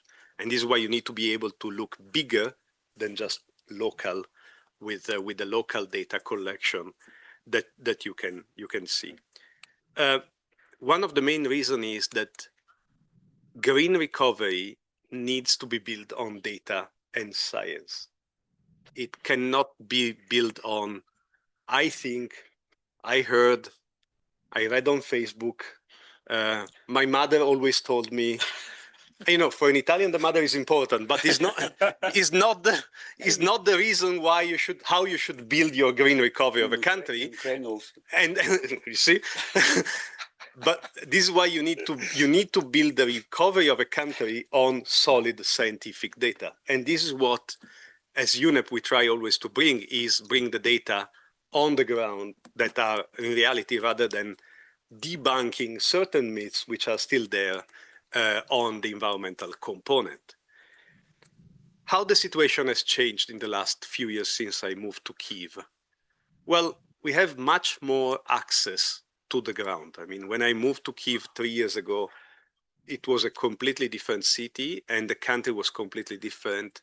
And people were, let's say, much more concerned about movement around the country. Now, after so many years, I think we got used to the situation and we understood how to deal with it.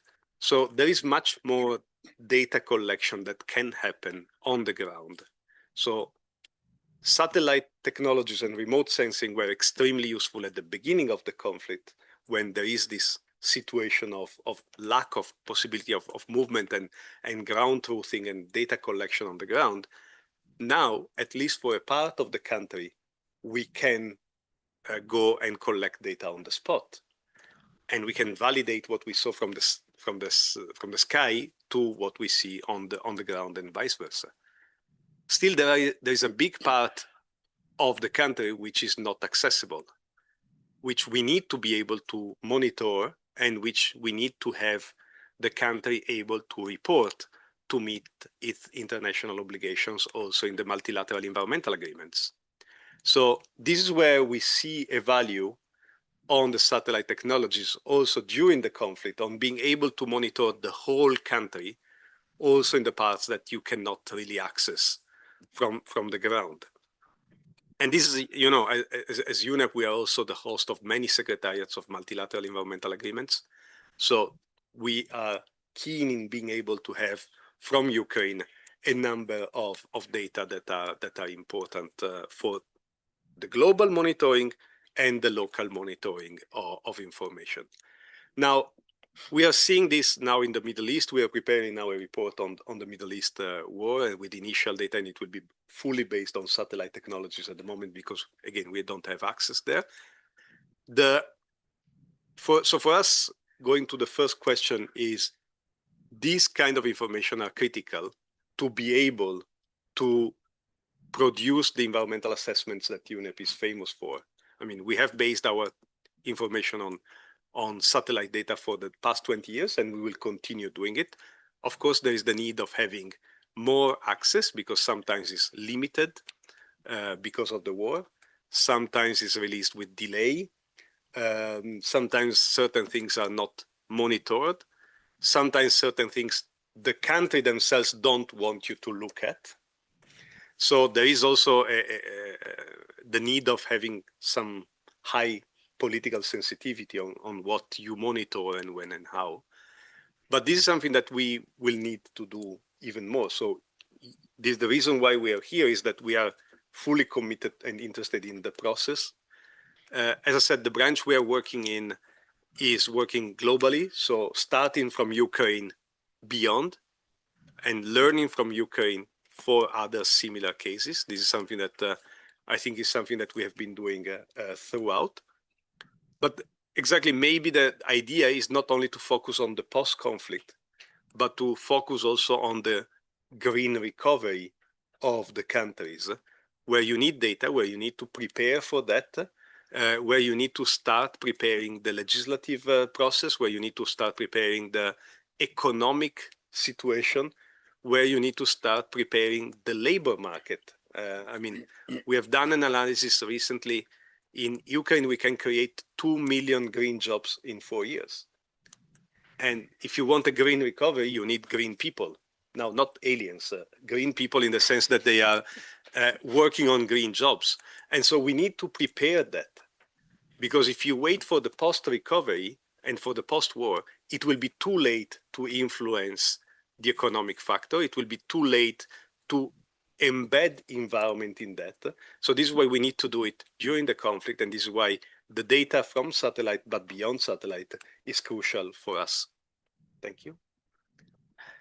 Many thanks, Piercarlo, for a very interesting presentation. And our next speaker is Michel Rickson from European Commission Copernicus Program. Please, Michel. Thank you very much, Sergey, and good afternoon, everyone. It's a great pleasure to be here, and thank you also, Pierre, for the nice introduction and segue into Earth observations and, by the way, in situ data, which are also very important. Yes. If we can move to the slides. By the way, in the title of my presentations, I removed transboundary on purpose because the next speaker, Vincent-Henri, will cover some of those aspects, so I will save some time here.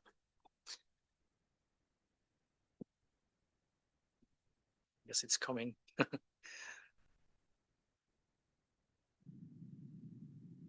For those who are, yeah, you can go to the next slide. Thank you.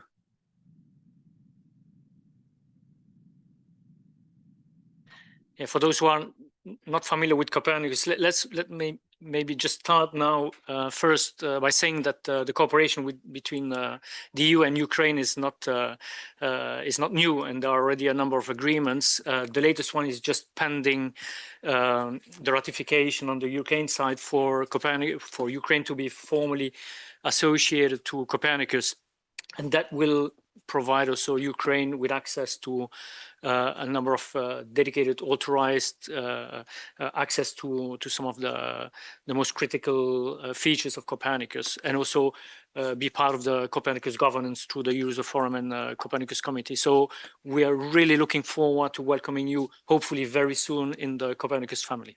Next slide. for consideration and ratification. Hopefully. Yes. So what is Copernicus? Maybe some of you are not familiar with it. So Copernicus is the Earth observations component of the EU space program. The backbone of Copernicus relies on a fleet or constellation of so-called Sentinel satellites. Those are owned by the EU and operated by ESA and EUMETSAT on behalf of the EU. They are complemented also by contributing missions, which are adding, in general, high resolution, and we have specific agreements with a number of institutional or commercial providers. We mentioned in situ data, which are also very important for us for satellite retrievals, but also to quality check the products that are being delivered by Copernicus, in particular through 6 Copernicus services dealing with atmosphere, ocean, land, climate change, security, and emergency. And we'll hear also about some of them by Vincent later on. Those are providing added value services, and so they are ingesting all that information coming from satellites and in situ data. Most of those are provided on a full, free, and open basis, except for some of the products that are more dedicated to emergency and security. Next slide. So as I said, most of the products are just available for use and are available on some of the data platforms that we have, in particular the Copernicus Data Space Ecosystem and WCAO, essentially for Sentinel data, but also for through some of the data stores that are being implemented across the different services that we have in Copernicus. Next slide. A bit more detail on the Copernicus contributing missions. We have essentially 2 streams there. One is the so-called rapid response test. This is accessible to authorized users, so you can actually task for those people or those institutions who are authorized to task those satellites or who have access to that service. They can task a satellite and request specific imagery. Usually that's done for emergency or security services or marine monitoring, for example. The second stream is more a systematic data collection, in particular to support the land monitoring or the marine monitoring service. Next. Here an example of the land monitoring service. It is supporting the ecosystem and biodiversity assessment and monitoring through a number of parameters such as turbidity, trophic state, surface reflectance, land cover, FAPAR, NDVI, or hotspot monitoring, for example, to monitor the Natura 2000 areas. You see here, of course, because Ukraine is not part yet of Copernicus, so this is not yet covered, but it could be in the future. Next. Another service, so the Copernicus Emergency Management Service, has a number of also features and products. So one of which is this EFIS, so stands for Forest Fire Information System. And you see here a snapshot of forest fires in a specific time frame. You see obviously that some of these areas are under intense forest fires for different reasons, of course. Conflicts is one element that's triggering also wildfires.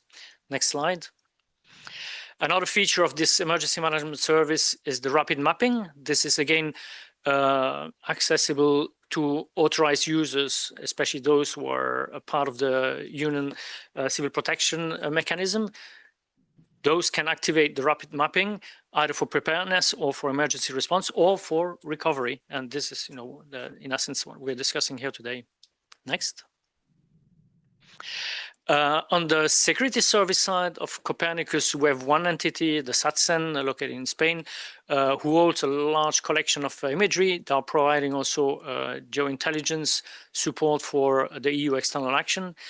So this is used, for example, to document damage on infrastructures or ecosystem or environmental crimes. And you see here, for example, the example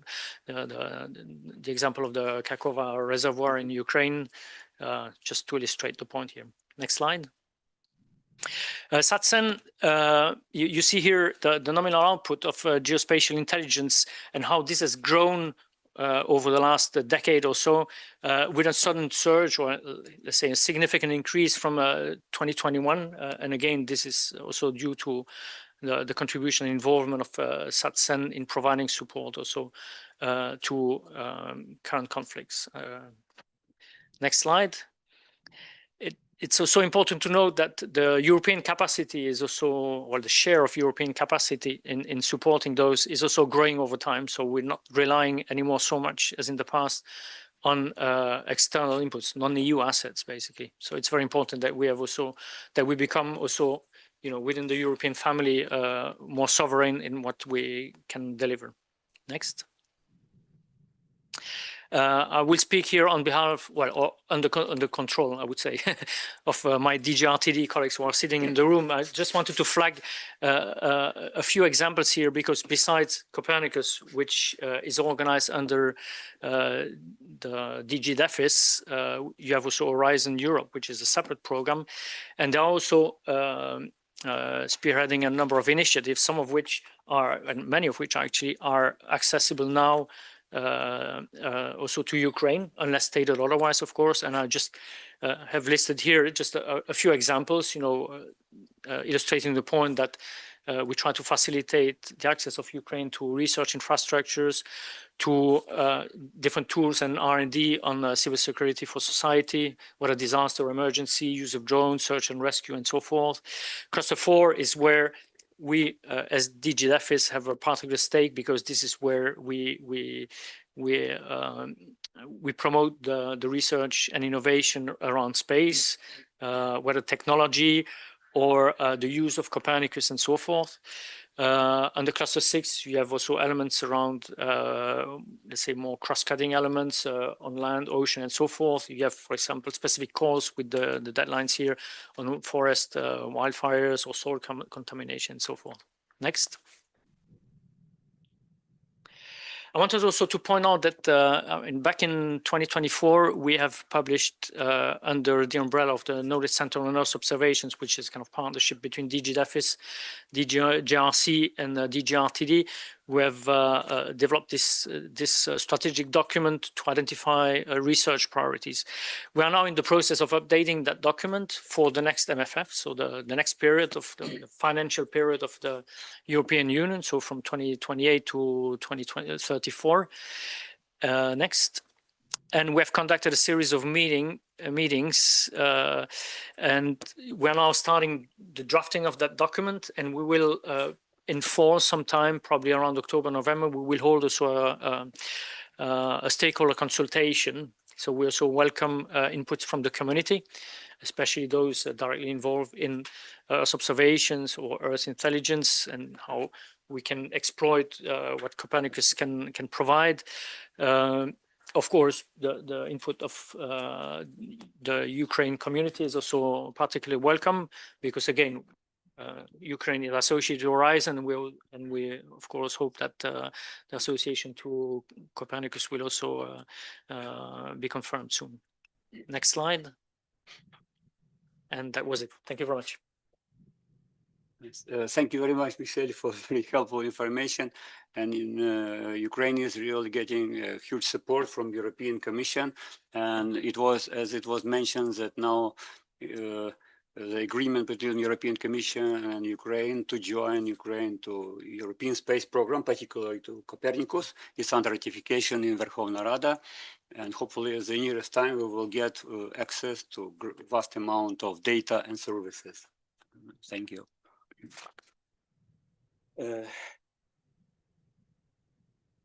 Thanks. I would like to give the floor to Vincent Henry Peuch from European Center for Middle Range Weather Forecast. Thank you, Sergey, and thank you for giving me the opportunity to delve a little deeper into the offer that Mitch indicated, focusing on two areas that we manage at ECMWF on behalf of the European Commission in the context of Copernicus. One being the atmosphere composition, including air pollution, greenhouse gases, topics that were highlighted in your presentation, Sergey, and also climate. I will not present to you solutions. They don't exist yet. What I will present is data sets and toolbox opportunities to basically help with the assessment of the war, find the baseline, and give some handle for basing the green recovery that Pier Paolo you were mentioning. Next slide, please. So yes, I won't go into deep into this slide, just to say that ECMWF is interested entity for the European Commission, and we implement directly two of the services, which I will talk about today, the atmosphere and climate, and we also contribute a lot to the emergency service, particularly for the wildfires and the floods. Next slide. So let me dive through the first example of where Copernicus data could help. This is an animation of fairly recent days showing the concentration of fine particulate matter at the surface, PM2.5. So this is the pollutants, for instance, that WHO uses as a key indicator of what they call the global burden of diseases, because it's the pollutants that has most impact on human health. What we do in Copernicus is that we use satellite observations. Satellites don't measure PM2.5 at the surface because of the physics. What the satellites measure is the vertically integrated amount of aerosol. And we need lots of modeling to convert this information into ground-based values. So here you see this animation. It's available all across Europe, including Ukraine, as you can see, at a resolution of 10 kilometers, which is quite good resolution regarding air pollution. We are not talking of the same resolution, of course, as land surfaces, and this can constitute a very good basis to basically estimate the exposure of the Ukrainian population to air pollution. What's key in Copernicus is the evaluation of the data sets. And there, I think it's a part of the work that will be very interesting to conduct with a Ukrainian colleague, bringing in situ observation, not only on for ground truthing, but also for helping to assess the delta between what would have been the situation outside of a conflict and what has been observed. You can also see that air pollution sees no boundary, so you see flows in and out of Ukraine, and this is the point that Sergei was mentioning, that these pollutants don't know frontiers. Next slide. The second example I would like to take, it was mentioned, an estimation by colleagues in Ukraine about the emissions of greenhouse gases, in particular CO2. And there are certain sources where we have very good data from Copernicus, basing on satellite observation. And this is the example of wildfires. So these wildfires start naturally. They also start for reasons that people just light fires everywhere in the world, and some are triggered by the conflict. So this is the time series of emissions that we get. This is an average over a large portion of Eastern Europe, but we have this information at 10 kilometer by 10 kilometer information, meaning that at least for the CO2 emissions from active fires, we can have a very good handle on what has been the situation before the conflict, and during the conflict, and see after the conflict. The difficulty there is also that the natural variability from one year to another, and the natural and non-natural elements are very difficult to disentangle. And so we have to take all these, air quality or emissions from fires, in the context of a changing atmosphere. As you know, climate change is not a vague concept. It's happening fast. And the strength of the data that is available through Copernicus is to help disentangle these contributions. Next slide. So this is my final slide on atmosphere to show that actually it's possible to bring together these space-based or data set obtained through modeling using space-based observation with in situ observations. One of our users, a prominent user, Windy, which is a company that brings some of the Copernicus data to the general public, they managed to access some air quality observation in situ in Ukraine, and you can see some overlay of these. What I've plotted also is some example of sites in Poland and Romania, which are very, very close to the border of Ukraine, and showing that our space-based information is generally of quite high value. So adding a few more sites, etc., getting more confidence, then we'll have a good handle, I think, to base the estimate of the health or the pollution-induced health effects. Let me move now to climate and climate change. Next slide. I will start by one thing, because it was a major feature in 2025, which is a drier than average situation across most of Europe, with strong variation, but mostly over North and Eastern Europe. It was much drier, and one of the 3 driest years for soil moisture since 1992.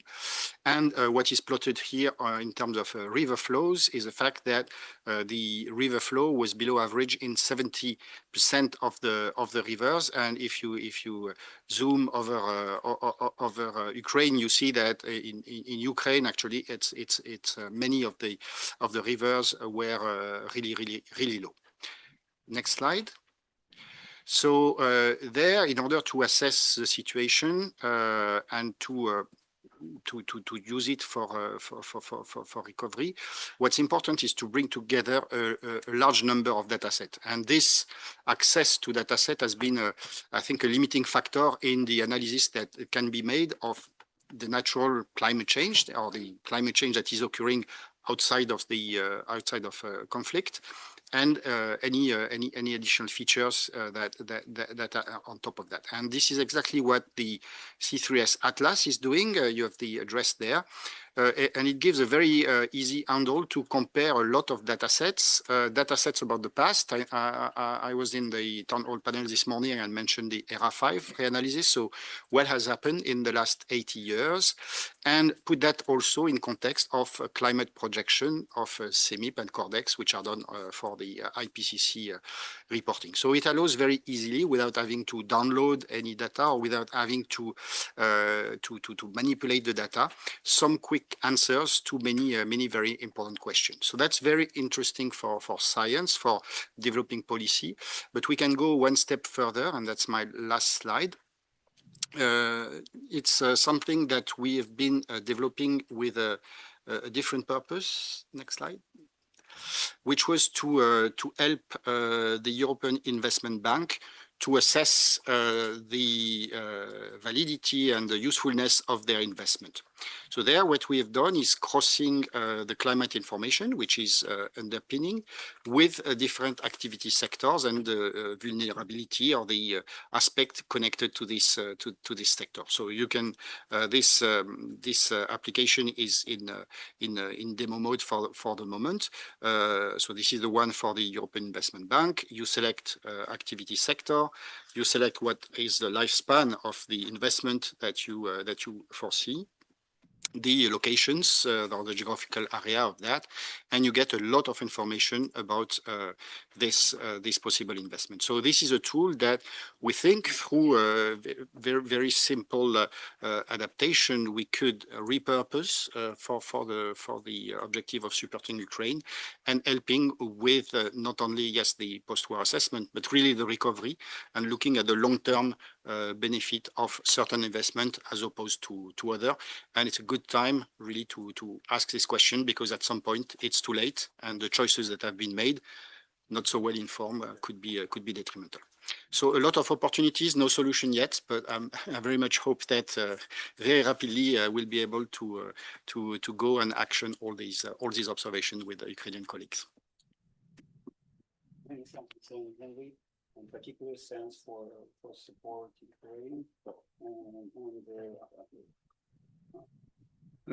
Many thanks, Vincent Henry, for your presentation, particularly for your support, because we started working with Vincent Henry teams in order to bring CAMS with Israel services for the benefit of Ukraine. Thank you. And our next speaker is business representative Hans Burman from Terramira company. Please, Hans. Yes, thank you, Sergey, and thank you for being here representing the industry. I do have some solutions, by the way. We said that differently. I'm from the Netherlands, and I'm working for a private company with about 100 Earth observation specialists. So maybe we can go to the first slide. Yeah, we go. Next one, please. Yep. So when we talk about how can we help from Earth observation support perspective, especially in conflict zones, we start with identifying the impacted areas at scale, as already mentioned by Piercarlo. Right? That's the first thing to do. We can do that obviously with multiple sources of remote sensing data, as you see in the picture, and derived time series. That's very important as well. It tells you something about historical perspectives. And next to that, for next step is then to let's keep the slide on. Next is to prioritize. And we do that with a risk-based model, which I come back to later, but it's basically providing you the overview of your total impact. And let's say damaged areas always have certain risks in them, low risk and high risk. So by prioritizing them, you see the total picture.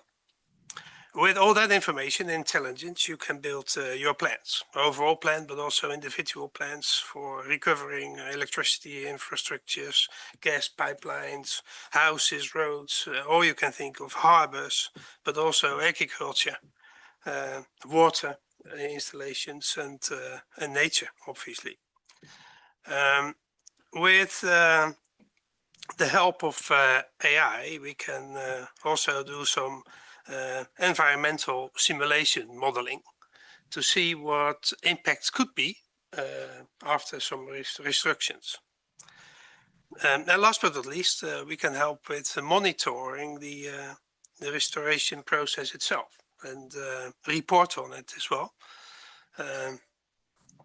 which provides information at all levels within the government organizations. Next slide, please. Yeah, the next. Yeah, click again. Yeah, right. So the example was already mentioned, the Kakhovka Dam in Ukraine. The top two pictures show the pre-damaged area, as where you can see from February 22 and October 22. In October 22, you see already some red dots, which is basically seasonal effects on the map. And then the impact of the damage was in, I believe, June 23. So in September, you see the huge impact on the environment here in the areas. And especially a year later, in 24, you see it's slightly recovering, but it's still very dry. So it's and it's already mentioned next to the level of dryness at the river banks. You also see water pollution, and drinking water is jeopardized a lot, but also irrigation water disappeared completely. Well, as a matter of fact, with at this moment of time, I think Ukraine will come to a point where they have to make up a decision whether to rebuild the dam completely, or I think maybe a smaller dam, or even do nothing and leave it as it is. In all various scenarios, we can build scenarios and as I mentioned already before, environmental impact simulations based on previous impact NIE models. We can definitely help the decision makers to decide on what's best step forward. Next slide, please. But in every, let's say, a conflict zone, let's say safety first, right? So we this is not a real product yet. It's in the innovation program we're running to identify minefields with long wavelength SAR technology.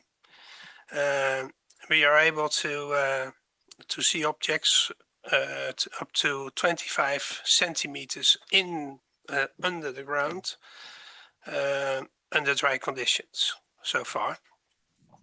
So with this new technology, you should be capable of identifying minefields, and therefore you can clear them before entering and access the area.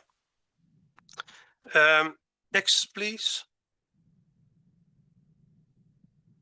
So when we look at some examples, in this case for the infrastructure, I come back to my earlier point where I mentioned the risk-based model, which is the pyramid on the picture. So first step here is to scan with the satellite data initial inventory of the damage. That's the first step you do.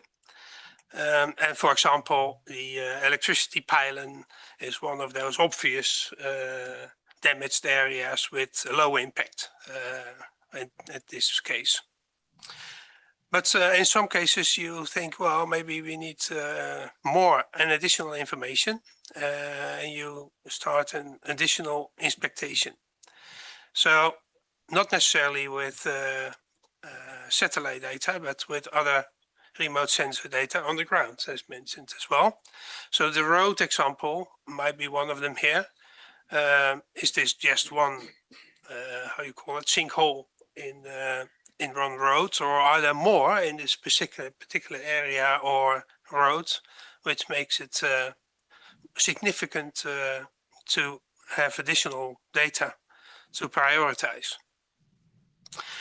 And in some cases, you need direct interventions. So in this picture with the bridge, there's a crack in the bridge.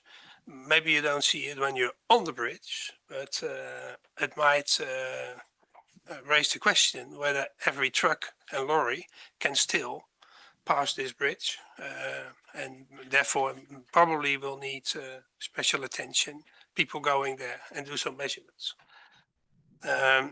Well, by utilizing this kind of risk-based models, we can definitely help with determining the impact and determine priorities, especially in large-scale damaged areas. Next slide, please. Another example is about agriculture. We have an integrated administration and control system for monitoring agribusiness as a total, as a whole. But what it provides is actual information on soil and crop condition, for example. But also it makes records of progress of the crop and changes made by farmers. And this all provides a audit report, an approved audit report, which is really helpful to for subsidized programs, right? So It can help by proving the money well spent in this kind of programs. So for subsidized budget control, it's really a step forward. Then the next one, which is about water availability. Again, understanding what the water condition is in certain areas definitely helps with defining the crop type.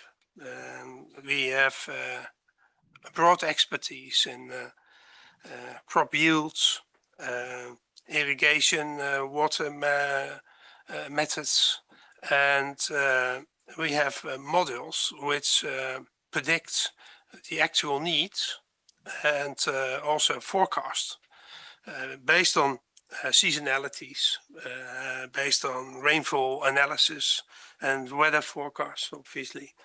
But again, with modern IE and long language models, we can make simulations to understand what's possible and what's impossible in certain areas. So before you decide what kind of crop you want to create, a deep analysis on the water availability is, I think, crucial.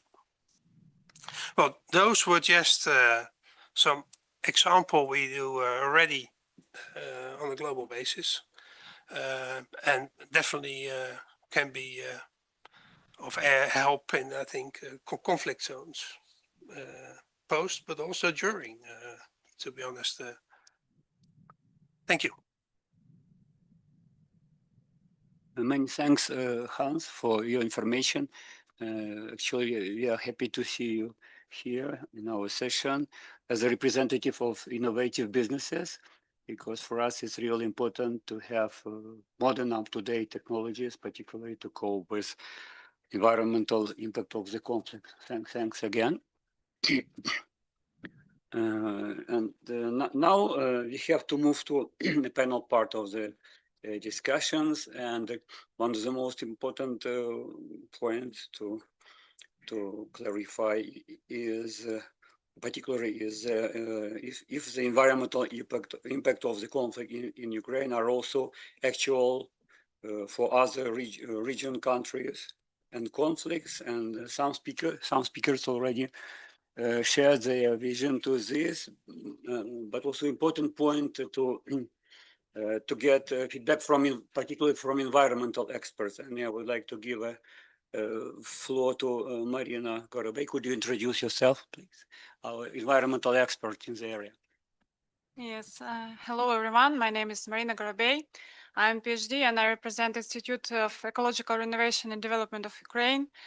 I'm very happy to be here today, and I would like to say big thanks to all speakers for this valuable impact and highlighting such important topics for Ukraine, and not only for Ukraine, because I would like to highlight it again that the main challenge from an environmental point of view is that the war creates the highly interconnected and long-term impacts affecting air quality, water systems, soils, biodiversity, ecosystems, and public health as well. And polluted air or water doesn't know the political borders, so it's not only the problem of Ukraine. And I would like to highlight that long-term impacts, they continue evolving. And we shouldn't wait until the war will finish to start recovery, because early assessment is critically important because many environmental processes, including contamination, migration, ecosystem degradation, and hydrological destruction, they begin immediately and may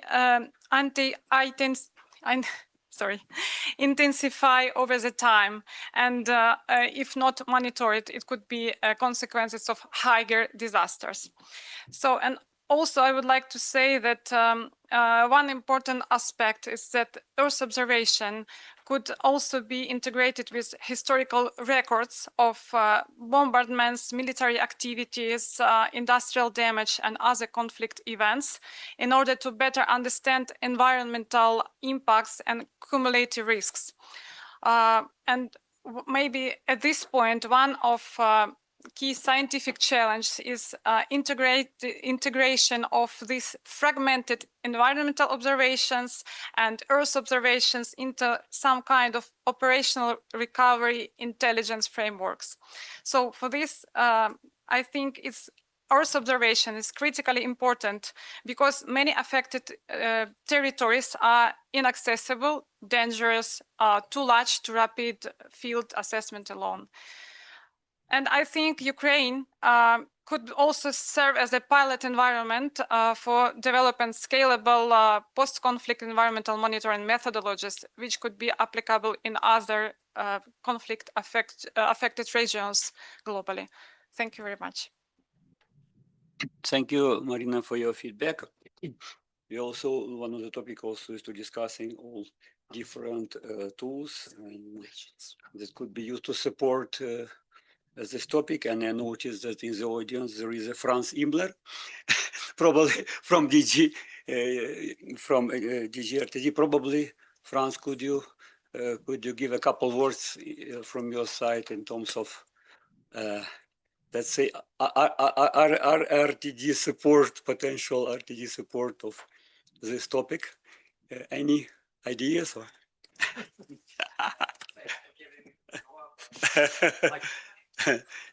Yeah, if not, no problem. Thanks for giving the floor. Of course, I cannot now commit to identify some sources of funding, but Mitch has actually shown a slide. There are some opportunities in the Horizon program, and there are some projects ongoing, which is very positive. Currently, we are actually preparing the next multi-annual financial framework, as you all know, with the European Competitiveness Fund and Horizon Europe as a self-standing program, but connected to this. This is all very much in the discussion, how this all then spells out and where happens what and who does what is still open. So it's also from that perspective, it's very difficult to tell where we can support you or with what means we can support you. But I can assure you that first of all, thanks to all the speakers, and it's very interesting what's already happening, and it's amazing what you guys are able to do in these very difficult situations. At least I can assure you that we will try our best to support you with the means that we may have at hand. For your positive feedback. Okay, I would like to give a floor to Natalia Kusuli, a prominent Ukrainian science. Yeah, I'm Natalia Kusul. I am a professor from Kyiv Polytechnical University, University of Maryland, and I am GEO-Principal Alternate Ukraine. So thank you very much for this great support of Ukraine, of this scientific and practical, very important topic of the recovery. I can say that Ukrainian scientists, in close cooperation with international scientists and researchers, do a lot already to estimate the impact of the war, environmental consequences of the war. And speaking about funding, we already have, and Ukrainian scientists already are participating in several Horizon Europe projects regarding forest monitorings. For example, one of the projects, SWIFT, is finished, has been finished right now. Another one is continuing, and within this project, Future 4, we are going to implement the European services of forest monitoring in Ukraine to extend the coverage of Copernicus services to Ukraine. Also, right now, we submitted our proposal to the call of European Space Agency, and it is about utilization of satellite data in governmental statistics. And one of the purposes is development of satellite-based indicators for agricultural statistics and for environmental statistics. So I hope we will be the winners of this tender, and we would be greatly grateful to collaborate with European partners who do these services for Europe, to do our best to implement them in Ukraine. And we, of course, from our side, will do our best to look for funding, international funding, inside Ukraine funding, and helpful for international collaboration.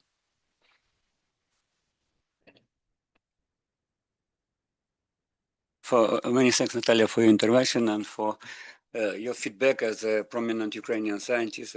And of course, what we are planning, it's definitely based on including your experience and knowledge. And thank you again.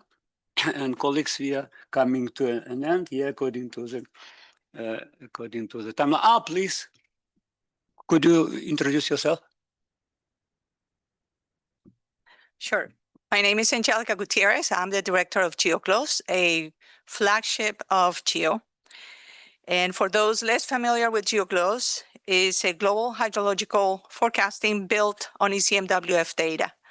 My question is, what governance and financing mechanisms are needed to ensure that this kind of forecasting and water intelligence systems are fully embedded on Ukraine's reconstruction decision-making, particularly for energy, for agricultural, transport, flood resilience, urban development, and emergency response? Thanks. Okay, please. If I can try to answer, because it's quite a challenging question, but if we take Kakhovka, which was mentioned before, the government decided that they will rebuild Kakhovka as it was where it was. To rebuild the dam, it will take 6 years. To refill the lake will take another 7 years. So this means that from the moment you can start the construction, you will have 13 years to wait before you can have the same services that the dam was providing before. Now the question is, do you really need a new old Kakhovka? Because Kakhovka was providing water for Crimea. Kakhovka was providing irrigation for the water for irrigation for the whole south of Ukraine. Now, is the Ukrainian irrigation system so efficient that you need that much water? Kakhovka was producing hydropower plant, so it was a hydropower plant. Now, do you really need to wait 13 years before you can produce the 9 megawatt that it was producing, or can you do it with solar in 6 months? Okay, maybe you want to use hydro as a battery for the solar, but maybe again, is it worth the investment? But then Kakhovka was also used for Zaporizhzhia nuclear power plant for its work. But the question is, will it be worth waiting 13 years for that? So when you ask for what kind of data, I think we need all the possible data to look at the wider picture. The government can connect the dots if they see the dots. You cannot connect dots that you don't see. So this is where we have the need of as many data as possible. So there's not a question on which data you need. We need all the possible data with the same time lapse, because if you look at data from 3 years ago and data from 2 years after, then you cannot compare apples with pears. And you need to have comparable data within the same time frame to be able to see what exactly you need for the next 50 years rather than what was there for the past 50 years. So the green recovery or the recovery needs all this data, every possible information, to be able to have a real full picture of what is the situation before you can decide on the future. And this is where it is very important to have multiple actors.